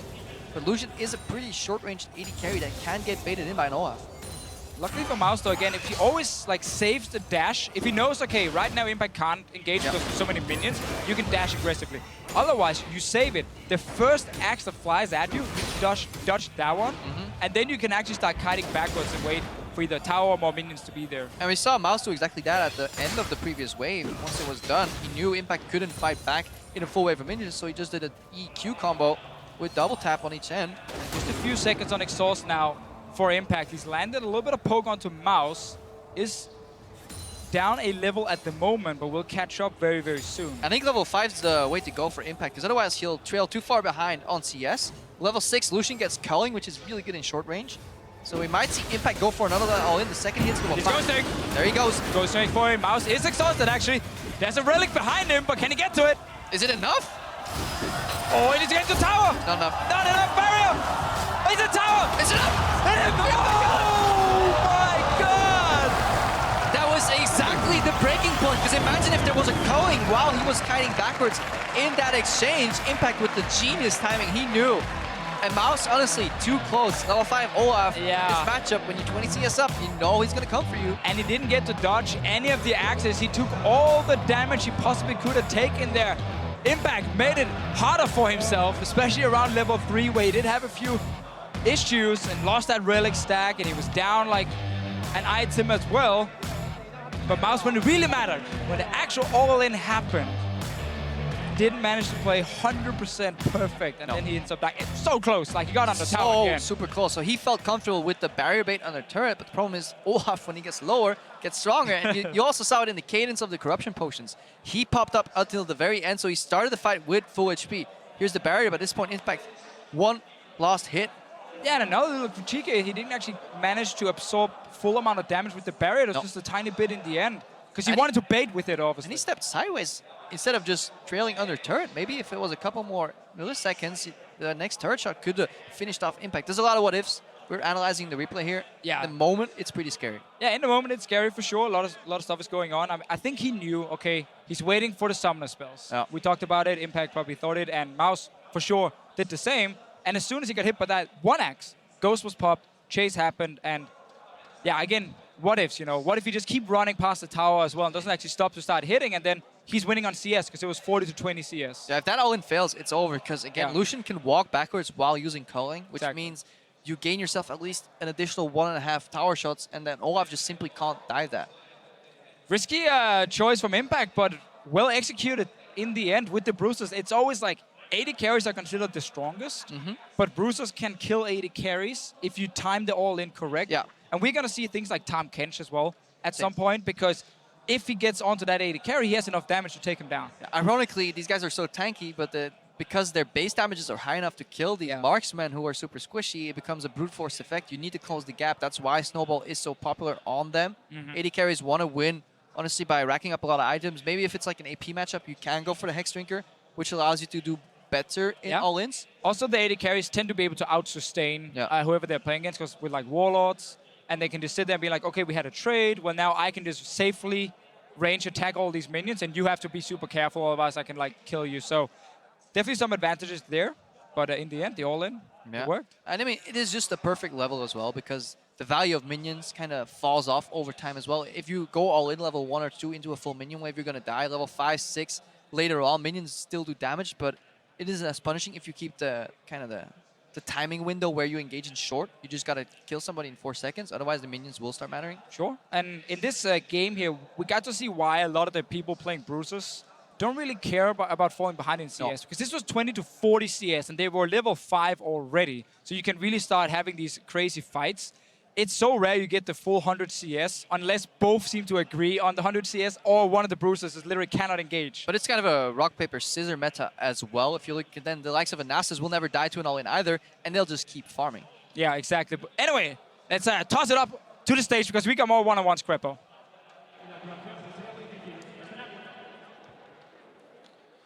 Hola, ¿qué tal? Seguimos con el 1 contra 1 y es que ahora toca a alguien que en el lado azul está representando a la LPL. Froskurin y Spawn dicen que es buenísimo. Es el señor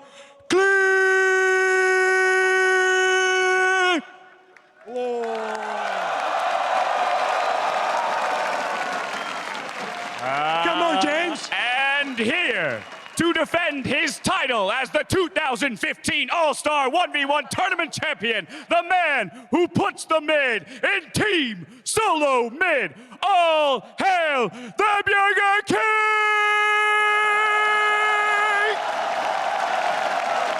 All right, gentlemen, leave it all out on the ref.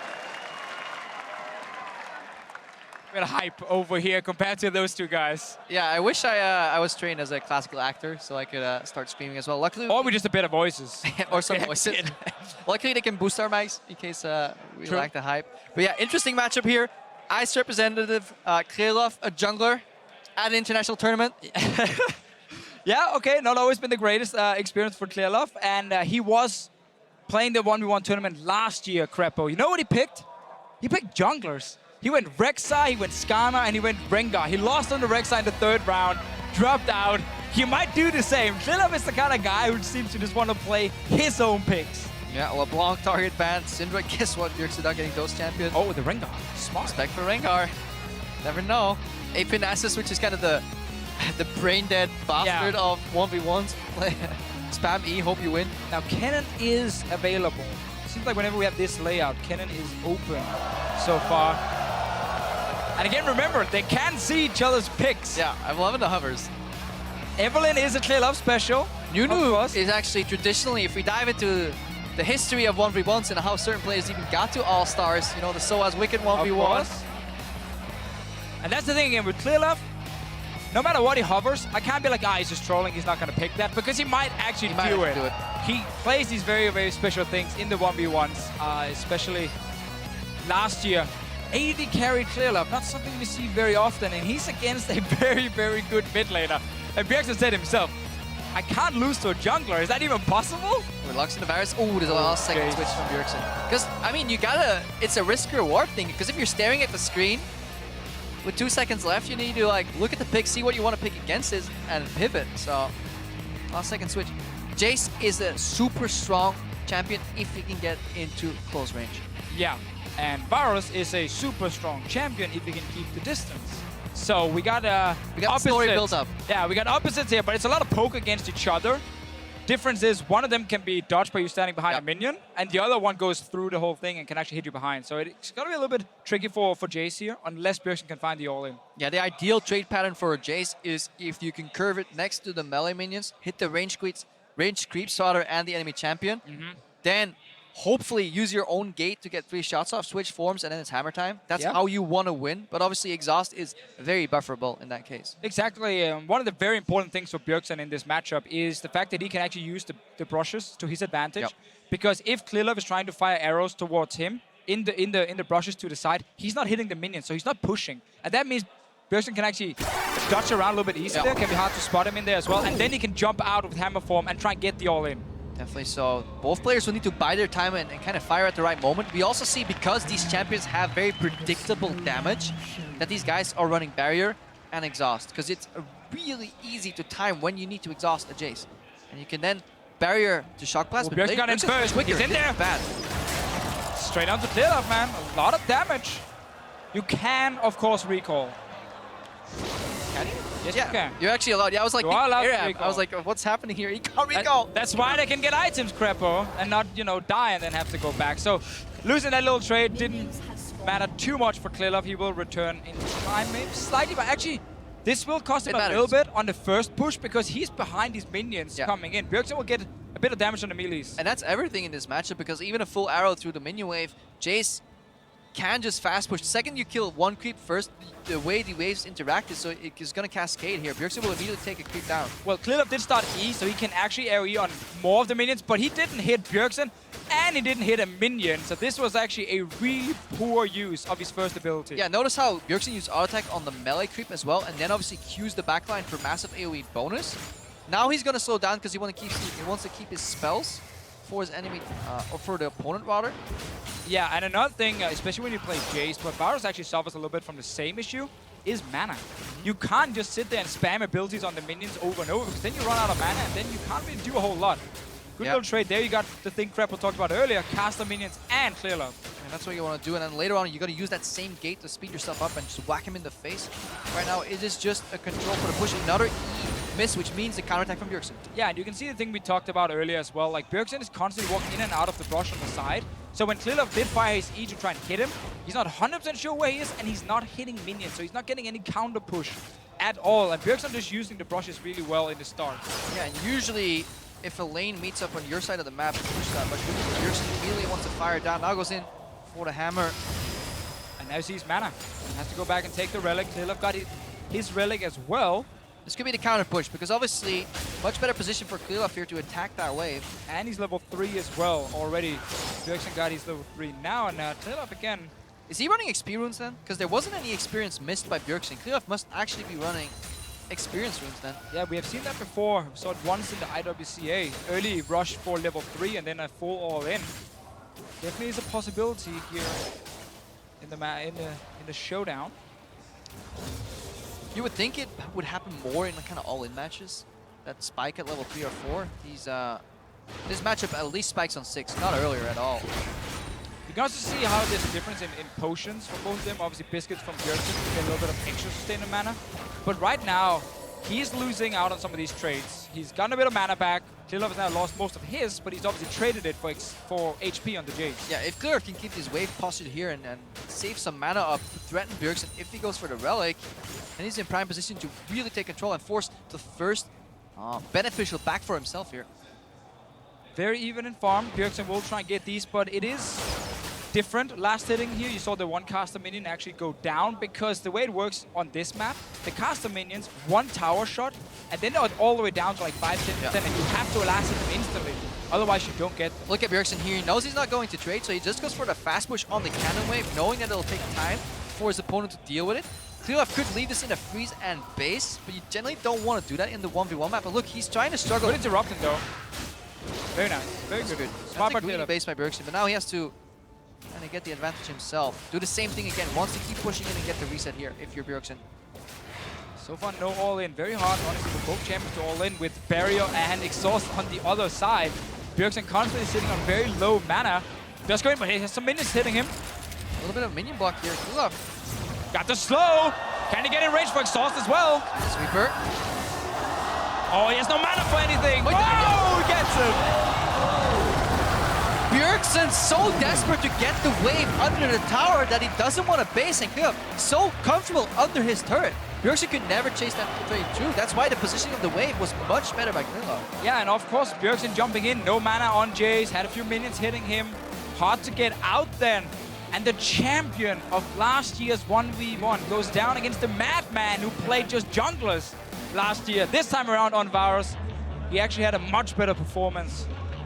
Yeah, you can see that some of these ulterior motives that are driving these players, it's not all about trades. A lot of it is thinking about minion waves, want to get the wave in the turret so you don't get frozen off, so you're not in a bad spot. You want to stay roughly even on CS. There was honestly a couple of E's that Clearlove used that missed Bjergsen completely. He could have been out of mana here if he did one more of those bad trades. Bjergsen, obviously, that's the downside of barrier versus heal. It only lasts a very tiny amount of time. Just enough with the last auto attack from Clearlove. And he knows. He knows. I mean, yes, you really want to win the 1v1, but at the same time, here at All-Stars, again, you're celebrating the players, you're celebrating the fun modes we do have. So if you do lose, it's not the end of the world. Don't smash the keyboard. You don't have to smash the keyboard. You don't have to start crying or anything. In fact, you can actually just laugh at it and say, oh, I misplayed. Clearlove took me down. And Clearlove right now, a lot of confidence moving forward. The champion of last year. Played a decent Varus if we're going to have some... Just some of the early games. Some early decisions. Yeah, some spell usage wasn't ideal. Obviously, they're playing versus like high-caliber players that actually dodge. That actually do dodge. That's very true. And Bjergsen did use, again, the brushes very well. Got like the green Phallus gifts a few times to try and get one extra hit in and do some more damage. Yeah, no point running Bandit on the... No. That doesn't do a whole lot for you. So really, really fun matchup to watch. And once again, we're not getting past like 50 CS. Yeah. 3 games, and everyone has agreed, let's fight. Let's fight. No snoozers. No farm, no Anivia versus Anivia to 100 CS. We're not seeing it so far. We are getting some very, very good matches.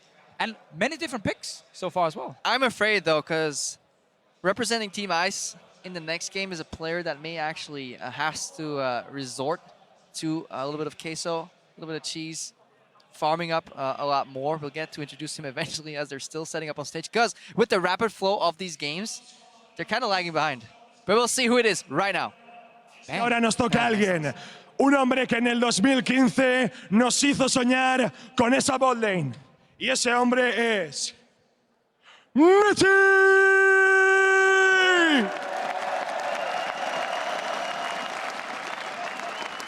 And on the red side, it's the deadliest Void Reaver in the tournament, racking up 25 kills in assassin mode last week. Put your hands together for Mithy's opponent. It's Levi!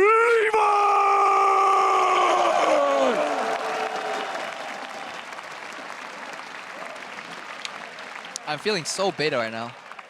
Why? All these like alpha males shouting, Levi.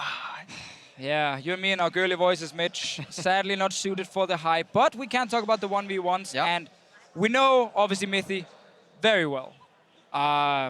He's a player who, after the EU vs NA first game, I saw him backstage, and I tried to explain to him that when there's this little effect around the ball from Orianna, it's a shockwave and you can flash it. Yeah. He didn't want to hear that. Like, he was actually pretty down after that game. He was like, yeah, we could do anything, you know, I died too many times. Now it's time for revenge. We know him very well. We consider him a friend.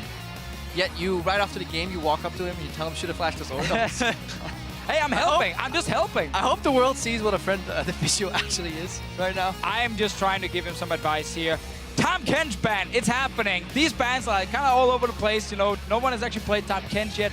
But Levy obviously played in the IWCA, where we had the 1v1s, where Turkey introduced Tahm Kench, and it destroyed some of those AD carries. So he has a lot of respect for the pick. Yeah, the pick kind of developed for 2 different reasons. The voice actor that initially did the Tahm Kench sadly passed away in the Turkey region. But it turns out this champion is pretty strong 1v1, so it's a double win, an homage, and a strong champion. But let's not focus on too much. Bans are running through. Yeah, funny story about the Kennen ban. You saw Mithy laugh before. His match history from the practice beforehand is like 10 Kennen games in a row. And he was like, oh, if Levy actually checks my match history, he's going to ban it, and then I'm done. It's like all he's been practicing. Caitlyn is open. Caitlyn should never be open in 1v1. She's too strong. Poke is great. Sustain is fine with Warlords. She's so difficult to play against. Yeah, difficult to play against. It's actually really interesting with the new Caitlyn. He just locks it in. 5 seconds left. mithy has not been watching the meta evolve. And this, when we see the Caitlyn locking obviously on the screen, that could be just a Teemo fighting against it. Teemo can get outranged. Yeah. I think the way to go about it is you want to kind of eat trap combo actually to keep him out of range and then get the headshot. You can actually buffer both the Q and the trap with your E.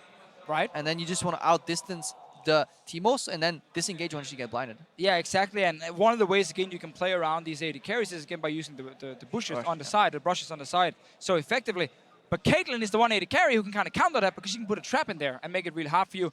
We did oversee the Teemo once again was a bait. It got swapped. Last second, it's Caitlyn versus Caitlyn. Both players realize we didn't ban it. We have to pick it. The rule of 1v1. The rule of 1v1. And I actually like the heal from mithy here.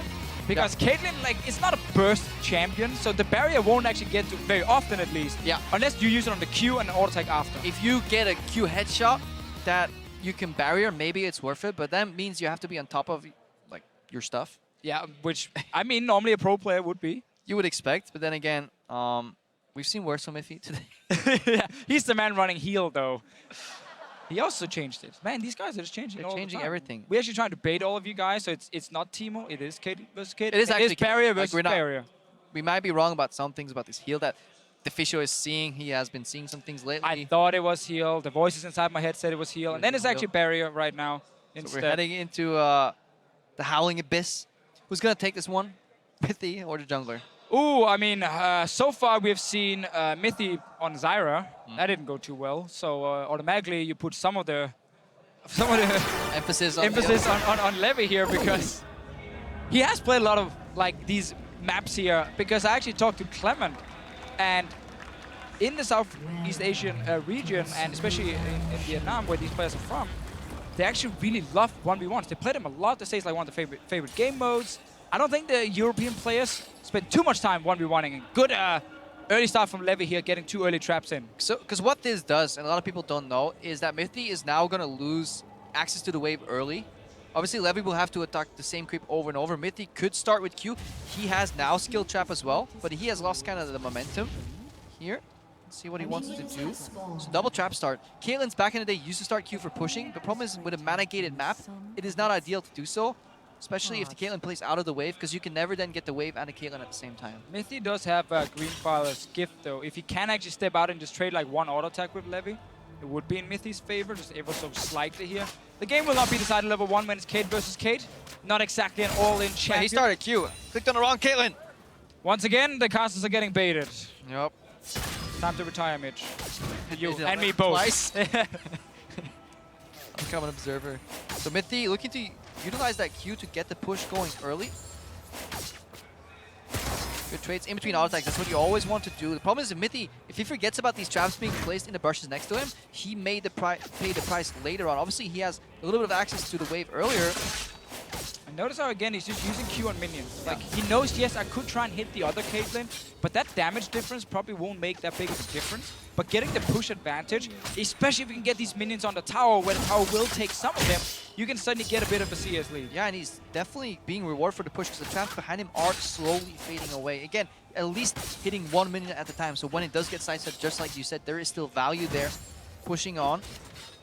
But this is not the most exciting matchup. Like, Kate versus Kate is very much a farm fest normally, and then seeing, can I poke the guy down enough so he has to go back to base, take like a bad recall, and then maybe try some super risky trade in the end. But it's so hard for both these Caitlyns to actually like all in each other. Yeah, that's why it's up to us right now to kind of highlight the nuances. Levy going in for an E auto attack trade right there, because he knows he has to stay on the back end. That will fill up his mana again, so he may as well try for it. You never want to overcap your mana when you go for the crystals. If he still has the push. Remember, Caitlyn can stack headshot much faster into brushes. That's why mithy is always staying away from the other brush. Obviously, the fact that you can get auto attacks reset as well. Oh, he really wants to get in there and smack him with the headshot, but Levy just staying just out of range, and we've been on this side for quite a while now. Yeah, and that's kind of the cadence, you know. See headshot, step away from the vehicle, walk up for EQ combo. That's a good combo by Levy here.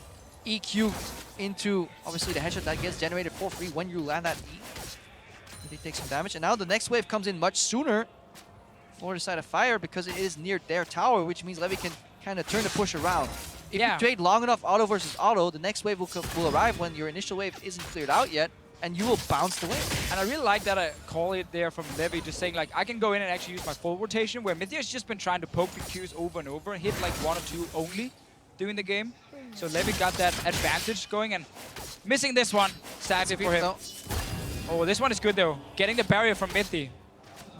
No mana from Levy. Now both of them will start sustaining with Warlords. Obviously, sometimes it is good to use barrier, not in all-in, but just to make sure that you can... Again, there is barely any all-in, you know. It really is a poke game. So yeah, if you do trade your barrier for some of his mana in some of these pokes, and maybe like 1 hit in return, good trade from mithy there, but he's still slightly down.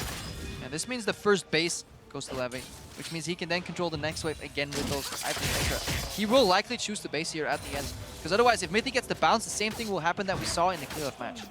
It is just very hard though, getting like an item advantage when it's 33 to 31 CS here. Even if he gets like 1 or 2 CS advantage, you end up just going like Dorans, and then like another potion coming in, and then you kind of go even anyway. It honestly pays off at the end. If you get 2 of these situations where you base successfully, you'll get more items, which gives more pressure at the end if you're racing to 100 CS. Ooh. Or you can take tower shot. That also works. Let's just say it was the disrespect tower shot. Showing mithy, I don't need this HP. I can take a tower shot. I can still beat you. I wonder if he should have based there. He had like 1.8k gold.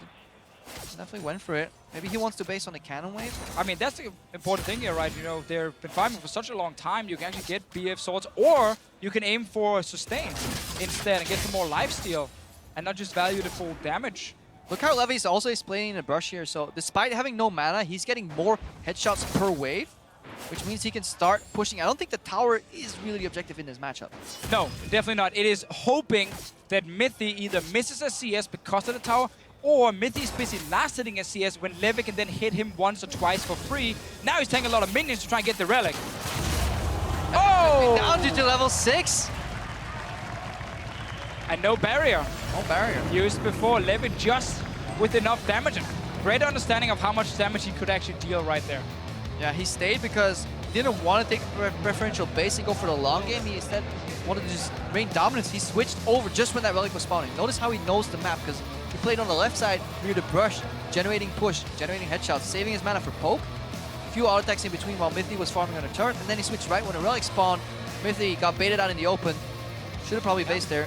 Got the headshot. Like right here, he's taking so much damage because he knows what he needs to do to get mithy. I think also mithy didn't realize Levy just needed 1 melee minion for level 6. Otherwise, he would never step forward to try and take it. Like, worst case, you would have gone back to base then. But the way a lot of players look at it is like, if I'm already down in CS and I have to take a bad recall, then I've lost anyway, because he will just not fight me and just keep farming to 100 CS. So mithy probably felt like he had to try something super risky to try and keep it somewhat even, but he was just down. Super risky. Auto-attack him? Auto-attack him, very risky for mithy in this one. And not been the greatest day for him so far, but Levy showing once again. So remember, if you see mithy, do what the Fisher does and just keep asking him why he made those mistakes that he did. Why did you not flash the Orianna ulti? I've learned that's how it works, you know. Why'd you get ultied? Part of giving, you know, feedback is getting them to talk. Get them, you know, ask them a question and get them to answer, and then later on you can then use that to give some feedback. So I He's just taking one class on giving feedback, forgets half of it. I just wanted to see what mithy wanted to say. I think Levy, though, that's the man we should talk about instead. Yeah. Played this map actually extremely well. We talked about this, you know, back in the Southeast Asian regions. They really love these 1v1s so much, and he got to play last week, so he's obviously been practicing quite a lot, and I feel like this is where they can really add some value for Team Fire. Oh, they're definitely pulling their weight here. He did get punished for the trap start, if we're being critical, but then he bounced back by beautifully just saving his full combo, you know, EQ into headshot every time, and then the second he bounced that wave from under his turret, and mithy kind of got baited into trading, so the wave stacked much sooner and bounced again. That's when he took the control of the matchup, got level 6 first, and honestly played it out beautifully. I was expecting him to base, but he honestly had the bigger picture in mind, which was that level 6 spike. Okay, very interesting. Let's move on instead. Let's give it to the guys on stage. All right, here we are, moving right along on to game number 5, and playing on the blue side for Team Fire is 3-time Worlds participant, 5 if you count the analyst desk. It's Doublelift! I like it. En la otra esquina, representando a un jugador de China, un jugador con complejo de Godby.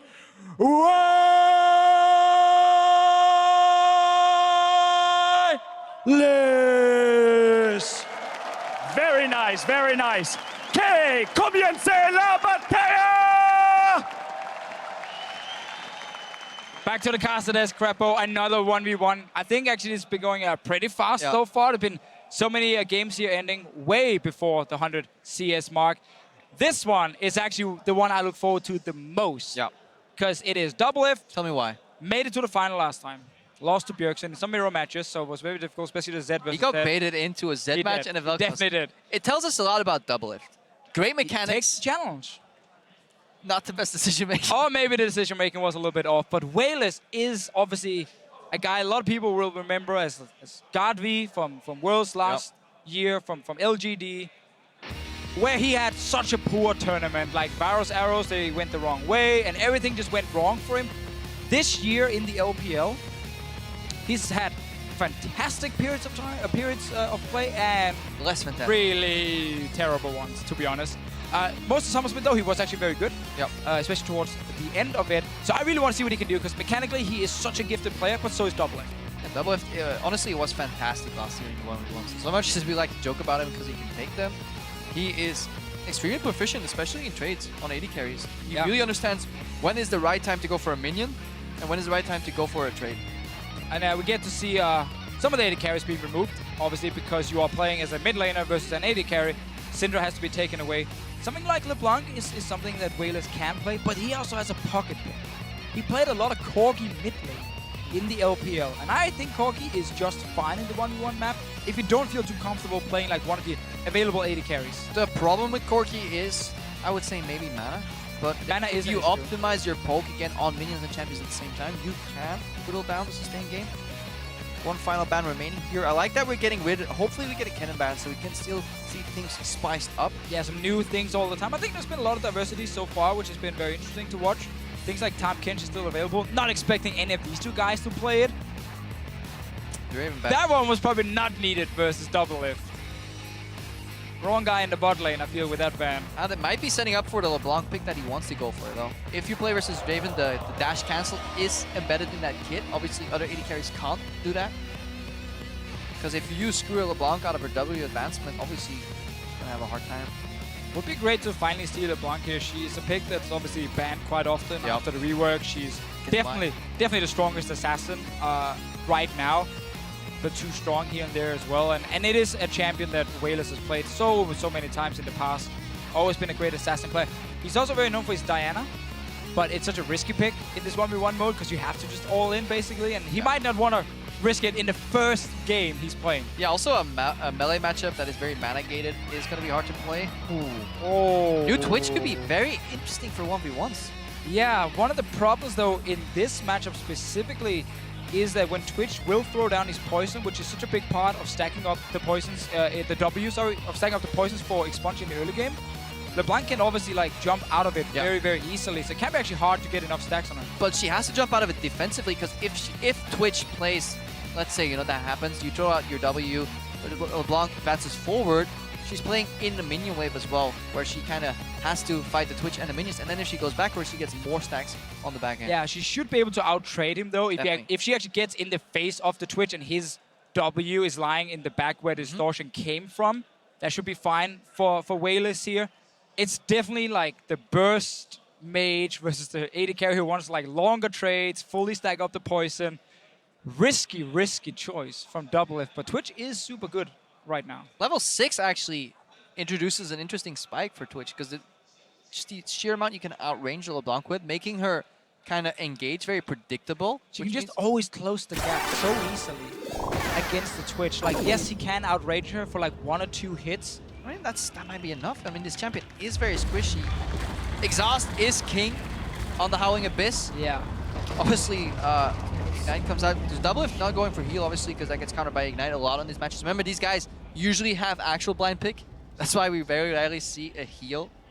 Doublelift makes it into the bush first. It gets That's really good. a few hits up, but again, Wireless can recall. Yeah, he can base, but having control of second brush is important. And Twitch poison. The poison actually making it harder for Wayless to recall. So by the time he's back in base now, minions should be ready to spawn and might cost him just a little bit in the end, because there's the minions. It doesn't matter that he's in time for experience. It matters that he loses right to first engagement on the wave, which means Doublelift will have the push going, and that is very needed for Twitch. Yeah. If you push in an 80 carry like Twitch, he's going to suffer. And one of the big things, especially when one guy is slightly behind on how fast they make it to the middle, is if you can make it into the second brush, like the enemy's brush, it's so easy for you to like weave in and get like again that green Phallus gives extra auto attack on them, making it much harder for them. Chain first from Wayless does deal a lot of damage if you get the second proc. It works if you're behind, because you know this 80 carry is going to kind of start walk up on you, like right there. But Doublelift still had to push. Notice how he did. Once he's 1 minion ahead, he knows he can actually go for little trades in between as well. That's strong from Doublelift. Yeah, what Doublelift also can do in this matchup, now that it's against an AP champion, is go Hexstring. Of course. Which is so huge with Hexstringer, Barrier, Exhaust. Like, there's so many defensive tools against like a lot of burst from another champion, making it much easier for him to win trades. But that's obviously in 1300, 1400 gold. Yeah, we're also about to witness the main weakness of a LeBlanc pick is CSing on a turret. Really hard to do so if you're not having access to continuous mana pool. Yeah, we talked about how the tower works with the caster minions. With the melee minions, it's actually even more annoying because the tower will deal about 50% damage on the melee minions. So if you don't hit it at all, the tower will just take it down on the second shot, and there's really nothing you can do against it. Wayless went for a W that lasted a minion at the same time and hit Doublelift, but his E missed, which gives Doublelift the preferential trade. He needs to keep this wave position like this, though. He's waiting for the minion, the relic to spawn. He gets it. These guys obviously have practiced a metric ton of games, so they know exactly when this relic comes out. Yeah, LeBlanc will keep missing CS on the tower 100%. And also allowing Doublelift to throw the poison down exactly where he did it here. So Wayless has to decide between standing in the poison and getting the last hit. But Doublelift just took a shot there. That's the problem. This poison will continuously give you tower aggro the second you step forward, because Doublelift was setting up to punish Wayless when he went for a CS, but the tower triggered a lot earlier than he expected. And this was huge, because Doublelift instantly used Exalt. Wayless kept his. He went for like a bait all-in, where he goes for the summoner spell, jumps instantly back, and now, because he has Distortion, he can close the gap again with Exhaust. He can go for a fake base into Q. Oh, he tried to. Because the chain is down. If he use the sweeper. There we go. Damn, I got so into that. Don't yell that loud, man. You can hear. They're like really close. Got the spot. That's why you go with sweeper. You actually can't go any ward trinkets anyway, because they wouldn't make any sense on this map here. And Wayless again, he wants to jump in with Distortion, Exhaust onto Doublelift, and try and all in him in that potential trade, but there is still barrier for the Twitch. Well, this is going to be a big punish. Second, the W misses here. The momentum shifts to Doublelift. The lane is neutral right here. Doublelift has access to the creeps earlier. Look, yeah, he's just going to use that W for wave clear. Doublelift taking control again on the matchup. Definitely, but Wayless constantly moving forward. It seems like he just wants a bit of poke damage. Now Doublelift will have to be so careful, because Wayless can actually engage and take him down. I like how Wayless is just playing like the poke game. It looks like he's all-inning every time, but he instantly jumps back. Yeah, Doublelift sitting on 1,200 gold, going to base here. Bought a Thorn's Blade, and then we're like, whoops, wrong item, sold it again. And of course, it's going towards Hexstringer. Wayless might have to just push this out and go back, because he doesn't want to be this many items down. But once level 6 first, most likely. Reset the wave as well, but look at how annoying it is for LeBlanc. She never wants to use spells on these waves. Yeah, and she's actually too far away from level 6 to get it before Doublelift is back in this lane here. So he's not really losing out on anything, and he is going to get quite an advantage on CS. Yeah, he could actually just freeze here too, to deny a couple of creeps, but again, this is not in a matchup where it goes to 100 CS. If this was a 100 CS matchup, a freeze would deny about 4 creeps by the time Wayless is back, but it would put you on the risk of then having to CS on a tower. You would only freeze if you have an AoE champion that then can then immediately clear out the wave. And now if you guys look at the items, you see Doublelift had to spend all his gold on actual items and no sustain in here other than what he gets from the Dorn's Blades here, where Wayless actually managed to get some sustain with the potion, and that can be very important when he's jumping in and poking and then jumping back and trying to out-sustain a little bit.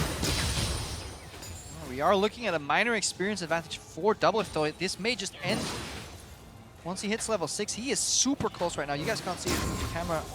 It's obviously blocking it. I really like that trade from Wayless there. He jumps in with the W, so he applies his Signal of Malice, the passive now. Oh, we'll actually see if they're going all in. 3 chains. He can go for it. Just go for it, man. One more hit. almost too easy in the end. As soon as he got level 6, jumps in. We hype it up. Minion wave positioning, Hex Drinker timings. Didn't matter at all. The level 6 from Twitch. Oh, he knows. It's a great tool in team fights. In the 1v1, it did make a big difference. It's a great tool in 1v1s if you actually outrange somebody. If you like mindlessly walk up to a brush. Of course, if you pick a champion that can't like gap close and there's no snowball or ghost or anything, yes. And he walked up to a brush. He casted like 2 auto attacks. He would have probably lost that trade no matter what. Wayless was on like 60% HP when the trade actually ended. So disappointing. Like we build all these stories about like, look how smart these players are. And then at the very end, it's just like, walk up to a level 6 LeBlanc guy. Yeah, I mean, a LeBlanc pick as an assassin is supposed to kill AD carries early on. And as you can see, Doublelift never really had enough damage to threaten the LeBlanc. And he got him down to 50%, basically, with that one. Wayless not even smiling. He's like, business as usual. I'm done. I've taken down Doublelift. And both North American players who made it to the final last year are out. In round 1. In round 1. Not good for Team Fire, but Team Ice, oh my, they're doing. And these are all kind of sub 50 game wins as well. We're waiting obviously for Froggen to hopefully show up at this 1v1 tournament, pick some Nasus. Luckily for us, he isn't here. No, luckily for us, he's not here. But we have 2 guys on stage. They're here and they're ready to yell again.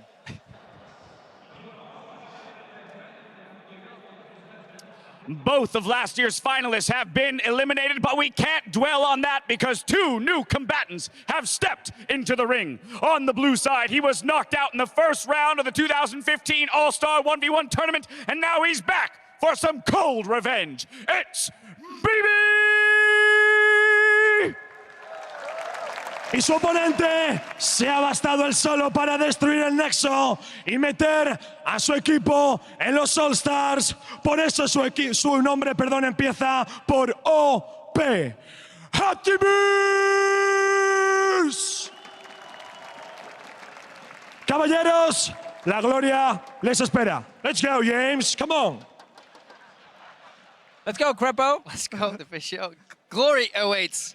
I like that. That sounds if you very win good. the tournament. Reminds me of like Gladiator as well, when you hear that, and you hear the beautiful Spanish as well. And good hype once again. And now you guys have to settle for us. Sadly for you guys, but this matchup, there's a little story between Optimus and BeBe. Tell me a story.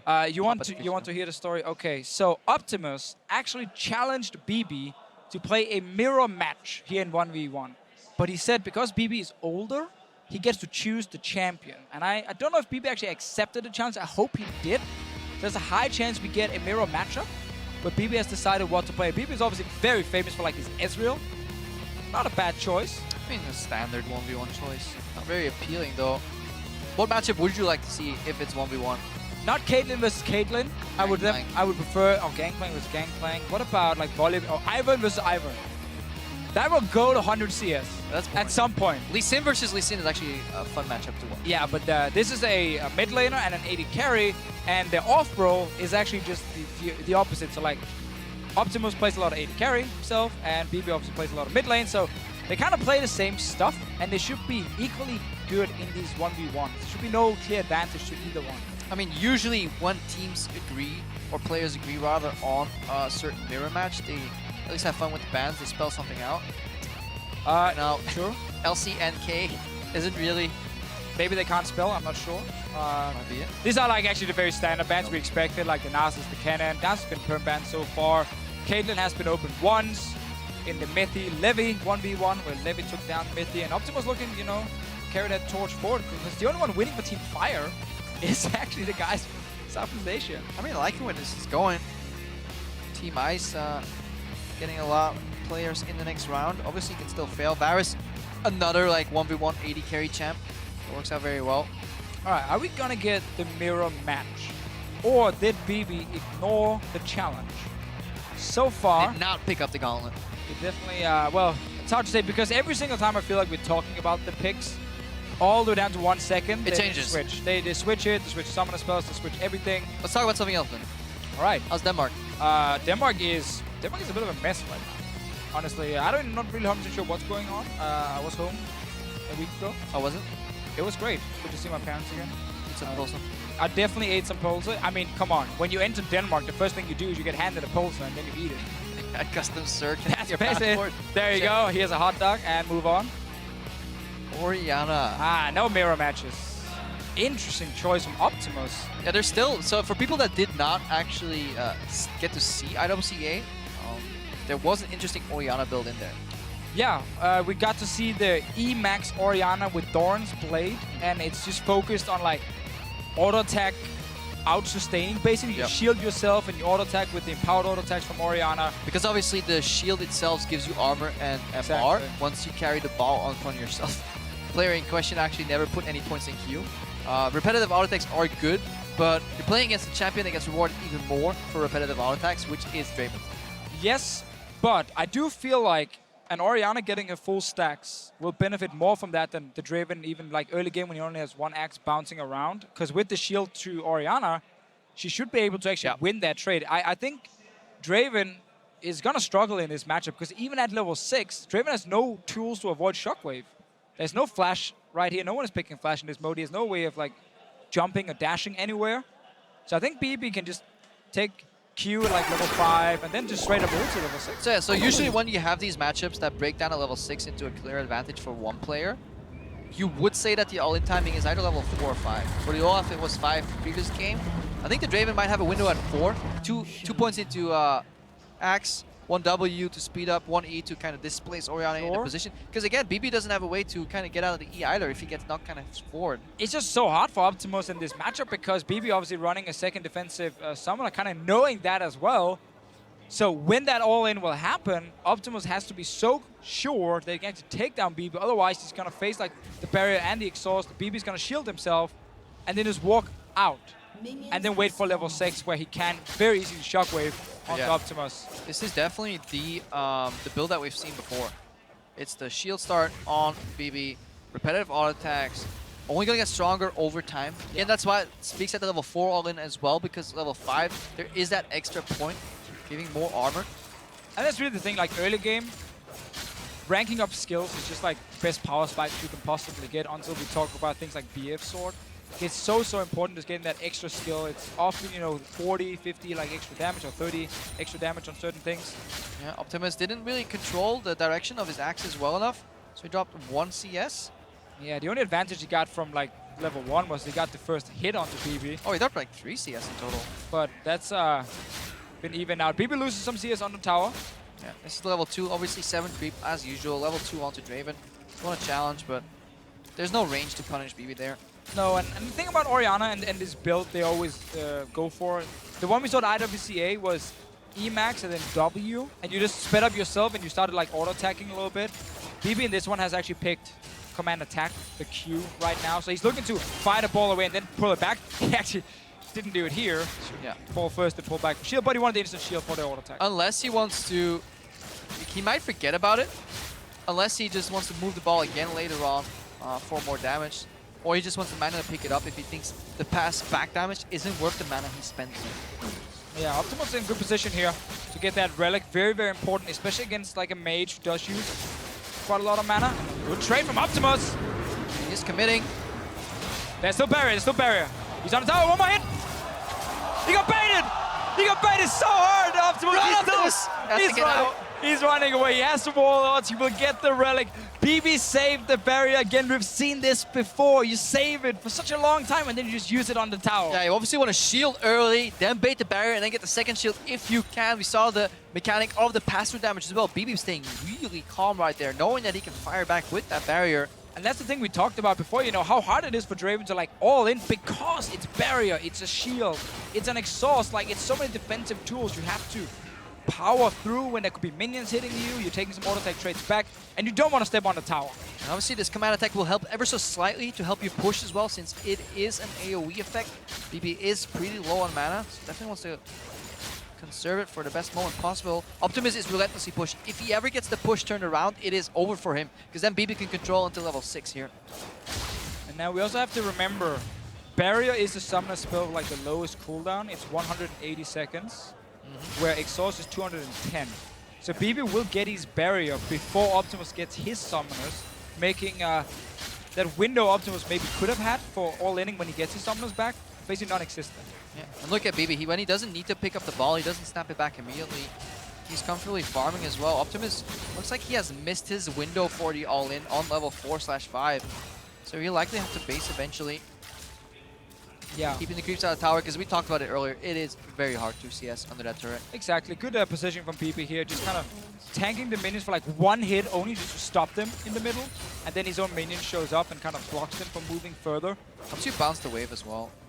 That's what BeBe is looking for. Any mistake from Optimus in terms of wave positioning, getting the wave to bounce. So that's why he's continuously auto-attacking these creeps. Just wants to get rid of that wave ASAP, hoping that eventually, if he trades a little bit with Optimus as well, on the good moments, that the next wave arrives with a tuner. Trade again here from Optimus, and he kind of needs some of these trades, but you notice how BeBe is not even using his W, because it's technically a waste of mana for the small amount of damage it deals. He has 2 ranks in Q and 2 ranks in E, so he just like Qs forward, pulls it back with the E, and then he just starts auto-attacking. He's waiting for level 6 right now. There's no way for Draven to dodge a shockwave, meaning BeBe can decide when to engage. I mean, at this point, level 6 seems to arrive before Summoners come up. Should Optimus then not just base? Honestly, pick up the Null Magic. I think that's what he's doing exactly. He knows, like, the level 6 is coming. Oh, BeBe actually sending They're him one the creep ball, off, guys. Not pulling it back, so gets 1 minute. That's 6 for Optimus. He knows that BeBe will hit level 6 as well. And he just wants to get wave clear. He wants to get out of there. He knows he can get all in. Doesn't want to risk it. Oh, BeBe could leave this on a freeze and just base. Because this is a matchup where you can actually punish with freeze. Like he's disagreeing. Maybe he needs like just a little bit of extra gold for his Yeah, back. so he wanted the cannon. He didn't want to lose that. This won't freeze, but it'll softly position the wave here, allowing for a bounce. Because now Orianna, once she gets a bit more damage as well on the base of those spells, that's why putting extra points in Q helps you with the shove. But it's all out. Bought every sword in the store. Basically walked in. Optimus, give me all the blades you have here. He needs just all-in damage. His summoners are ready. He knows what's going to happen if he just keeps playing this like very slow game. BeBe does have attack speed boots here. Is that worth it? In terms of like cost efficiency? They did obviously get buffed a few patches ago, and they are actually a fine like item on its own for just pure attack speed. Also, if he does feel like the extra mobility can help him kind of decide if he needs to back away from a fight. That's definitely true. Definitely does value though getting the attack speed first of all. No AP damage or anything from BeBe. It's all focused on auto-attacking right now. But look at the ball zone right now. This game has changed from a kind of you can't hit me because I have the ball on me to please be careful if you walk around. Mind the ball, really. BeBe snaps it back the second he goes into trade positions again. Look at Optimus. He could keep trading, but he knows if he pulls the trigger there, he's going to get ultied, and that's a zone. And this is slowly turning into a kind of CS game where BeBe has the lead because he has much more zone impact. Exactly, and that's one really important thing. Like when you play these things that has like skill shots that can like CC and hit, if you just keep them ready, like don't just use them blindly or crazy. Like if you just keep them ready, you can actually just bait the other guy. But they're all in, Crepo. Going in here, Draven ulti. BeBe needs to reset badly. Oh, Optimus not cheating because he was also slowed down. Gets the speed up. He needs to shockwave. That was so close to missing. That's the save and grace here for BeBe. He now needs to levy this into a push. Needs the minions to help him because if there's 6-7 creeps here and a brush, then he can just do that. And that's what BeBe is doing right there. He does not want to yield. Pushes it out here. Use both summoners on both sides. There's a defensive shockwave from BeBe. Obviously doesn't deal that much damage. Let's trade another small trade. But yeah, it's really hard for BeBe to like take down Optimus in time, and the CS is 61 to because he gave it over. Right with this play, he gave the CS lead again, and that changes the entire scope of things. It doesn't matter what the lead is if it's just a single CS. Really good recovery from Optimus here, and we can question those boots too. Imagine if they were just funneled into either AP or just raw damage on your auto attacks from the Orianna. I think definitely BeBe was aiming to kind of win on 100 CS. Because again, what you saw, what we talked a little bit about before, he kept the shockwave just ready. Because of the implication. Yeah, exactly because of the implication. Like Optimus knew, if I do step forward, he can shockwave me. So just kept it there, didn't want to use it for damage or anything. No trade from Optimus though. Does have a cannon hitting him as well. Good cycling on the axis here. BeBe's out of mana here. And this is actually what Optimus wants right now. Because the second this Orianna is out of mana, you're just comparing AD. He's pushed under the turret. Really good chokehold right now from Optimus. Yeah, and he's also able to get these relics. Right, he knew he had one behind him. He could use some mana, use some HP, go back and pick it up. This is where if you're BeBe, you just back, you get any item you want, and you're looking for an all-in under 20 CS, and that's a bad base timing right here. or a bad base location rather. Because again, now you're still gonna lose on CS, but the gap is closing. Now you only have 20 CS left to make a play. Yeah, you're the one who needs to all in now, and you're against the guy with double Doran. You need mana, just base. There's no way he's gonna get the victory on CS. He just has to go. Not the same place, dude. He's looking for a QR combo. Maybe he's trying to bait it up. Yeah, he's literally baiting QR under turret. That's it. It's I don't think he has mana for it. 135. He just used all his mana on the shield now, so he's out of mana. There's no relic, and if it spawns, Optimus can pick it up because he's already positioned right next to it. BeBe, you're running out of time. I mean, he's running out of options. He should have probably based farther back on the turret and looked for an all-in at this point. Because right now, Optimus is just controlling it slowly. Oh, he's in tower. He's going for an all-in. That is so risky. You just had the entire game in the bag. You were winning. 65 mana right now. All right, BeBe's going back now. Barrier is ready very soon for BeBe. No summoners for Optimus the next like 30 seconds. But we're getting very close to our first 100 CS game. That's 3 minions here for Optimus, so he goes on to 90. So he needs to get 10 out of the next 2 waves. It's not a cannon wave. I think they spawn every 3 waves. Well, remember also with a Draven, you can just ulti straight down the lane and at least get the caster minions once he picks up this full wave here. BeBe is going full tank now. He picked up mana. When there's 10 creeps left, can you deplete your mana bar in time? He's going for a soft freeze here. Rearrange the creeps, but it kind of failed. He wanted them to... He wants one of those melees to buy. All right, that's... Optimus is kind of... More swords, you know, why not? Get more swords, get the potion as well. Elixir from Optimus, he's ready. Elixir of Wrath right there. So he's ready for the showdown. I'm not sure that was even worth it because he actually ended up staying much longer and could have lost like one. This can come down to like so few CS in difference, but remember the fish show, Draven can always ulti down the lane. I heard a wise man tell me that one time. And there's enough minions here with all the casters as well. All inning once more time. They're going for it. Optimus dropping low, baby. Oh, BeBe! Just not enough damage. No, he knew he had to try and all in it because there were 6 caster minions, 3 melee minions for Optimus. He would just need. I mean, this is a strategy that only works on CS victories because in the end you're hybrid Orianna. You have no AP built in, which means the zone of your QR is only disruption and minion push. And yeah, we don't see a full auto attack Orianna too often to know what is 100% the optimal build to go for also into like the Draven matchup. Optimus actually played some of the traits, especially later on, pretty well. Yeah, he knew at this point, like... Yeah, you have to try. There's no other way you can win on CS at this point. And Optimus with the Elixir as well. Still goes back to that initial base though, and put the pressure there. Wonder if it would have been wiser with 30 creeps to play with. You could at least look for a more finer opportunity, maybe get some more minions to help you push on the enemy turret. Yeah. I mean, it was also so hard with the build because if he started going for some AP damage now, it would be so minimal anyway. Yeah, no magic pen in your runes either. Yeah, exactly. It's all AD based. You have Doran's Blades sitting there. You're maxing your E, so like you wouldn't really have any damage with AP. I like that Optimus plays it bold though. When you're bold winning on damage, CS, give me more guys, swords, man, more swords. Give me some tower shots. Just yeah. Make it harder. He doesn't want to win the boring way. He wanted to win with 400 CS, and he managed to do it here on the Draven. So Draven has picked up a win. Lost one game. I'm going to cut you off, Fisio, because we're actually going back to the stage.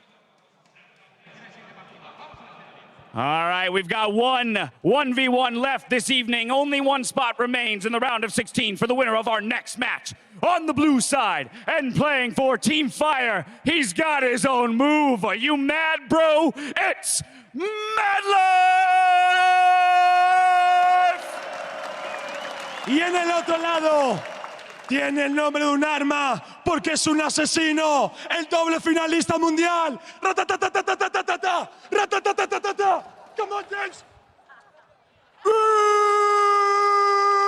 See! All right, men, give us a show! They're getting more and more crazy up there. It's day one. It's only day one, yeah. There's a lot of 1v1s to go. We have them every single day. Tomorrow is obviously the other side of the bracket. I feel like tomorrow they'll arrive with like a group of backup dancers and they have like a whole choreography, you know, like Britain's Got Talent, like they go on to the next round. See what they can do. Tomorrow's all the Koreans except for Madlife playing. That's where Team Fire really brings out the big guns. But so far, Southeast Asian guys have actually won the 2 games they've played, so they're trying their best. Madlife versus Uzi, though. A matchup you've been dying to see pretty much whenever, except when it's 1v1. Yeah, the 1v1 is not something normally you want to see on Summoner's Rift between a support and an AD carry. Got banned against Madlife. I feel like Uzi has to be just... This has to be his wheelhouse. I mean, you are in a mode where AD carries are like the strongest. I'm pretty sure. Even within AD carries, like if you look at the likes of like, is YellowPete the greatest 1v1er of all time? Probably not. Probably not. His support was pretty bad as well, though. He did like get trained to carry hard, but if you look at like Uzi, master of like weaving auto attacks in between. True. Master of Vayne as well. Another little funny random story. There was a 1v1 tournament in China, and he tried to play Master Yi. Kelsey Moser told me, and apparently we went so terribly wrong that we probably won't see it again. Yeah. It was really bad for him. And then he had like the Royal Club, they put up like a vote for which AD carry he should play. They voted for Caitlyn, but you're never gonna get Caitlyn if you're Uzi in this mode. Obviously the first ban for Madlife. That is a great story. I'm glad you like my stories. I got more. 80 fresh. It is Madlife after all. His Blitzcrank is also a thing he's very, very famous for. I'd actually love to see him actually play it. I mean, Uzi will just play the Vayne. Madlife should also think that, oh, Uzi changing. Want something better. Yeah, on this not want to run a Vayne into a Quinn. I like the Quinn though. I think Quinn is so good in 1v1. Especially if you can get the bird on the range creeps and the enemy champion again, then you can just generate so much push. Varus though was very good earlier today.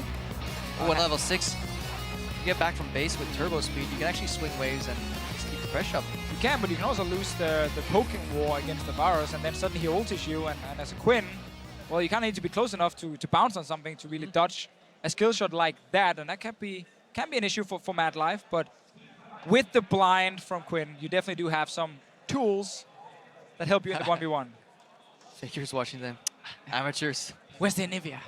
What's happening? He's definitely not getting baited into an Anivia 1v1. One, because the champion is actually really bad in 1v1s right now, and two, Froggen's not here, so... No, he was only in the video, but he's actually not here at the event. Another bait by the casters. Yeah, again, we're trying to trick people a lot here. This time with picks, though, you guys saw them. It was Quinn, it was Varus. Summoner spells, no real surprises. It's Barrier, it's Exhaust. Maybe the only thing we could have seen was Madlife actually run Ignite for the all-in. Yeah. But that's... Barrier feels like a failsafe. If you're already winning an all-in, you're... Let's say this, like... You might walk away, but the benefits you get from it is probably just a bit preferential base timing and a couple extra CS up. And if you ever get caught into a bad all-in, Ignite's never going to help you.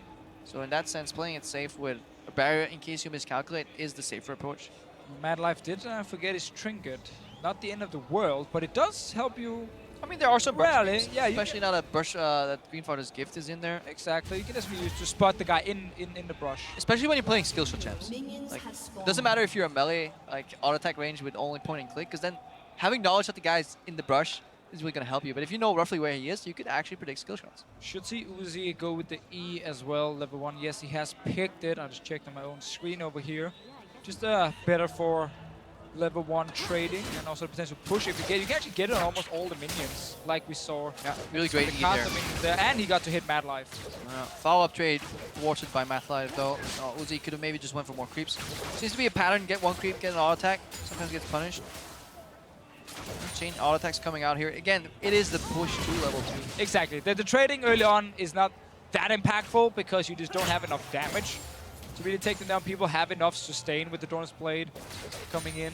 Yeah, 3 creeps up here for Uzi, which means he actually has quite a bit to play with. You only need 1 range creep, and then you can just switch to the melee. That also gets you level 2, so it's actually 6 creeps if you just get more melees. This is tricky now. Madlife is only level 1. He got level 2 now, and then he goes straight for the all-in. Yeah. I feel like Uzi got baited there. Thought Madlife would be level 1 for a bit longer because of the range creep still being alive. That one on the bottom right there, that was kind of low. Madlife got a great trade there, despite being down on CS. Again, this is probably a matchup, if you keep it close enough CS that there's not a full Doran's difference on your base. Exactly. It's fine. Also, again, when you're playing against Varus and Jace, as we saw earlier, like so much about like trading the mana from them. Madlife is taking another good trade. Gets a few hits from the minis, actually ended up being quite bad for him. And he also mispositioned on the map because Relic was spawning and he positioned to the top side. Uzi just walked straight down to the bottom. Yeah, in a vacuum, this trade was nice because he goes for the blind dash damage with the vision reset in the brush, but he's playing at the opposite side, so he loses Relic. Yeah, that is really, really important. Uzi got both Relics here, so Good advance for him. And again, that mana we talked about, well, it goes back to 100%. And Madlife keeps trying to trade, but he's losing out. Because also these minions are always chasing after him. Especially if he goes later on. It's probably no points in queue yet for Uzi, but if he does the same trade later on again, what's going to happen is on the back end of his auto attacks is obviously the queue to proc those stacks then. I mean, this is great for Uzi, honestly. Whenever he is taking trades, he's standing next to his counter minion. This is the first time he ignored the minions and went for it, and he actually got punished quite a bit. Yeah, he predicted Madlife jumping in there, but the queue itself just wasn't enough. Remember, these guys still have exhaust and barrier. But it might be worth using it on the front end more often here. I mean, here Uzi could have just waited for the minion wave, because again, he's standing next to his caster minion. So whenever Madlife jumps him, caster minions turn and hit Madlife as well. But I feel like he almost wanted Madlife to come out the brush there. Just get a Q in the face, 2 autos, E-proc. But didn't really give Uzi that big of an advantage compared to what we've seen before this one here. Madlife has not saying close, right. You're saying that's what he wanted, but once again, Madlife, you're on the wrong side. Madlife's like, what are these things that keep spawning? He doesn't seem to understand the relics at all. Uzi's been getting 2 free relics now, and that is pretty huge. That's the mana, because mana translated to health. That was just a disrespect Q. I don't need this Q. That was a God be Q, don't worry. God be Qs go backwards. Yeah, true. Now they just missed. See, I wonder why they even hit the tower. That is a question I have. Like, I know it's a habit from AD carries, but you're never going to kill that tower in the 1v1. Maybe he's waiting for the melee minions to get in position. You can still interrupt this one with Q. Yeah, people really also got to learn how to recall. Like, if you actually do want to recall Press there, B. just please, just like, you know, step away from the turret. Step away from that turret. Unless they're all baiting to like force a spell to be used. So I don't think they're all baiting. Probably not. It's actually fun because we think a lot of these players know exactly what they're doing in the 1v1 mode, and then you stand behind them when they actually do Yeah, practice. then you walk into the room. They have no clue what they're doing. They're just like, can I trade? Can I kill this guy? Let's go! It's all a ruse. You walk into the room and then you realize they're just improvising. They're really good at improvising. Don't get me wrong. Although Uzi probably knows what he's doing. I feel like Uzi has been in this situation before. He also didn't go with the Master Yi pick, so he's taking it very, very serious. Madlife will get that one. Do not hit the minion before the tower. There you go. And now it's hard because the minions will hit it. Ooh! Sword extra because of the CS differential. It's the annoying thing with the minions. Good base here from Uzi. And Madlife got his first relic when he was already full HP. Congratulations. He's so used to losing them. He's like, I just want this now. He didn't have to take it because his wave is pushing towards Uzi anyway. He's just like, I will not see another one of my relics being lost to Uzi, so pushing out. So Madlife gets combat sets if he can surprise Uzi with the ulti, but it's pretty obvious when he turns into a giant bird. Yeah, and he actually didn't even skill the ulti because it's so hard for him to use it properly and cost a lot of mana early on as well. Just went for another rank into his E, so he's like E, Q, 3 in E, 2 in Q. That is where he's focusing right now. Uzi, of course, took his ulti on the Varus. Uzi might actually go for counter engage here with ulti. Oh, he missed it! Uzi, you had the minions in your favor. You just had to stun the guy. You'd force his defensive summoners. The LP would have landed that one. Well, Madlife, he's near the relic, but it's not there because he took it before. He's like, where is this thing? Maybe spawners like he's learning. He's learning. He's adapting. Another good proximity trade here. Q misses, obviously. Walked by a minion.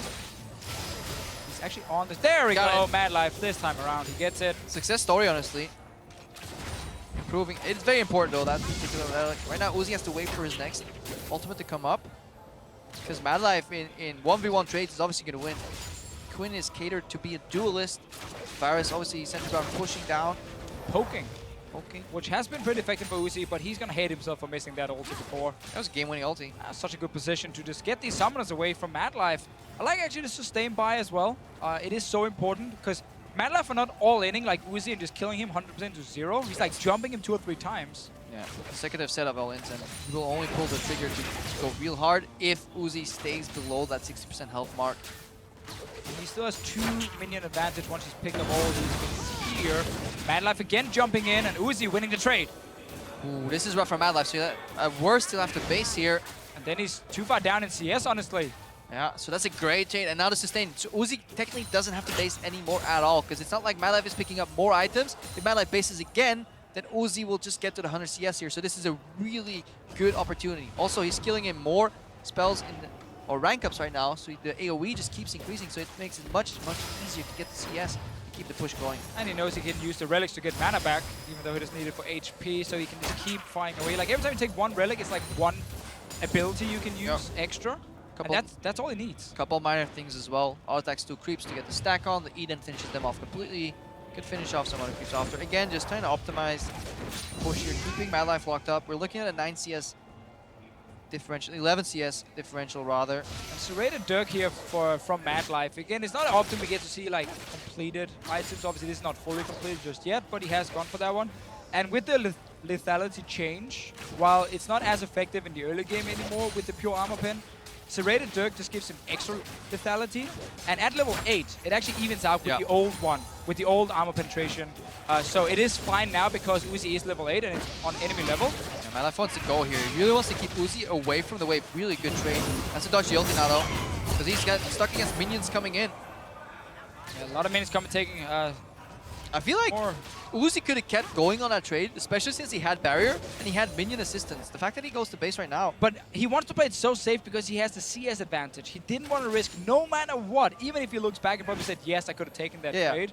I think he also just saw the upfront damage. Now that, again, that armor penetration or lethality is kicking in from Madlife here with level 8, as we mentioned before. It's only going to get stronger in that case. But I think he just literally said, I'm going to play super safe. I'm winning on CS. And we're so close to 100. If Madlife bases one more time, he has to skill the birdie. This could be the thing. If he gets level 9 bases, gets bird up, he has basically 2 ways to do it. Let's see how close he is. He's a half level away, pretty far. Maybe a mistake for not skilling the ultimate here. It's kind of an emergency evacuation pod. Now he's down in this trade here. Uzi's going for it, getting Madlife extremely low. But once again, not chasing. Not chasing, just taking the free CS right in front of him. He needs to get level 9 for the ulti now. Honestly, it's an all-in. 13 CS remain, 2 waves if Uzi does everything perfectly. Uzi's not gonna miss CS here. Like, he's not really under pressure. So used to farming as well.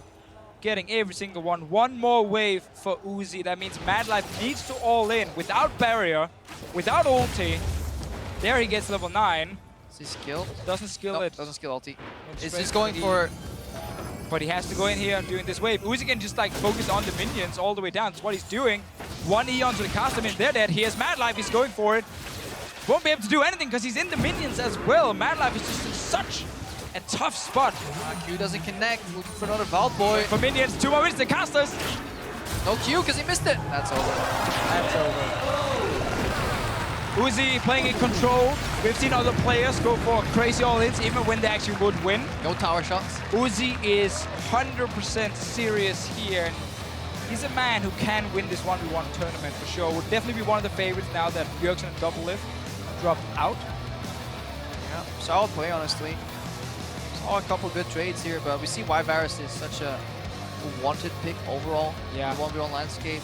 It's so annoying to play against because he can hit you even when you're behind minions in these trades, where a lot of the other picks... different spells as well. 2 different spells. And then he just runs like Barrier Exhaust. He's like, if you ever engage on me, I'm just going to use them and then ulti and walk away. Yeah, and obviously as we approach kind of the final moments again here, and one of the reasons why people start that E is because it doesn't get reduced if you hit it through like a bunch of minions. See, that's why Q is very hard, because you can hide, reduce Q damage if it goes through a lot of creeps. Yeah, and also if you step into a brush and he tries to fire Q at you, it doesn't hit the minions, but the AoE of the E can obviously hit both casters and slightly into the brush there and get a bit of extra damage. So really well played from Uzi. Varus has shown to be one of the absolute best picks so far in this tournament. Caitlyn obviously been banned so much, and Kennen, 100% win rate. Whenever he's been open, he's won.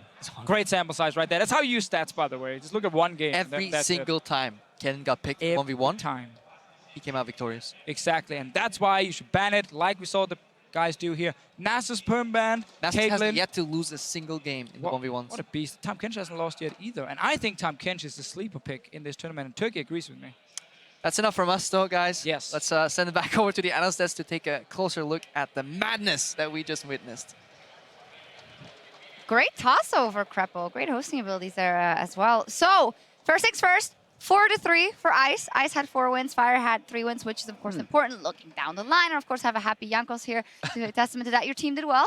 my team did well. I'm impressed, compared to EU that lost versus an A first, round. Then my team did well. I'm happy. Well, let's take a look at all the kills, starting with game 1. xPeke on Kennen versus Aphromoo on Draven, and the takedown. Aphro, we were expecting a lot out of him. Peke in the hometown gets that stun. Aphro chose the trade right when he had Going Mark. fast, Olaf for impact. Yeah, this one was the closest one for sure. I think if Mouse would have continued to run away at the end of this play, then he may not have taken that last hit from impact. Yeah, and the next one is then Bjergsen versus Clearlove. Of course, a defending champion on Jace, but he gets taken down. I think the jungler has the upper hand. I'm not sure how Bjergsen lost this one, but it's pretty impressive that Clearlove actually managed to kill him somehow. Very well played. Takes him down. I think a little bit of a mistake from Bjergsen on that one, choosing to trade, but... And here, the disappointment for Jankos was too big. This is poor boy mithy. I mean, I played someone once against mithy, so I kind of know that he would lose, but I thought maybe with a better, grace, kind of. Yeah, Doublelift gets taken down by Wayless's LeBlanc there, and then that was followed by BeBe and some questionable decisions on Orianna that we're going to talk about. Yeah, his build choice was pretty bad with the Mana Crystal when the game was at like 95 CS, but Optimus's Draven was actually really strong. I do not think Orianna has upper hand in this matchup. I think Draven has just too much damage. Even if Orianna is maxing E, I just think Draven should win this matchup. Yeah, and Stress also wanted to talk about that a bit more, especially at Orianna. We saw so many Oriannas at IWCA. The build is you go back, you get either Glacial Shroud and then Seeker's Arm Guard. You do the second one on the second back. You have the AP, you have the armor, you have everything you need, and you can't really lose. I don't know why Berserker's green. Stressed Maybe out, the probably. auto pushing. Yeah, I think he just wanted the move speed, quite honestly, but then he never utilized it because he'd go into these extended trades. A lot of stuff was actually pretty surprising. Like the two finalists from last year, Doublelift and Bjergsen, I think people were expecting to do pretty well. Doublelift just lost his mind against the Blanc and decided to just stick around for level 6 In all the interview beforehand, Doublelift said, well, I never even heard of Wayless. Well, none of his opponents ever heard of Doublelift. They still beat him, apparently. But that happened. But you do make a good point. Bjergsen out, Doublelift out. Those are the finalists last year. We look at the other side of the bracket. Uzi had a great performance, and he does kind of have everything you need to be a 1v1 champion, plus that LPL Varus pick. I think that's a good asset for the ICE team. Yeah, I mean, I believe that Varus could be one of the strongest champions in 1v1, at least it seems like it. So I wonder what will happen tomorrow, It's a good hint for me. I'm playing against Prey, so I'm probably very doomed. Because it's AD you carry. want to play an AD carry versus Prey? No, I actually don't think so. I think I just have to find something out, because I can actually ban Varus, it seems like, but I don't think I can ban all the AD carries. I would need at least like 10 bans, so... Yeah, just ask for some tips from the LPL players in your ICE team to show you Find some a way stuff. to bait him into a mirror match. Yeah, I was trying last year, but we saw no mirror match baiting this year at all. No, not at all. Super try hard. Yeah, and still the classics. Caitlyn is still up there. Farm matchup unless you decide to go in. Lucian is still up there. Nothing else out of the ordinary you've seen. No, nothing out of the ordinary. We had some cheesy jungle picks. If you want a hand, maybe ask OPL's Carbon about his Xin Shao pick. He tried to Captain Jack with Cleanse and Driver level 2. You could try something like that if you're not feeling confident in 100 CS. No, he tried to, but the exhaust never came out, so he just went for nothing and lost. Yeah. Yeah, I think I will try to call him out for some Lee Sin 1v1, but I don't think he'll take it. Maybe he will, That play. would be fun. That would be fun, for sure. Yeah, who are you playing in? I'm sorry. Who are you Prey. playing tomorrow? Oh, Prey, right. Yeah, Yeah, said it 3 times already. Yes, that's going to be a tough matchup for ICE. About 4 times 4 wins already here in the first half of the 1v1 bracket, so we'll see tomorrow. Let's take a look at the updated bracket as we have 7 down and 7 to go tomorrow to decide who will go into that round of 16. Ron OP, of course, already had his bye, so is going to be up against xPeke tomorrow. And then Impact versus Clearlove. That might be a very interesting matchup. Top versus Jungle. Bjergsen, of course, out, as well as Aphromoo and Mouse. And Bai is also out. Ha, just kidding. And then at the second slate, we see that Levy will go up against Wayless, and Optimus or Optimus will go up against Uzi. And that is, of course, the day after tomorrow, because the 7 other teams from the first round will be playing tomorrow as well. No team kills in this bracket so far when you look at it. All 5 versus ICE still. So, we're talking about can one team get all of the points, all 500? Doesn't look like it quite yet. Maybe another day It's going to happen. down I the feel line. it. ICE is doing well. Yeah, and it's tricky, right? Like, you think about the heavy hitters that were on Fire today and then the people that ended up winning on Fire today. Yes, I'm going to be a little biased here. Like, I do feel like the Vietnamese guys aren't necessarily favorites to win, whereas Bjergsen and Doublelift were. So I wonder if they're going to be able to continue to go on later in this bracket. I think the biggest thing is that, we didn't see the best Korean players yet in 1v1, like FLICKR, like Smeb, like Prey. So I'm pretty sure, At least I believe that FLICKR will meet Prey if I lose tomorrow and FLICKR wins. So that's up for ice, but except for it, I believe that Koreans will take over. All right, we'll see what happens. And some of them are up next. We're taking a short break. But when we return, the unkillable Demon King FLICKR takes to the stage with the rest of the Korean All-Stars to take on the best from the LMS. Now we are here to introduce the 1v1 tournament, the pinnacle of competitive League of Legends. And out there on the Howling Abyss, it is just mano a mano! See, trading back and forth. Aphromoo going down. He's down. Oh, he has no mana for anything. Oh, he gets him. Doublelift! I like it. Whoa!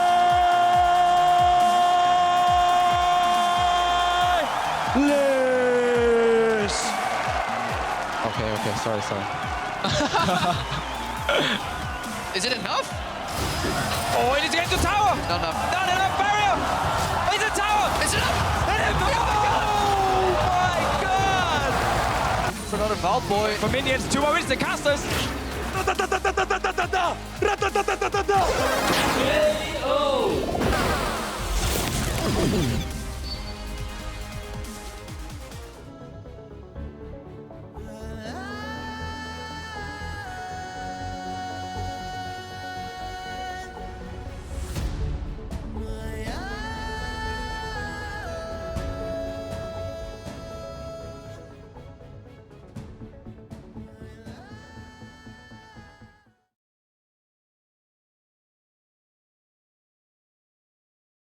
不能跟那些LCK 他们同队的话，就是还蛮可惜的，因为我没有跟他们一起玩过。那不过当对手的话，也就是蛮荣幸的，就是可以跟他们打对线那些的，所以就换队的话，其实赢还好，就是主要是可以开心的跟他们打一场，就觉得蛮开心的。 We'll find out how well they perform in just a moment. Welcome back to Barcelona, Spain for the 2016 All-Star event. I'm Quickshot, joined by Isaac Azael Cummings-Bentley and Christopher Papa Smithy Smith. Super long-barreled names, guys. Welcome to the desk. Thank you very much. Great to be here. Just had some fun watching the 1v1s and excited to jump in. Yeah, saved the Commonwealth trio for last, so excited to get cracking. Non-traditional Commonwealth, in fact. I always forget Canada's part of the club. Anyways, let's quickly run down the lineups. Burning onto the Rift, representing Team Fire and setting everything ablaze. It's the LCK All-Stars. Smeb, Bengi, FLICKR, Prey, and Madlife. And looking to freeze out their opponents, representing Team Ice, the LMS All-Stars. In the top lane, it's Ziv. In the jungle, it's Karsa. Maple, your mid, and the bot lane duo will be BeBe and Albus. All right, we'll have to find out how well the LMS All-Stars will hold up. Currently, Team Ice, 150 points on the board ahead of Team Fire. And this matchup, it's full of top-tier talent. Papa Smithy, when you look at all of the players, maybe on the LCK squad, with the exception of Madlife, everybody really performing well throughout the course of the split. It's stacked, and there's a lot of loyal members. It's basically, the Korean fans have always voted for kind of the same players, specifically Prey and Madlife, the bot lane duo for the Korean duo, was voted in as a duo way back in May 2013, the first ever All-Star event in Shanghai. And the 3 times they've been able to vote a full roster, it's always been Prey and Madlife. So nice to see some of the old names represented. And then Smeb, obviously, stepping up massively, specifically in 2016, and being rewarded with that top lane spot. And Madlife is just an absolute legend. This guy has been around forever. He's been a fan favorite forever. Kind of reminds me a little bit of Insec in that, you know, people name plays after this guy. They call it Madlife, and you play someone out of a jump. This is something that this guy is known for. His thresh, his blitz are just incredible. That's it. Before the Insect, there was the Madlife. Yep. So those are the duos of big names, and it's great to see him represented. Obviously, shoddy performances, you'd have to say, in the summer season. Was great in spring, fell down in summer. We're still waiting to see where he'll go in 2017. 31% win ratio, the lowest of all players attending All-Star 2016. Let's turn our attention over to Team Fire. They're not going to be a pushover. LMS has been a particular challenge to make that Team Ice, rather. At the last few international events, LMS is currently 5-1 versus LCK. When you look at the Flash Wolves players, Karsa, and of course the mid laner Maple.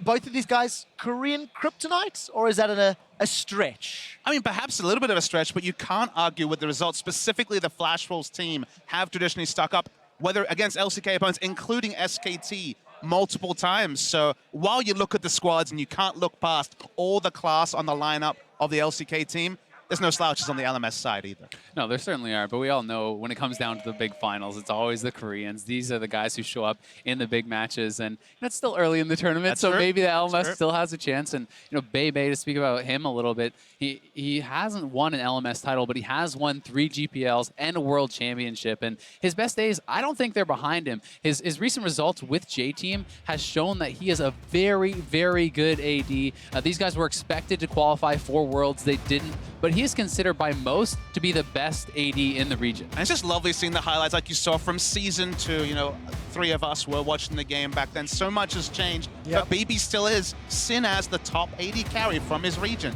TPA, you know, now J-Team, they've always had this man anchoring the roster, and he's innovated a lot. The blue Ezreal build that everyone remembers was started by BeBe. Yeah, was started playing Ezreal back then, playing Ezreal today. We'll find out if he plays it in 2016 as well to wrap out the year. Now, something we have to touch on, it is going to be an uphill struggle. 4 out of the 5 LCK players were in the semifinals of Worlds. That's true. And, you know, the caliber of players is going to be very impressive. What do you think these guys are going to get their hands on in picks and bans? We've not seen Ivern. There was some excitement around it. We've seen the Assassins banned out and Azael. We're just jumping into picks and bans right now. And I mean, I for one am excited to see some of these Assassins unleashed. I think there should be a ban on the Assassin bans. You're not allowed to take them off the table. I want to see Katarina. I want to see FLICKR playing champions like LeBlanc. See what this guy can do on it, because he is a LeBlanc god. He hadn't lost in so many games. What was it, 26? Some ridiculous amount of games that he had won in a row, and unfortunately it's already gone. I mean, the power speaks for itself in the pick, and it's FLICKR. So clearly you're going to ban it away. I want to see how LCK are going to approach this tournament, because so far, you'd have to say the 5v5 game's been pretty on the line. It's been pretty much serious picks on both sides. I want to see the Jarvan back from Bengi. Remember, FLICKR and Bengi, the 3-time World Championship duo, are breaking up after this offseason. Bengi is going somewhere other than SKT, so let's see some of these power duo picks that have kind of been the trademark of the last 3.5 years. And as an NALCS fan, I want to see who's going to perform, because we know as this offseason Scouting grounds over exactly, here. I see how it is. I see how it is. LCK is the LCS farm teams, you know, so whoever plays well, you know, we're going to pick them up, and we can look forward to that for next year. You know what the funny thing is? A year ago, Froskurin stood in your spot and made the same joke. And now it's NA, so the Koreans have to go somewhere. And I guess we got to take our wins where we can get them, Papa Smithy, because it's not at Worlds. Oh, boy. Well, we'll find out if any more farming can be done from this series, gentlemen. Rain got Thresh Nidalee banned out by the LCK All-Stars. LeBlanc, Syndra, Rise, again, sort of familiar-ish picks, with the exception of maybe Thresh, you can argue, and a first pick Nautilus. Not sure about that, but why not? I'm guessing it's going to be a top lane Nautilus. Obviously, that's the big story with Courage the Colossus. Still a very decent pick in the bot lane, so it is definitely a flex pick between those roles. There's no Kuro on the roster, so mid lane Nautilus probably not coming out, but a power pick and one that Smeb has played in the past. Yeah, and it certainly can flex around. I definitely think dependent upon what support is picked, you can have some pretty good matchups for Nautilus in the support position, and it is really strong with the Courage of the Colossus, plus your W shield. Those two stacked up just make trades ridiculous. It's really hard to punch through those shields, but I was a little bit surprised to see Nidalee and Thresh off the table. Nidalee is actually, I believe, lowest win rate jungler in the game right now, and is going to be getting some pretty serious buffs in coming patches, so to see it still prioritized as a ban is interesting. But there would be no surprise if, and it looks like the Rek'Sai is going to be locked in for Bengi, so still going to be erring towards the more reliable, another Courage abuser. So far we have double Courage of the Colossus. Twitch not so much. Okay, so not going to be a Courage team for LCK. No, it's not. This combo of Nautilus Rek'Sai didn't work out too well for Team Ice when they used it earlier today. Europe against NA, of course, but slightly more skilled players this time. Might have been a player problem there, Quick Shot. You can't blame the champions.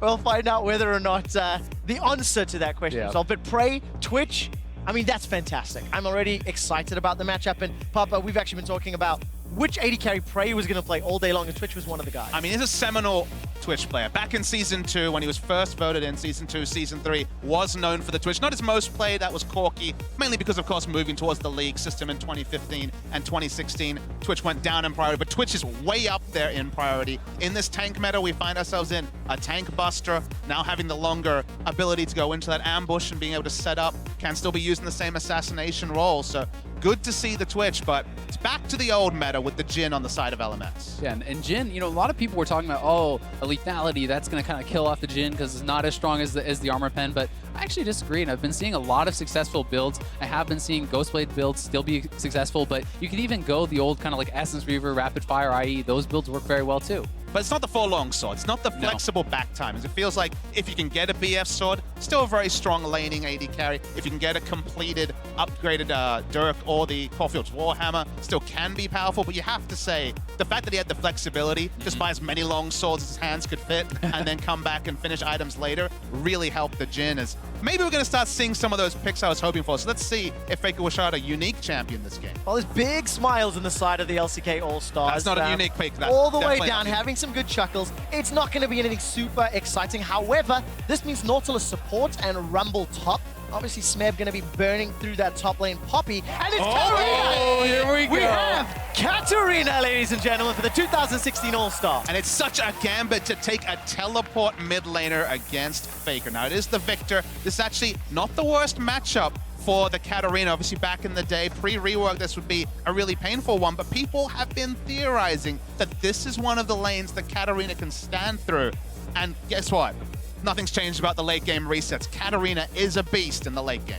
And this champion, I feel like the skill cap went even higher. I think that it's such a difficult champion to master. And as such, you won't necessarily have a lot of experience playing against someone who is extremely well practiced on this champion. And I'm very excited to see how Maple performs and also how Madlife is going to do on this Nautilus here in the bot lane, because I do think they have the all-in potential against the Jhin, against the Bard. And look, they kept the last pick for mid lane. That's pretty predictable, especially with a mid lane like Maple.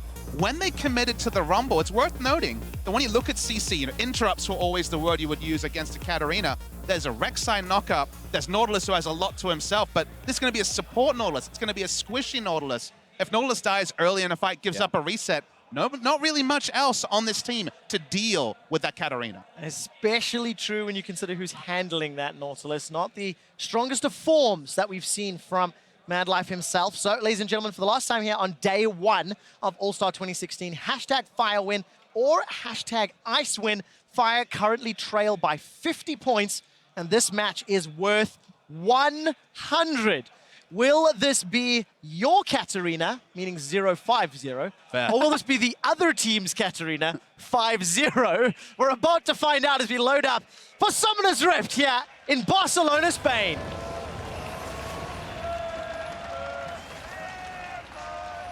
Crowd are hyped. I'm hyped. Always good to see these mixed rosters from the LCK. You follow some of the off-season moves, and it seems like we've got some all-star teams just in the regular sense in terms of KT and SKT. There's always a bit more personality when the nations come and meet.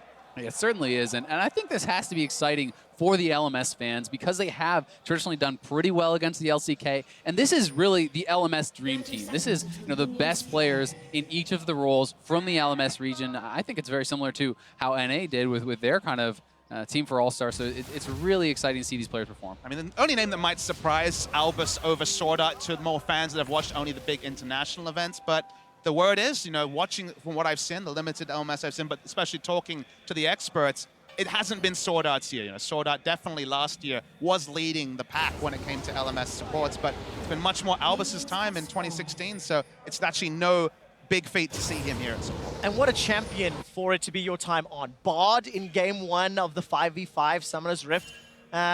Get some of those ultimates down, lock people up with your Q, and see if you can get a good advantage. I mean, it's going to be tough against this Nautilus if he ever gets caught out, but range advantage will be in favor of LMS. Taking a look at the map and how it starts off, it looks like red buff starts for both respective junglers. And we'll keep our eyes on where Bengi and Karsa decide to prioritize their next steps. And we have to remember that you can still do the 2-camp level 3 here. And we are seeing Karsa go for that path right now. He could look for a very early top lane gank onto Smeb. And this is something that's so tough to deal with because you can show up so early with this level 3, with the red buff, that it's very difficult to deal with both for the top lane and the bottom lane. I think you have to go for that particular path, the one buff into the golems, just because specifically, if you see that you enter lane the top lane, if you see that the enemy top laner hasn't warded, you're ripe for the level 3 gank. If they ward, you know what, you have that information, you follow your path, and these are both manaless junglers. It's Speaking of junglers, you could see BeBe sniffing around bot lane, but for now, not going to be any gank attempts. But they're all waiting. They don't want to path over to their blue side necessarily because blue buff transfers will be coming up soon. Yeah, seems to be the case. Albus already left lane to potentially help out Karsa. Showing a good understanding at least of the threat of a level 3. His wave was pushed in, so safe enough for BeBe to farm. By the way, we kept getting glimpses of Maple being shoved into that lane. 5 CS to 15, a lot in front of. I think this is expected. Low-level Katarina doesn't have a full complement of spell rotation available, and obviously the range advantage for Victor. And the CS is lying to you somewhat, right? There's still a good chunk of minions here. We'll have to see how well he does at picking these up under turret, but if he can get the majority of these minions down, then he's going to be okay. And we also have to remember he has the TP to come back and pick up some of these minions, get an early base, try to pick up some MR. I imagine he's going to be building an Abyssal early, something like that. And try to be able to sustain the early game and then get back and just farm it out. Not complete agreement on item build because you're so flexible with your AD and AP ratios on Katarina. Gunblade is always seen as a really big pick. Gunblade into Guardian Angel is actually something people have been messing with, but these trades you're seeing on your screen are indicative of the fact that Katarina is still a melee champion when it comes to the auto attacks, but like Kassadin, the other pick that we see in the mid lane quite a bit as a melee. And also the other risk there is that you push with your Q when you're going in, as Karsa is right behind Fire here. All right, Frey and Madlife need to get away. Good dredge line from Madlife, throws down the shield of the Titans. Roth, Albus and BeBe gonna push forward. Good flash. Madlife was able to flash away one summoner spell for the exchange, and that was a pushing lane. In actual fact, all 3 of LCK's lanes have been pushing very heavily straight out the gates. And Madlife does have to blow the flash there, but it was well played. I think the hook immediately onto the Lee Sin, denying him from getting onto Prey, saves his AD summoner, and yes, he had to blow his, but still I think he's totally fine with that. One of the biggest changes you see for Katarina is that when you go for those big trades, when you Shunpo in, previously you did your little bit of damage and you had to walk away and you traditionally took 3-4 auto attacks a spell. Now you can W before you go for the trade, Shunpo in, Shunpo out, only take a little bit of damage, and thus the trades in mid lane are going better and better for the new Katarina. And what else are we going to be looking for in terms of the trading fighting pattern? Obviously that's the way out. But what is Maple looking to do against a Victor? This is a matchup that we're now seeing in the new preseason and hopefully going to see more of over the next weekend. And I personally don't think he's really looking for a kill here early on, unless Karsa can get behind the Victor or something like that. It's more about just farming out, looking to roam, looking to be able to get control of the lane through that, make plays around the map, and try to take over, hopefully, in team fights. And I completely agree, Excel. Basically, what he's trying to do here is farm out a gunblade. That's what he wants to do, get through the lane, not lose his turret, and get a gunblade. Just because you think of Victor and you're like, wait, Victor doesn't have a stun to stop the ultimate, why not go for the gank? Trading here. Connects onto BeBe. Magical Journey is available, but look at that great trades. And just look at that. The Courage of the Colossus, he lands a CC, pops his W. It's so hard for them to actually return fire, but Azael, look at BeBe. He's coming from behind. Albus is in trouble. Knocked up from the unborrowed. Down to 100, and that's first blood to Prey. That was so well done. They have Madlife go in, force out the Magical Journey, so that was actually off cooldown. BeBe is lying in wait, comes in, they get the first blood. So well done there. Sort of flexible pathing available for a Rek'Sai. Karsa's in mid lane to back up. Very quick channel on that Death Lotus for Maple. He's forced to flash away. FLICKR looking to turn it around. 1v2. Gravity Field does not stun Karsa. Death Ray puts a lot of damage down, and FLICKR uses Ghosts and forces 2 away. But the point I was going to get to is that the Gravity Field is still that interrupt on ability, so you cannot Death Lotus if the Victor ult is up and expected to go out. We're seeing here what happened. They went for the first trade. Ice thought this was over. The LMS thought this was over, but that's when BeBe pathed in. They knew they had the line in. Alba's still very squishy on that Bard, and very nice stuff from the LCK team. Yeah, and just forcing out that Magical Journey prior to that was so important. It means there's no way out for the Bard. Long cooldown at early levels with no CDR. Just really well executed there. Smart stuff from the LCK. And with FLICKR surviving in the mid lane too, bad goes to worse for the LMS. Absolutely. Already 1,000 gold advantage between Fire and LCK. We caught a glimpse of Smeb. He's up in the top lane. Sorcerer Shoes completed and teleport available, whereas Ziv has used his to go back to lane. We've actually not looked at that lane a whole lot, but it has been playing out as expected. Rumble shoves in Poppy. Poppy falls behind early.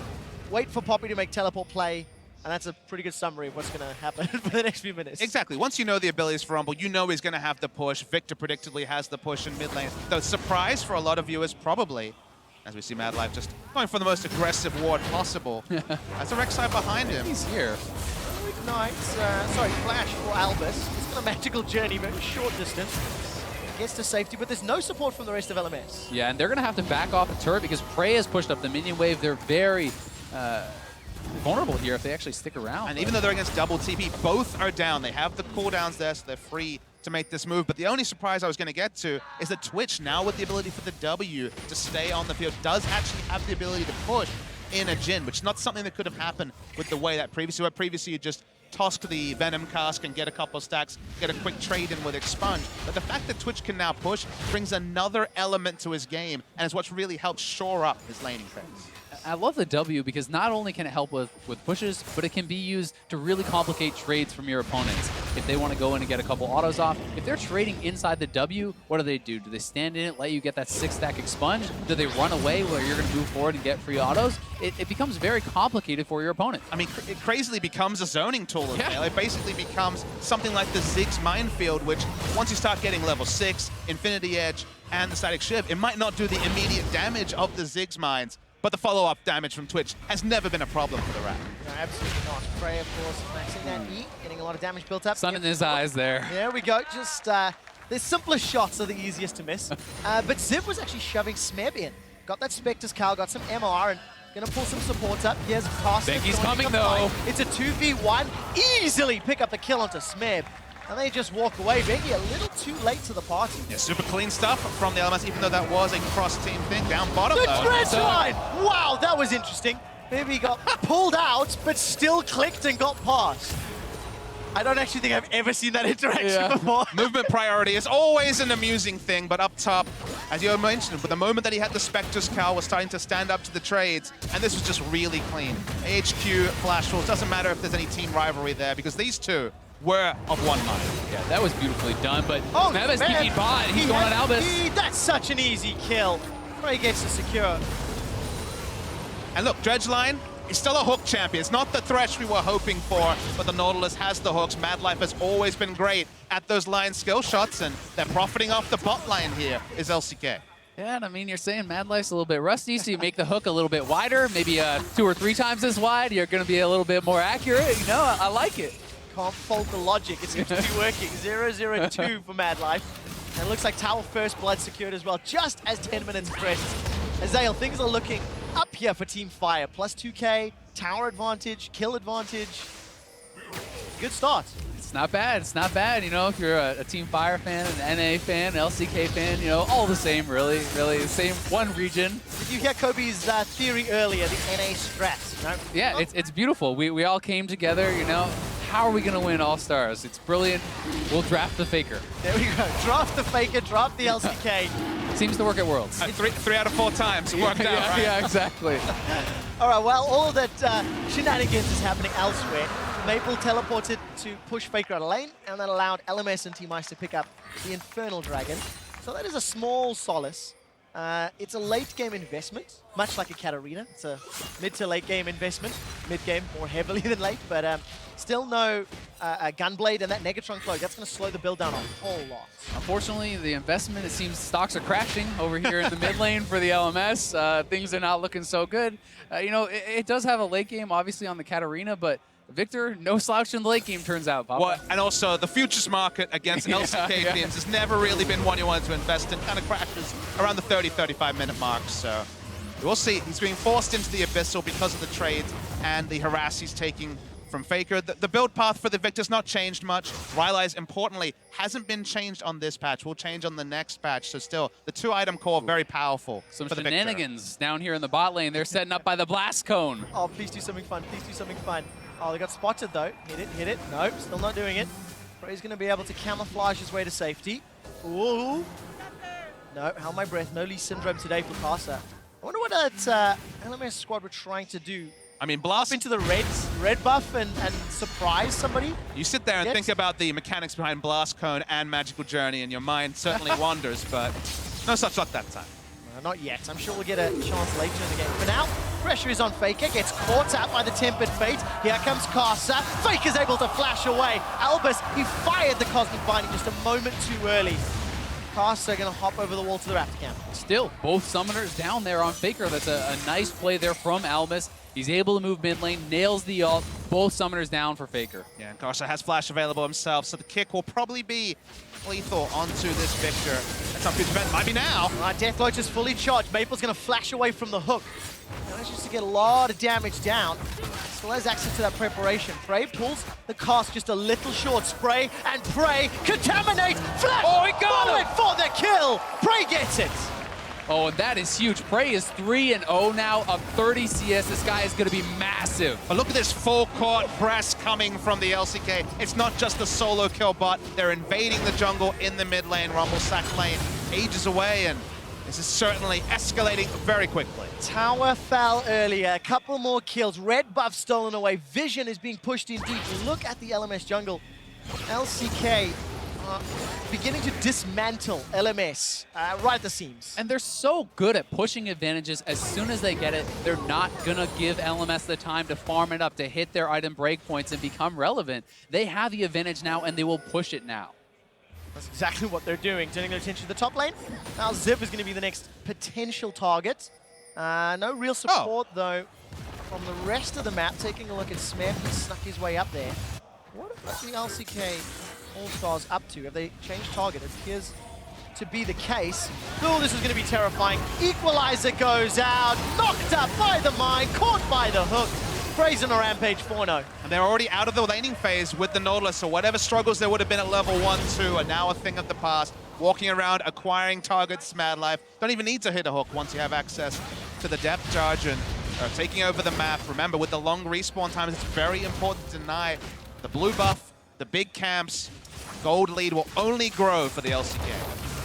Very interested to see what Madlife is actually going to go for next. Will he get a redemption of his own? Will he go for a Knight's Vow to help out Prey, who's already fed?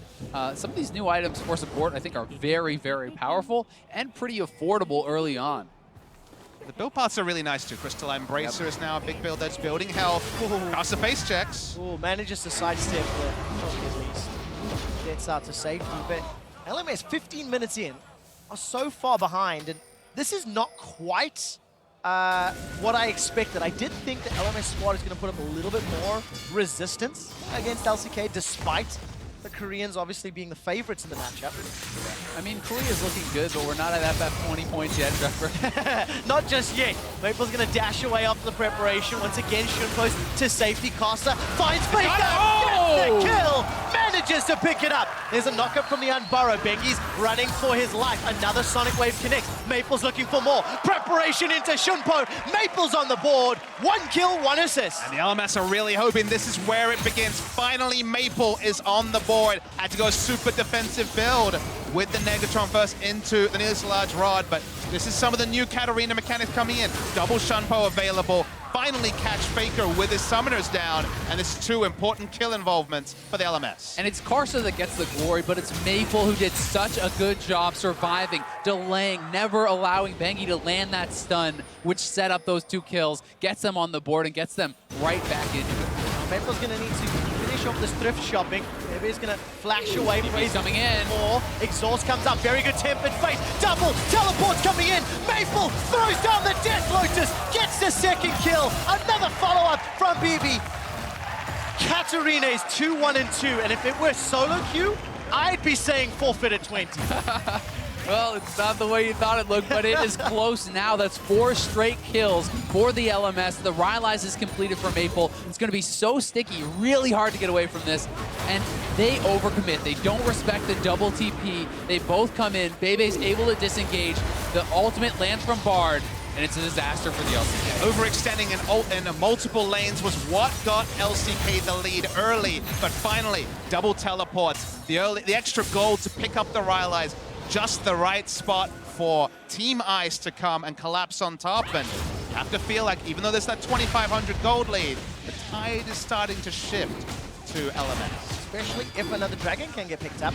Cloud Drake so far 0 contest from the LCK, and this is going to be a clean, safe collection. And it's an important one. Sometimes Cloud Drake isn't very important, but here, when acquiring a target on the side of LCK is so important for the Poppy, for the Katarina, for the Engage, there isn't much disengage on the side. We mentioned it.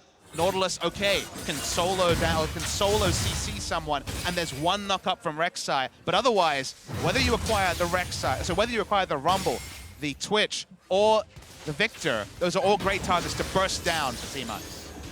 Assuming they survive, because while they're great targets to burst down, all three of them can burst down Team Ice.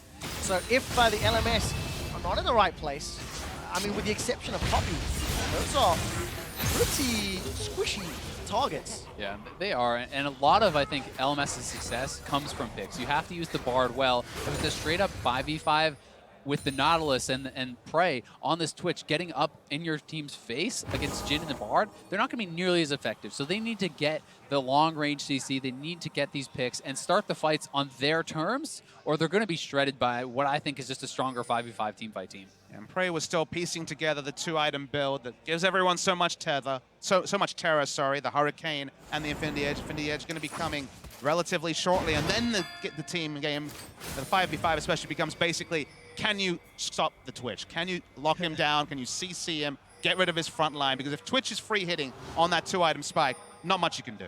And the scary part of that is there's 2 more threats, but LMS looking for one of those picks. The target is Prey. They need to get the vision. Camouflage is going to help by some time. Shunpo into death. Lotus Prey gets tagged, taken down by Karsa. Maple's looking for the jumps. The Shumpos as well. Karsa survived the slither. Faker's running up. He's ghosted in for the fight. A magical journey by some time. And it looks like the LMS have managed to get away. They invested a lot, but they do get their kill.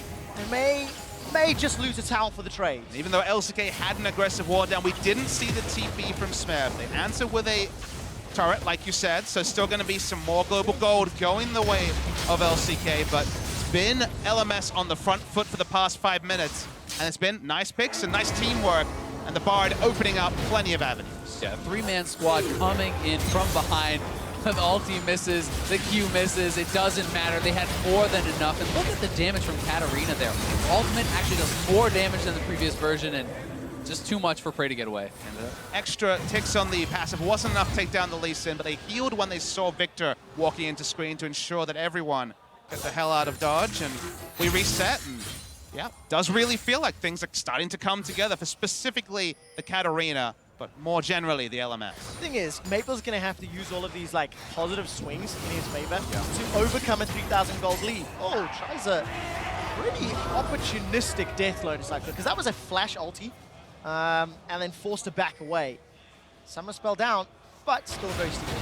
Call what you want it, opportunistic, over-aggressive, optimistic. Reckless. I might just call it a little bit bad, but in this case, it's not going to work out for Maple, and Prey gets away.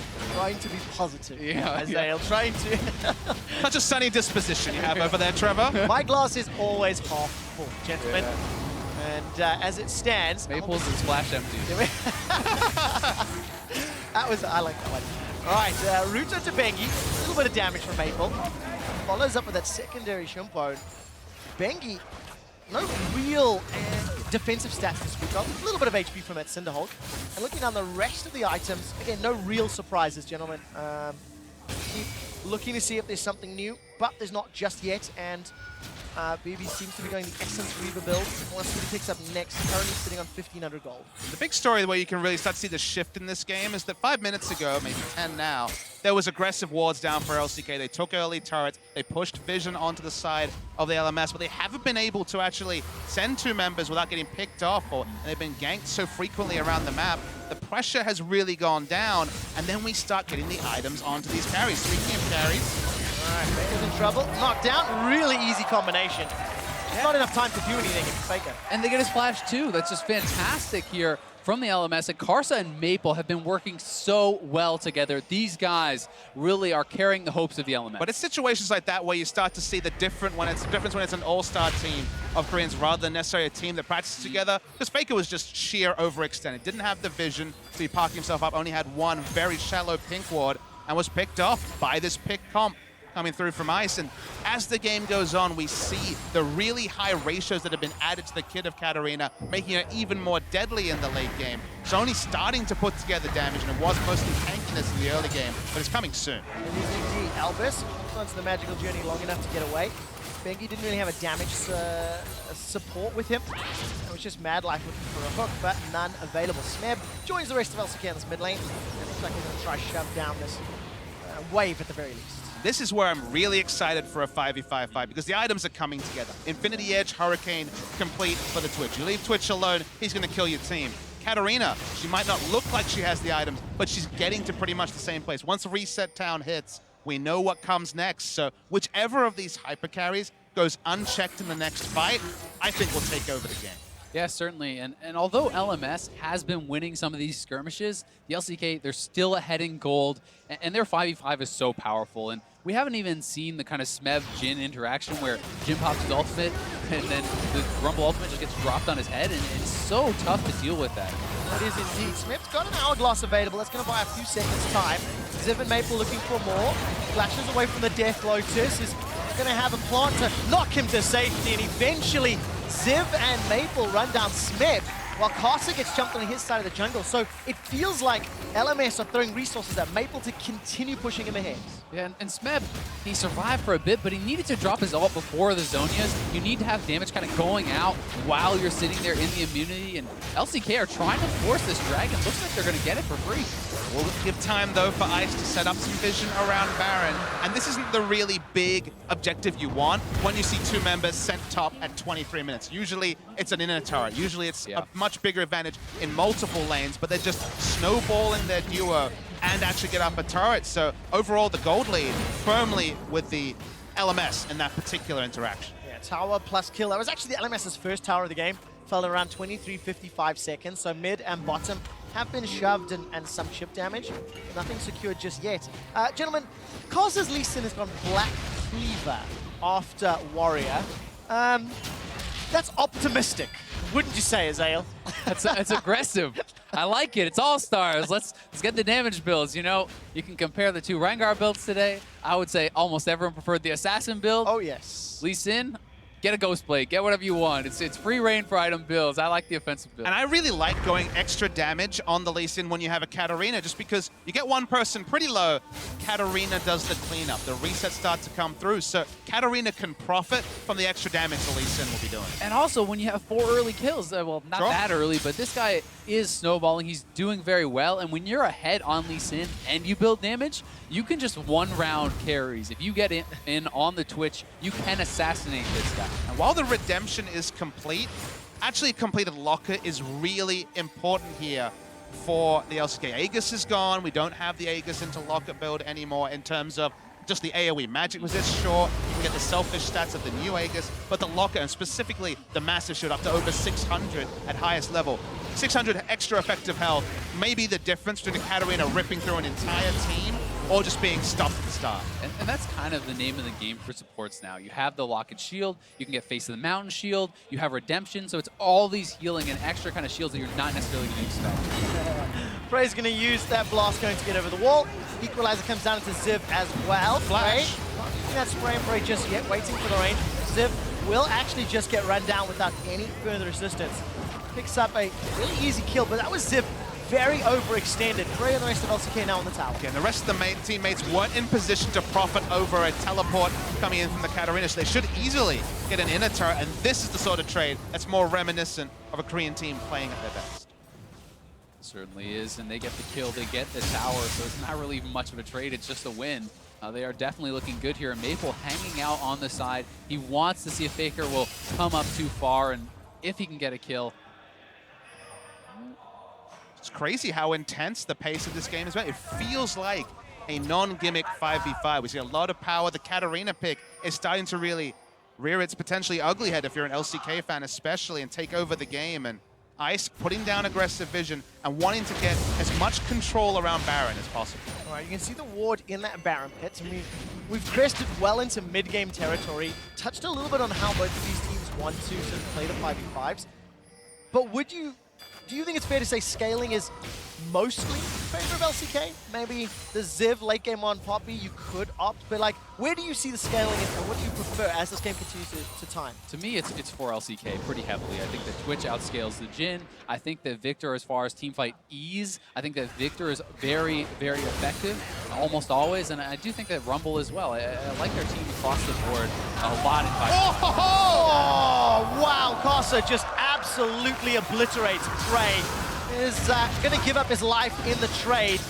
Oh, still not dead yet. Finally dropped by FLICKR, but that's exactly what a Black Cleaver Warrior Hexdrinker build does. But it looks cool, but is it worth trading 1-for-1 when your jungler is the one that goes down? Now, I'm not saying this will open up Baron, but seeing some other players around the map, Smeps low. Take a look at that damage. Maple's got a flash. He needs to dash away from Zip. Good knocker. Now we jump to the mid lane. Fighting everywhere. Fate comes out. Albus slows down Faker. Flashes over the wall. We cut back the bottom. Maple got the kill onto Smith. Now Bengi should help out. Got the tower behind him as well. Support from the LCK squad coming from the river. Full HP for Madlife. Faker barely scratched. Death charge will chase Maple as far as he can run. The direct line pulls him backwards. Riptide holds him in place. And that's an easy kill. Shut down onto Maple. Ziv's running for his life, but will not escape Faker. That's a very big shield from the buckler, and the gravity field holds him down. Is he going to get the whole wave before he dies? Just Poppy things. Oh, Faker. Didn't your parents ever teach you not to play with your food? His attention, Ziv's running, trying to escape, but it will eventually get dropped down. Now, there's manners about that, but actually delaying the death timer really helps with Baron control. Yeah. Teleporting in Poppy is enough to stop a Baron, and suddenly, Poppy is 40 seconds away. And we'll be interested to see if that was just a complete manners play by FLICKR, or if they actually do have aspirations to pick up and set up a Baron right now. And here is where it all started off, and that was such a long chain of events. Karsa does blow his flash, he kills off Prey, but he gives up his life, and it's now the LCK moving for the Baron. So it looked cute, but it was actually strategic, because remember, Poppy is still 20 seconds away. Input fades for Albus, not available just yet. The peel away from LCK from Baron, they've interrupted it. Maybe he's still got access to the curtain call. And Team Fire, they don't get Baron right now. Yeah, I mean, Maple has the TP, so even though Poppy was dead, TP available for her now, and she can join in if they need to, but Maple having that TP, he got there, and it's very risky to go into that Baron pit, get grouped up, have the magic damage debuff on you against someone like a Fed Heaven. And I want to return to your question about scaling, because I think the late game, and I know that's this nuanced thing when we're talking about a late game, but when Nautilus gets items to basically shrug off the Katarina, I think that's when Fire have it. But I think mid to late, and even the early late game, actually goes to Team Ice, because when you commit to top lane Rumble, and you have a Rek'Sai who went Tiamat first, you're not going to be tanky. There's only the Redemption, Aegis, and Locket are coming, but I feel like the Poppy can answer a single, but sometimes two threats on the side of Fire, and then Katarina can do the rest of the work. So late game, sure, but for now, and especially if they get a snowball Baron, this could be big for us. Baron's going down fairly quickly, 7,000 HP. Prey, set up. and Prey's available, goes into the pit, but he's one shot. Prey is down. That's a kill for Faithful. Now the teleport's coming in. Bengi gets knocked up by the Dragon's Rage. BeBe's down, 80 carries. This could not be available. Baron. Baron is now being turned onto. Redemption's coming out from the squads. Zev is jumping into the pit. The verdict not available to him. It looks like Casa has re-engaged on the Baron. He's on 400 HP. Bengi and Madlife going back in, and everybody breaks away. 80 carries, trade lives. That was such a crazy fight back and forth. Looked like LMS had it. Then the LCK comes in. Looks like they're going to take over, and Ziv with a fantastic ultimate to disengage that Baron. Adam Bill's really starting to go through now. Ziv is tanky, but how tanky is you're going to find out. Yeah, it takes a lot of damage in front of tanky. Four members. Albus and Casa have jumped up as well. The tower's still sort of the focus, but LCK, they're looking for kills. Casa drops down Bengi. Oh, nice ultimate. Catches Smith and Faker. Equalizer can be used. Great binding once again. Locks him up, and the tower still goes down. Here comes Maple. He's jumped in. That's going to be a golden Smith. Not dropped yet. Hourglass buys some time. Finally goes down. The slows come out from the curtain call. Maple gets the slow. That's a double. Looking for more. Prey's now going to run in. Spray and Prey is up. Ziv is the target. He will get crit to death as Prey shuts him down, and things are getting very, very messy after 30 minutes. These fights are so hectic. Every time a single member on the LCK squad goes low, both the Jhin and the Katarina lick their lips, look for the first kill that starts the inevitable cavalcade. And this is the point where you have to be so selective with your engages if you're the LCK. Because Katarina, 3 core items done, is a beast. certainly is, and you can see it shown off here. Ziv was so tanky, able to absorb so much of this damage, goes in, gets a nice slam against the wall onto Banky, and then Albus has been great with his ultimates, lands the two-man binding on both the carries, and then it's Maple's turn. He comes in. Smeb is really greedy. He actually uses his ult, the equalizer, purely to try and snipe away the Lee Sin. Whiffs on that, means they don't have it for disengage. The chase down, the chase never stops with Katarina after the rework. And although Prey gets one answering kill and stops perhaps a Baron if the Poppy was to survive, we're so even, despite the slender gold lead for LCK. Yeah, we really are, but you do have to worry at some point about the fact that BeBe is not getting any of these kills, really. So many of them are going on to Lee Sin, and you do start to fall off pretty hard, I think, the further you get into the game. Thankfully, Maple is massive, but Jhin is going to have to be a factor. Yeah, he is. But guys, we haven't spoken about the elephant in the room. Despite the fact it feels like LMS and LCK are even, it's 5 towers to 1. Yeah. LMS have got so much territory to cover. I don't remember when the last time they were even in the river this game was. But standing gold is something where you look at and you're like, okay, they're going to be able to, they can win a team fight, taking a lot of turrets, but sieging is desperately poor. Katarina may be able to team fight, still a melee champion. Poppy, melee champion. Lee Sin, melee champion. And Jhin has never been particularly strong at taking turrets, specifically on his own. So for now, sieging's not an option, only team fighting. So the standing gold may actually take a long time. This game might have really been decided by a big team fight and a Baron before we actually see 3 outer turrets down for LMS. After that, 33 minutes, the Baron fight is looming. Ziv is going to be backing away. Teleport is available for Maple in a few seconds, and Smebs is closer to Ziv's timing. So if anybody's out of position, then that option could go 1 minute 50 until Elder Dragon. So that's also going to complicate the situation, because both teams have got decent enough dragons. Not exactly game-ending to pick up Elder, but definitely helps you get the next big objective. Yeah, and that's what you're looking to do. If you can get the Elder, chain that into a Baron, then quickly push, it's what you can unlock with the Elder. One little item we should talk about. Banner of Command finished for Poppy. The AP obviously going to waste, but Rumble will have a hell of a time pushing back a bannered up minion because really a magic damage dealer outside of those auto attacks. So purely to complete and force Rumble side lane. Yeah, Prey's caught! Prey got pinned against the wall and he's down. Now it's a 5v4. Faker's already running for his life. Keeper's Verdict has already booted the LCK away. Smeb's burned the equalizer. Not going to get caught. This time round, it's a trade. Ziv's lost his life. Faker turns it back on to Albus. Where is BeBe and Maple? They're splitting up, running away from the Chaos Storm. No binding stun yet, and LMS, they couldn't run into the damage.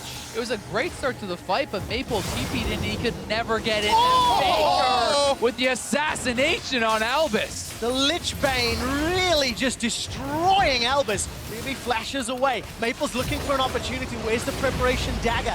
Holding on to it for now. Carcer uses the kick. Remember, there's no tanky stats. He just goes down. Maple's going to get caught up by the mine. And 4 members of LCK. That's a delayed ace. LCK, they've broken open the base. Because it's 35 minutes and it's Lich Bane Faker. They might actually try and finish the game here. It felt like it was slowly creeping to the LMS, but one mistake and the game may be over. It absolutely is. BeBe gets flashed on. That's the ace. LCK and Team Fire drop the first Nexus turret, take down the second. Here comes Ziv, gonna try to buy some time. Gravity Field pulls him back in. Albus has got a few seconds up, but it will not be enough. A support versus the LCK. The Nexus is being burned down, despite the small hopes and the attempts from the LMS. It is the LCK that will slowly hammer away, dropping Team Ice and taking 100 points for Fire. Fantastic game there. We got to see the first Katarina come out here at All-Stars. Worked out great for Maple, but there's just not much you can do without the help of your team there. And we should see some of the weaknesses, right? You need to have people low on health. You need to have your team doing damage for you. You can't be the initiator, and in that last fight, it all fell apart. And there was frustration on the faces of the LMS team. They smelled a victory. They saw where they could win the game. But we focused on the fact that there were those turrets up for so long. There was that standing gold that wasn't able to be accessed because they had a squad that couldn't actually push down turrets. However, they make one team fight mistake. Lich Bane Victor, 3-4 item Twitch. Turrets were mowed down for LCK and the game was over. You actually saw just how easily Prey was able to deal with Ziv, the Twitch versus Poppy.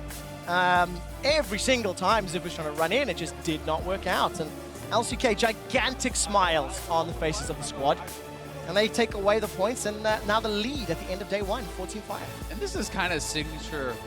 All the top LCK teams are so good at being able to not only win fights, but also take objectives. And it's always that thing where you're watching Worlds, you're watching international competition, it's like, we're doing it, we're up in kills, and you look at the gold and you're down 5K. And, and it always feels like that against these very, very elite teams. And a lot of these players from the LCK, they're comprising these teams. They're making up these teams, and that's why they're able to play at such a high level here, even when it's just guys kind of thrown together. Yeah, exactly. The basics, the principles understood by the majority of the squad. To go back to the discussion around how the teams are looking now that we've seen all 6 on the day, it feels like the NA and the LCK squads have been more on the same page in terms of how they play the map and, you know, reading opportunities a little bit better. Do you think that's a fair statement now we've looked at all 6 teams? At the multiple-time All-Stars, I think the class was definitely there for LCK. So even though they made uncharacteristic mistakes, they still kind of steadied the game and took it down when they could. So I feel like they looked steady. Same story with NA. A lot of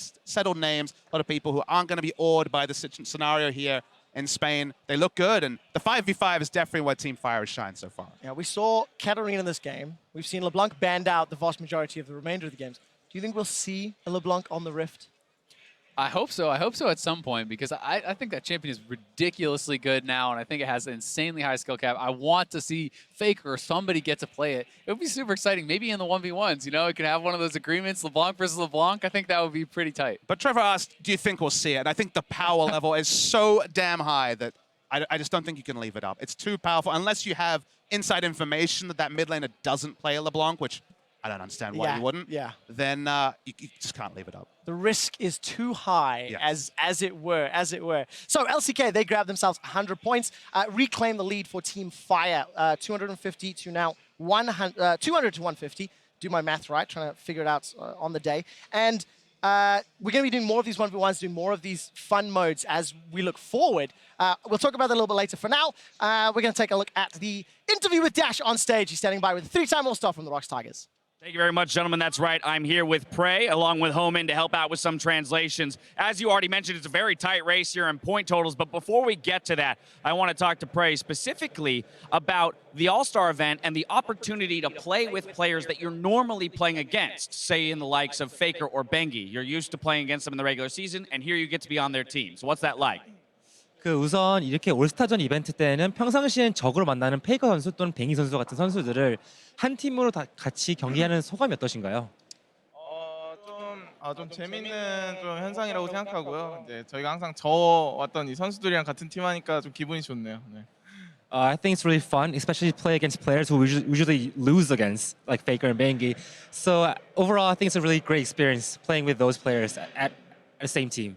All right, now with that, we mentioned how close the point totals are. Of course, it's only the first day, but 200 points in the lead, over 150 for Fire. My question to you is, have you guys discussed what you think it'll take as a full team, Team Fire, to come away with an all-star victory this week? 지금 이제 1일차로서는 팀 파이어가 200점으로서 이제 팀 아이스 150점에 50점 좀 앞서고 있는데 혹시 그럼 팀 파이어 전체적으로 어떻게 하면 이 이벤트를 우승할 수 있을지 논의가 됐었나요? 솔직히 뭐 딱히 논의는 하지 않고 그냥 다들 그냥 1대1에 뭐 연습하는 것 같아요. 그쪽에 좀 집중해서 연습하는 것 같아요. We didn't have any group discussions, but I think we're all just focused on the 1v1 tournament. Well, then speaking of the 1v1 tournament, tomorrow you're going to be going up against Yankos from H2K. And of course, he was the First Blood King at Worlds. And First Blood is all you need in the 1v1. So how do you feel about going up against him? 1대1 대회 나온 김에 내일 이제 프레이 선수는 이제 그 퍼블의 왕자로서 알려진 이제 양코 선수랑 붙게 되었는데 사실 1대1 대회에서는 퍼블만 있으면 되는 거잖아요. 내일 양코 선수랑 붙는 소감이 어떠신가요?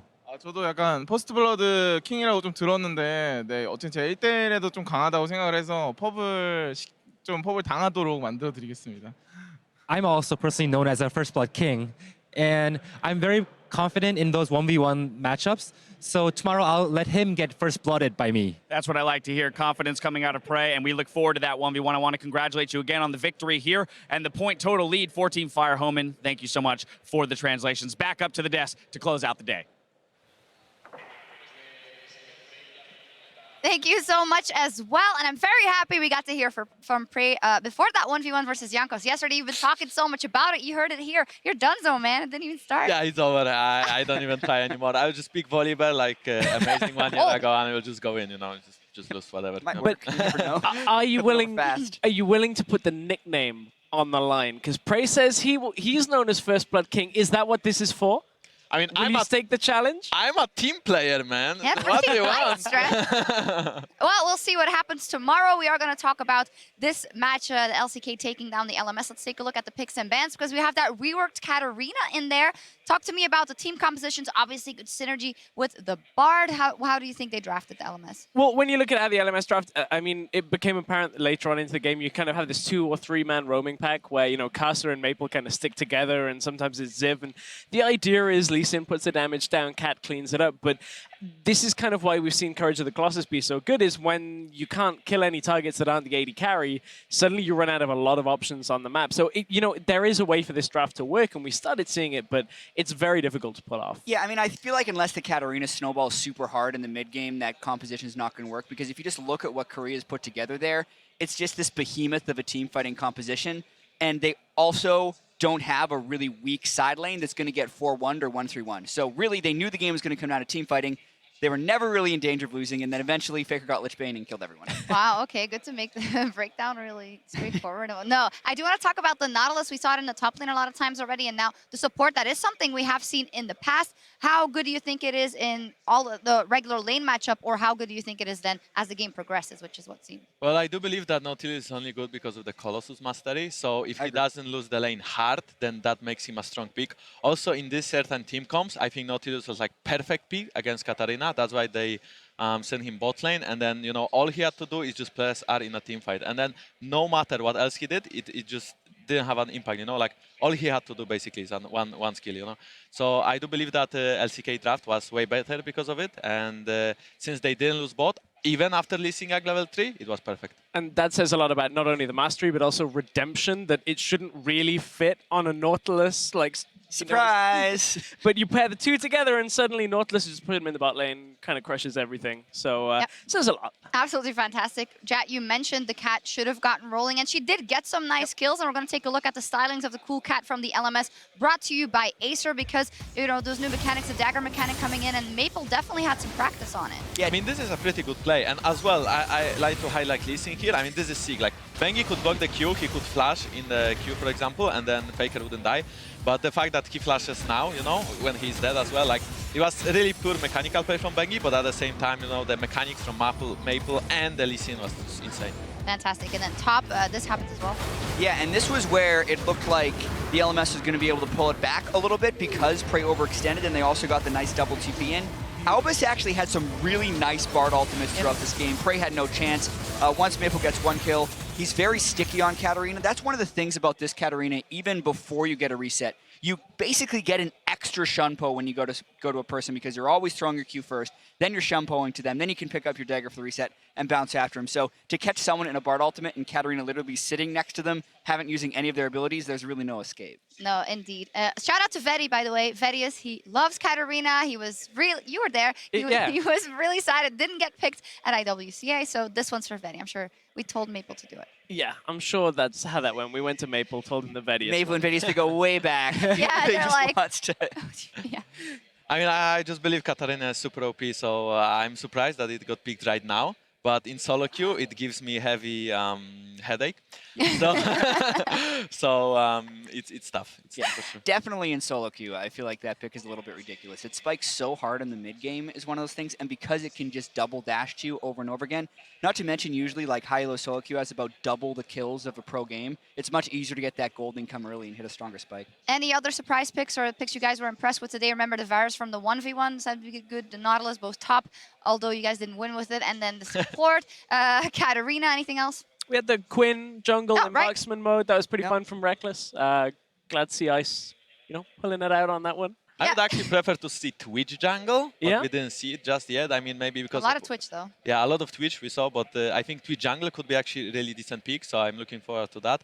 And then I would like someone to pull off Nocturne, maybe even me. I do believe this champ has You've potential. now actually talked about 3 picks that I feel like I'm so excited about Katarina and Twitch Jungle and Nocturne. The Here thing is, we're going to get to see those champs in the fun modes. I'm not sure if we'll see them on SR, right? Like Nocturne, I think, should Assassin be in mode. Assassin mode for the most part. Super good. Personally, I'm disappointed no one played Ivern. They had opportunities to, and it wasn't actually banned that much. Like, True that. There's a lot of champions that are really OP, so we'll see what happens. We will see, but let's take a look at our standings following the first day of mayhem here in Barcelona between Team Fire and Team Ice.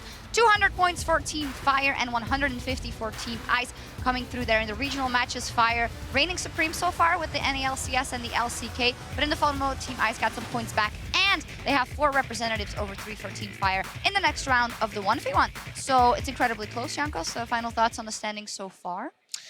Well, it blows kind of that.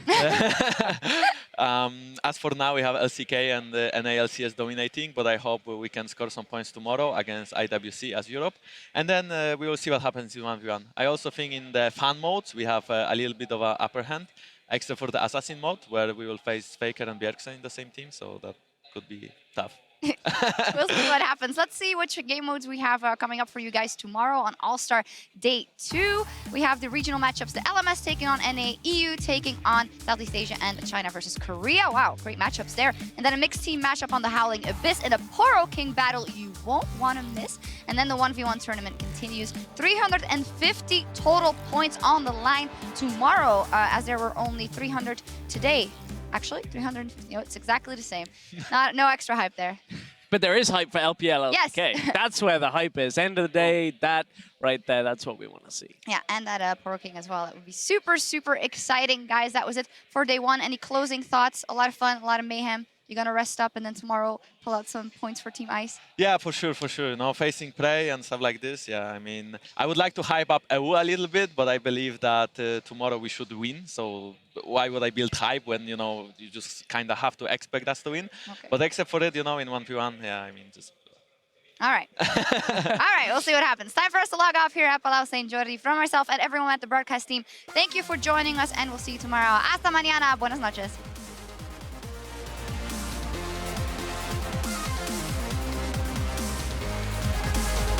Bon dia, Barcelona! We're at the end of the season, so let's create some mayhem. mithy and Reckless are in so much trouble. The Crystal Arrow catches Doublelift, but so does the pullback. Doublelift needs to knock it off by a charm. xPeke's got no mana. Double kill to Doublelift. So high quality. Look at it. Oh, it's beautiful. Yeah, thanks.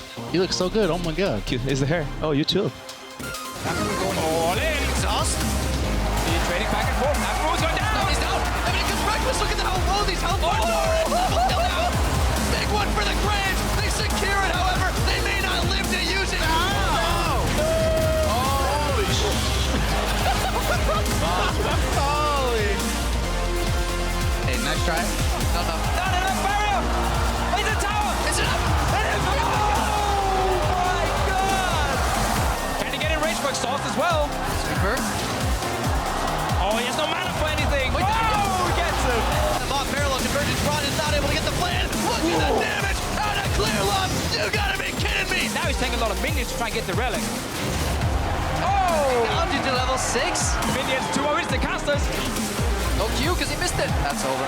That's over. Spray and pray. Contaminate. Flash. Oh, he got Bullet him. for the kill. Once again, should close to safety. Caster finds FLICKR. Gets the kill.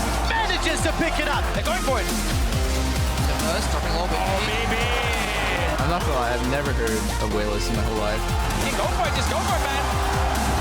One more hit. Almost too easy. Yeah, I'm probably gonna smack him.